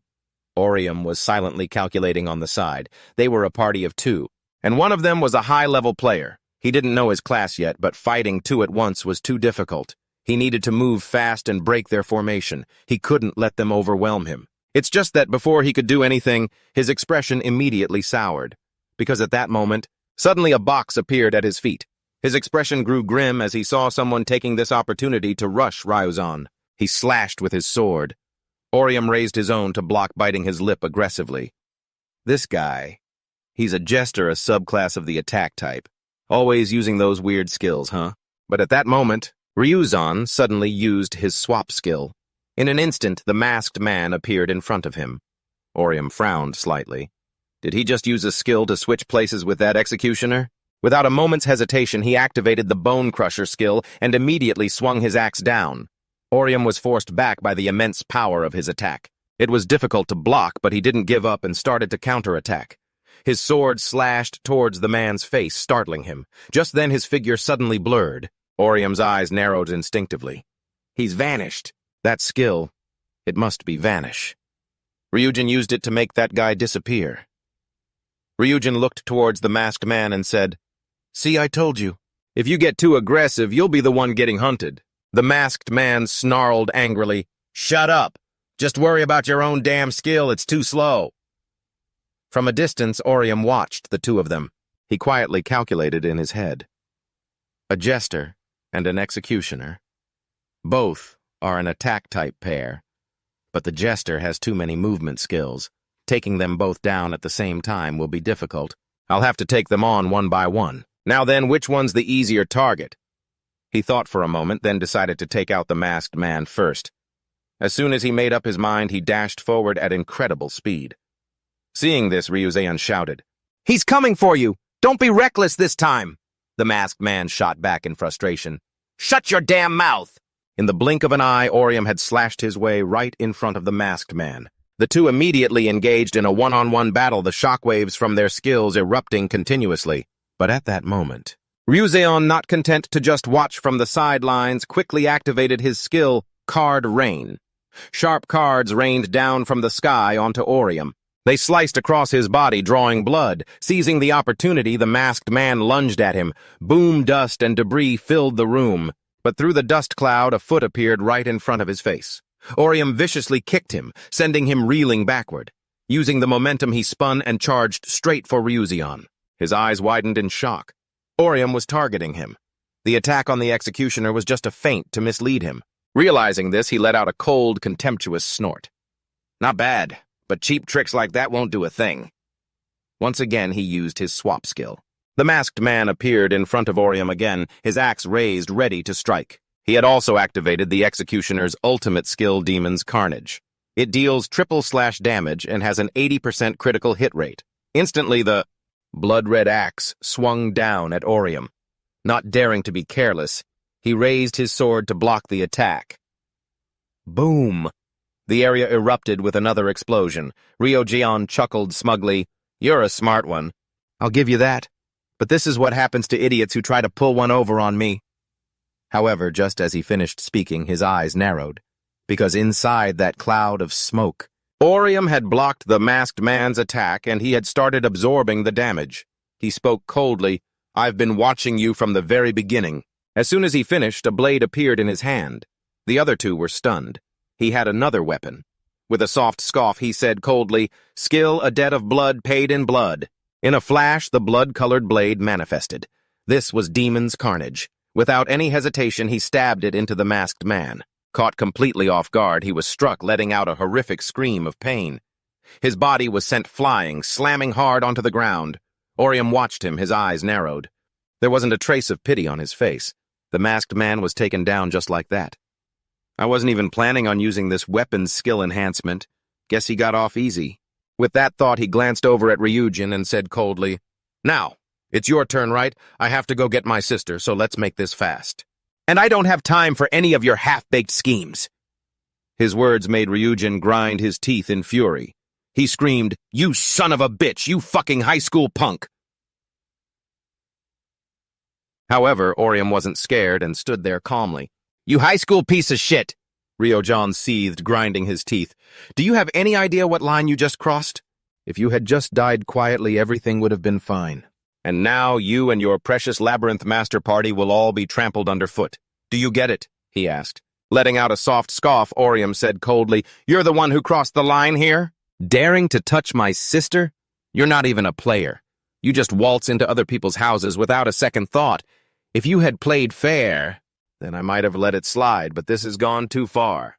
You guys are nothing but monsters. That's why I'm going to slaughter every last one of you." As soon as the words left his mouth, he instantly charged forward. The shockwaves from their skills erupted in the room.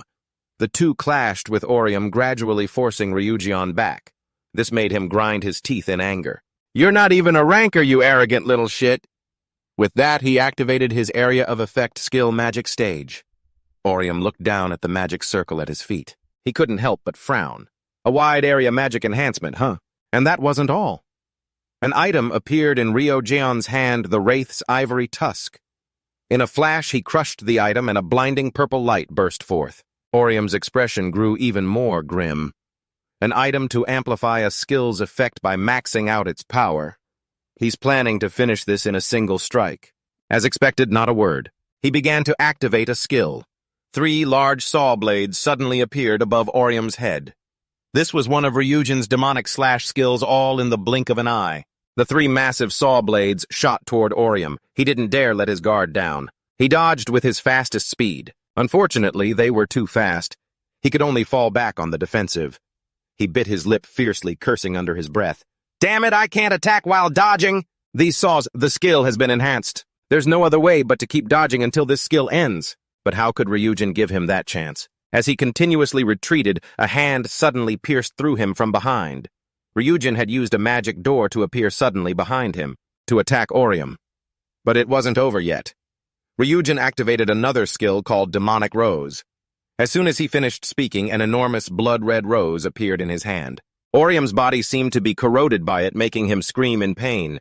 But he still gritted his teeth, spun around, and slashed at him with his sword only for Ryujin to dodge it. Immediately after, his figure suddenly blurred away. Orium frowned slightly. He vanished again. Fine. During this time, he would use a potion to recover. But when he opened his inventory, he was shocked. His potions were gone. While he was confused, Ryujin's mocking voice rang out. "Looking for this?" Orium turned his head in shock and saw a potion appear in his hand. Only then did Orium realize that he had used the magic hand skill to take his item. Ryujin chuckled. "Item consumed all cure potion." As soon as he finished speaking, a green light enveloped his body. Seeing this, Orium finally understood. Magic Hand was a skill that stole items from an opponent's inventory. The undead ivory tusk must increase its success rate. Ryujin raised an eyebrow and sneered. "Thanks to you, I've fully recovered my energy, though it wasn't much since I hardly got hit at all." He then asked, "How much strength do you have left?" 50% or maybe 40%, but it doesn't matter anymore. It'll be at 0 in just a minute. Orium bit his lip fiercely. That bastard was right. There was no way to win now. His skills were being countered and his recovery items had all been stolen. At least he still had his attack and speed stats. In that case, there was only one way to end this. With pure gaming skill. Immediately after, Orium charged forward aggressively, but Ryujin calmly blocked the attack. Once again, shockwaves from their skills were continuously released, causing the room to show signs of collapse. Ryujin was being pushed back step by Orium. He gritted his teeth in anger. "He's attacking relentlessly while being wary of my skills. This isn't something you can achieve just by playing a lot of games. He's definitely an offensive genius. Just as I predicted, he's a real threat to my boss, which means I have to kill him. And so I shall." He immediately activated the Mirror Room skill. A series of ice layers blocked Orium's path. Orium's eyes widened in surprise. Ryujin smirked smugly and said, "Now then, just die quietly, will you?" As soon as he finished speaking, his sword slashed down, and a wound appeared on Orium's body. Seeing this, Ryujin laughed even more smugly. "Die!" But at that moment, a blood-red sword aura suddenly struck out in front of him. Orium spoke coldly. "I'm not going down that easy." Immediately after, numerous phantom blades appeared behind him. Ryujin could no longer remain calm. His eyes widened in fear. This is an ultimate skill. This is bad. At that moment, Orium charged forward like a moth to a flame. The series of blades also shot out at their fastest speed. Boom! A loud explosion erupted in front of them. Shockwaves scattered through the air. when it all cleared. All that could be seen were blades stuck around a magic box. Orium was furious. He used a teleportation skill again immediately after. A low voice sounded from behind him. "That's enough!" Orium flinched and turned his head to see Ryujin stepping out of another box. A few cards appeared in his hand. He spoke coldly, "You have to pay attention to the magic show until the very end. Otherwise, you'll miss the most important part." As he finished speaking, a purple magical light shot from his hand. A rain of cards appeared in midair once again. Seeing this, Orium's expression grew grim. In the blink of an eye, another explosion occurred in the room. The cards, like darts, relentlessly pursued Orium, but he still managed to dodge them. A flash of surprise appeared on Ryujin's face. He dodged all of that without using a single skill. "But there's no way for you to turn the tables." Just then, he suddenly realized something. His ultimate skill. It's still active. Those blades haven't disappeared yet. Ryujin immediately bit his lip. That's right. It's a long-range attack that can be controlled by the demon sword, and since you use two of them, you can split it in two by holding one in each hand, and all that's left is the final attack. If he doesn't go down with this attack, you'll have no other way to save your sister, so you absolutely cannot lose. Thinking this, he fiercely bit his lip. I will succeed at any cost. With that thought, he swung the blade viciously down at Jujion. Elsewhere, at a claw machine, Syrian was happily trying to win a prize, but she couldn't seem to get a single one. Just then, Unyong walked up and called to her, "Syrian, let's go to the movies." She could only sigh and walk away. Beside her, Unyong asked as they walked, "Did you send that picture you just took to Orium?" Syrian nodded slightly and said in a small voice, "But I didn't get a response." Then she suddenly sighed. "I guess he's spending time with the girl he likes right now." Hearing this, Unyong asked a little surprised, "He has a girlfriend?" Chuckling and shaking her head, Syrian said cheerfully, "No, it's his older sister." Orium has a huge sister complex. He cares about her a lot. There was one thing she didn't know. Orium was exhausted at that very moment, having just used his final move to take down Jujion. But she was right, he was someone who loved his sister very much. And at that moment he was risking everything to save her. Of course, Syrian didn't know any of this. She was still happily chatting and watching a movie with Unyong. Elsewhere in Ryujion's room, rubble and dust were falling from the wreckage. Orium stood and looked around the collapsing room. Will this space disappear when the room completely falls apart? Meanwhile, Jujion was lying on the ground, furious. He had lost because of the difference in skill activation time. There was only one way left to end this. With that thought, he took a key out of his inventory. "I'll just leave and lock you in here." He was about to use the dimensional room key item, but just then a light suddenly flashed. Orium's blade had pierced his hand. The sudden pain made him scream loudly. Orium slowly walked over and said coldly, "I knew you'd try to run. You can't fight without taking a hostage because you're a coward." Hearing this, Ryujion's expression turned grim. He quickly sat up and said, "No, wait a minute. Are you going to use that key to get out of here?" He didn't want him to leave, because he would be trapped here until someone came for him. He asked, "Are you going to kill me?" Orium said nothing and pointed the tip of his sword at the center of his forehead. He said coldly, "If you don't want that, then give me your items and the ones you stole from me earlier. Otherwise, I'll destroy the key. I won't give you the chance to get out of here." "That's going too far," Ryujin said, gritting his teeth, but he still honestly returned the items to Orium. Only then did Orium nod in satisfaction. He also kept the spare key for guests, wondering if the guy had used up all his healing items in the fight with Jackson. "Still," he thought before slowly speaking. "All right, I've received the items." He then tried to use the dimensional room key item, but before he could even insert it, Ryujion stopped him. "Hey, wait, if you use that, you'll be the only one who can get out of here. Tell me what to do, I'll do anything." Orium was completely unfazed and said casually, "I already told you. I'm not giving you a chance unless someone manages to take the key from me and rescue you. You might get lucky. One of your teammates might kill me. That is, if they can kill me. So just wait patiently until then."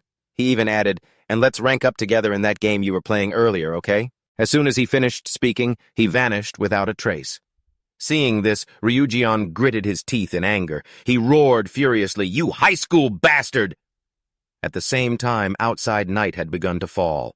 Ariel was now on her way home. She kept rubbing her hands together. "It's so cold, I thought summer was almost here." But it's suddenly gotten so cold when I get home. I'll have to get that thick blanket out and give it to Orium. He shouldn't catch a cold. Just then a voice suddenly called out from behind her. "Excuse me, Ariel." Startled, she turned around only to see a bright red, multi-armed monster. It grinned with its wide mouth and spoke to her. "Can we talk for a bit? If not, how about at least giving me your number?" Ariel was so scared she squeezed her eyes shut. Then she took out a taser and fiercely jabbed it into the monster. It fell to the ground in pain. She quickly turned and ran ahead. As she fled, she thought, a monster. Has the world gone so crazy that monsters are just wandering the streets? I don't know, but I should just run, as fast as I can. If I get hurt here, who will take care of Orium? But she hadn't been running for long when her eyes suddenly widened, because in front of her were two familiar figures. They were the people she had longed to see for so long. There's no way they could be here. Those two were Ariel's deceased parents. But just as she got closer, they turned and walked away. Startled, she desperately tried to follow them, dropping the taser from her hand. She cried out relentlessly, "Don't go, Mom, Dad, please, don't leave me alone again. Don't." It's been so hard. I've struggled so much just to survive. She had to earn money and take care of Orium. She didn't know what to do, so she begged them, "Please don't go." But no matter how much she pleaded, they still left. Suddenly, a young voice called out from behind her. It was little Orium. He asked innocently, "Sis, what's wrong? Where are you going?" His voice pulled Orium back from the memory, and the past quickly faded. She hurriedly wiped the tears from the corners of her eyes before turning around with a smile and speaking. "What are you doing here? I'm not going anywhere." As she spoke, she reached out to lift little Orium into her arms. She whispered softly, "Let's have grilled meat today, okay? You can sleep with a warm, thick blanket. Let's go home, together." When she groggily came to, she found herself in someone's arms. It turned out it had all been a dream. She slowly opened her eyes to see the person in front of her. It was Orium. He had saved her. A series of questions raced through her mind. Why is Orium bleeding? Is he carrying me? She clearly remembered going home after work. In the end, she concluded this must be another dream. With that thought, she immediately closed her eyes to rest. If this was real, she would protect Orium from that pain. Elsewhere at the movie theater, Syrian and So-young had just finished their movie. So-young cheerfully praised, "That movie was so good." Syrian pouted and said, "It was a little predictable, but still worth watching. The villain's expression was as ridiculous as an octopus." Just then, Syrian's phone suddenly buzzed. It was a message from Orium telling her to hurry to the projection room. She was a little suspicious, but still told So-young, "My stomach hurts a bit. I'm going to the restroom, okay?" So-young nodded slightly. "All right, I'll wait for you out front." But Syrian told her she would be a while, so So-young should just go on ahead. Right after that, she sprinted toward the restroom and quickly took out, a key from her equipment inventory. This was the key for team members. She used it to enter the projection room, and very quickly her body began to fade away. When she appeared again, Orium was already sitting in front of her. Seeing his current condition, she exclaimed in shock, "Oh my God, what happened? Why are you covered in blood?" Before Orium could even answer, another terrified scream echoed out. The person who appeared was Jujion. He was trembling in fear, speechless. Syrian sounded a little helpless. "You messaged him too." She then asked Orium, "What happened? Did you run into the Grim Reaper again?" Orium didn't have time to answer. He urged in a low voice, "Please just heal me first. I'll tell you later." Syrian was startled for a moment, then began to heal him. A short while later, after hearing Orium's story, she exclaimed in astonishment, "So you fought two sand sharks, why didn't you tell me?" Orium shook his head and replied, "I wasn't in the mood to talk." Syrian sighed and said, "It's all right. The important thing is that you and your sister are safe now." Just then, Orium took something out of his equipment inventory. He said quickly, "By the way, I got a few strange items from them." A box appeared in his hands. Inside was a strange mask. Seeing it, Syrian frowned. "What is this?" "What's it for?" Orium shook his head. "I don't know. The clown had it. But if we show it to Resin, maybe they'll know." While the two were talking, Juzion's expression grew serious. A moment later, he spoke up. "This might be a hacking tool. It's a tool that lets you monitor Argos online without having to go through VKL4. He said he'd read about it on an internet forum." Orium asked suspiciously, "How did you recognize it just by looking at it? Have you seen it before?" Jujion scratched his head and slowly explained, "More than just seen it. I've used a similar one before, during the input test." Hearing this, Syrian gasped in shock. The input test? You mean the CBT? Orium also asked doubtfully, you've used a few tools like this before. Jujion nodded and explained, exactly. This tool is for developers to collect data. With it, developers can observe users without needing to connect to VKL4. But of course, theirs was much cuter than this. Is this some kind of special hacker aesthetic or something? Orium stared at him intently for a moment before speaking. By the way, Jujion, a closed beta tester. I knew you'd been playing this game for a long time, but I had no idea it was for this long. Jujion hesitated for a moment before saying, it's not just that I've been playing for a long time. I participated in the alpha test during an earlier stage of the game's development, because I was the very first player of Egosphere Online. As soon as he said this, Orium and Syrian were completely stunned. After staring at him for a long moment, Orium exclaimed in amazement, You were an alpha tester, Syrian said in a low voice. Aren't alpha tests normally conducted by the developers themselves? Jujion nodded slightly and explained, That's right, but Egosphere Online was a little different, because Egosphere Online was developed with the VKL4 device. The test was conducted with various age groups and genders at the time. I was the player representing the 8 to 14-year-old group. I joined because I've been interested in game development since I was a kid, and I was attracted by the high pay. Hearing this, Orium asked suspiciously, So that's why you have such a deep understanding of this game's story, right? Oh, not really. But Jujion shook his head, denying it. He slowly explained, The alpha version only showed certain parts to the testers to avoid leaks. As for the game's content, we were only testing the technical elements, so we couldn't get a full picture of the game in general. The reason I understand the story so much is because I really love this game. Hearing this, Orium pursed his lips in contempt. He could tell it was a lie, but he still thought about it for a moment before speaking. Did you ever hear anything from the developers during the test? Not really like stories about players turning into game characters or something like that. Jujion thought for a moment before speaking. I was too young back then. Even the testers. It didn't get many chances to speak directly with the developers. As he said this, his expression suddenly grew sad. He remembered moments he had experienced as a child. Then he shook his head and continued, It's nothing. I can't remember it clearly because I was so young then. Orium narrowed his eyes at him. It was obvious there was something wrong with his words, but he didn't expose Syrian. Just then, Syrian spoke up. By the way, why is Charles targeting you? You think they found out we're allies of Resident? Orium nodded slightly. Maybe they think Unyong wants revenge. Hearing this, Syrian let out a cold snort. So loyal, huh? Orium shrugged indifferently and said coolly, We should be careful anyway. I think our party is a juicy target for Joss.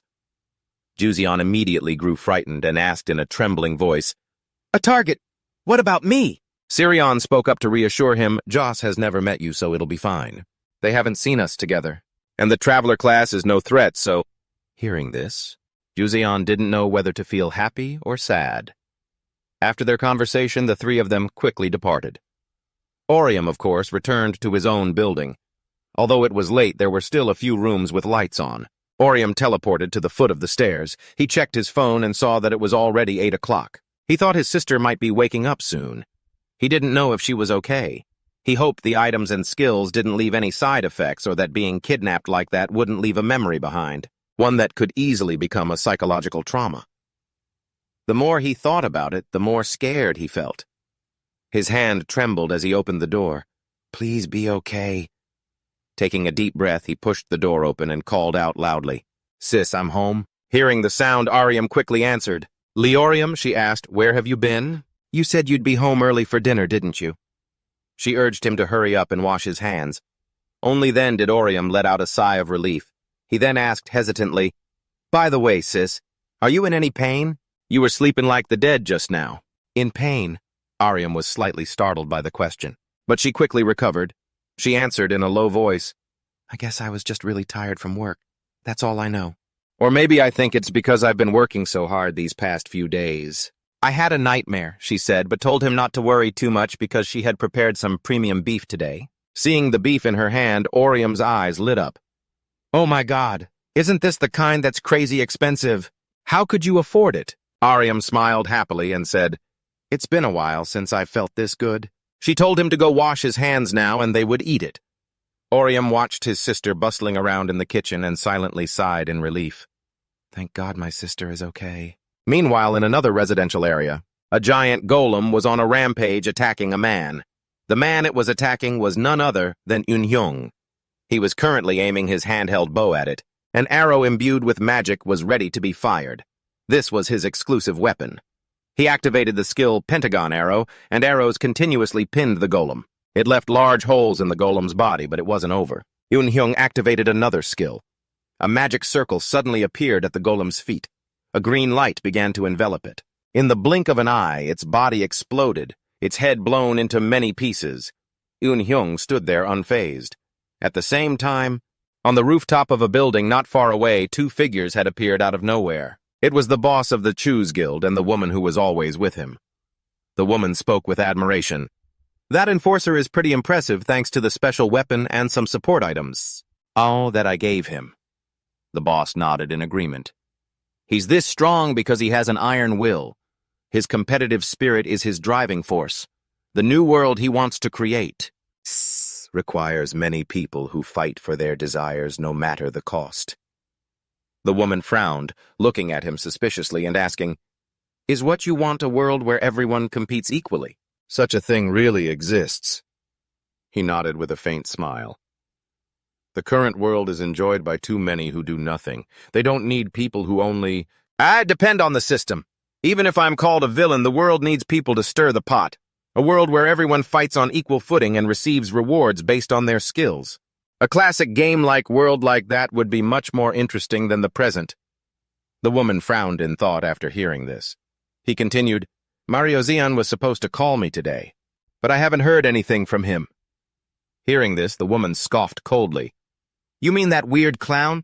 I'm not sure. I haven't been able to contact him. He was a bit worried that the man had gone silent. While he was lost in thought, the woman spoke up again. He's not dead. His name is still on the party list. She said, I just remembered. Earlier, he said he was going to hunt alone. He said he was going to catch someone called the Avenger. The boss was startled and asked, The Avenger? The woman nodded slightly. He's the one who was seen with Jason for a while. I heard he's an old friend of this enforcer. After hearing that, the boss fell silent for a moment, then he gave an order. All right, send me the information on that Avenger. The woman asked, a little surprised, Are you interested in him? He chuckled and said, That's right. I think our employee made a mistake.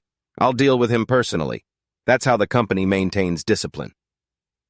The next morning at a coffee shop in the city, Orium and Syrian were there apparently doing homework. After thinking for a long moment, Syrian spoke up. Question 14, I don't know how to solve it. Hearing this, Orium went over to take a look. Then he said in a low voice, Couldn't you just do it a different way? He quickly solved their problem for her. She exclaimed in surprise, Wow, I didn't know you were so smart, I'm surprised. She said that because she's so into gaming, she always thought other things were kind of stupid. Orium was taken aback, thinking, Isn't that a little too blunt? Just then, Syrian's phone suddenly rang. Orium asked suspiciously, Who is it? She replied in a low voice, It's Zuna. Then she picked up the phone. Hello, I'm listening. The caller was Zuna. Can I talk to you for a moment? Zuna said, I have a proposal for you two. I've got a good quest. Hearing this, Syrian frowned. A good quest? Zuna quickly explained. It's a monster subjugation quest that needs a party of 6. Any team with 6 members can join. So that's Jason's group of 8 and you two, and one of their supporters. She thinks that if your team sends one person, we can form 2 parties. Zuna asked Syrian what she thought if they should give it a try. Syrian didn't answer right away, asking doubtfully, Who is this supporter you're talking about? Don't tell me you're just recruiting anyone to fill the spots. Sungha's loud laughter came from the other side of the line. No way! You might be surprised when you find out who it is. The person we found is the Holy Knight Shin Yu-hyuk, the #1 player on the Asian server. Hearing this, Orium was shocked, and Syrian was no exception. She asked in disbelief, The #1 Holy Knight Shin Yu-hyuk. Orium asked doubtfully, Who's that? I mean, I know he's good since he's #1, but is he really that famous? Syrian shook her head slightly. I'm not too sure either, but I've definitely heard that name before. Even though he doesn't belong to any guild, whenever there's a guild war, he often shows up and participates as a supporter. A Holy Knight player who says he'll help achieve victory by any means necessary. After hearing this, Orium asked, Shin Yu Hyuk, huh? She nodded slightly. That's right. Because it's not easy for a Holy Knight to level up playing solo. Just then, Seonga asked again, So what do you think the quest starts next week, so you can think it over until the end of this week? Syrian hesitated and asked, What about the quest rewards? If this is a competition, does the final payout depend on our ranking? Zuna quickly replied no. The reward will be combined and split evenly among everyone. Each person will get 30 million won. 30 million won? Syrian exclaimed in shock. She glanced at Orium and whispered, This is too good to pass up no matter what, right? Orium gestured with his hand, signaling that they could do it. With his agreement, Syrian quickly replied, All right then, we'll join that 6-person party quest. Shungha chuckled, satisfied. I knew you guys would agree. In that case, choose the team member you want and send me their name. They will discuss it with the lead members and make a final decision by the end of this week.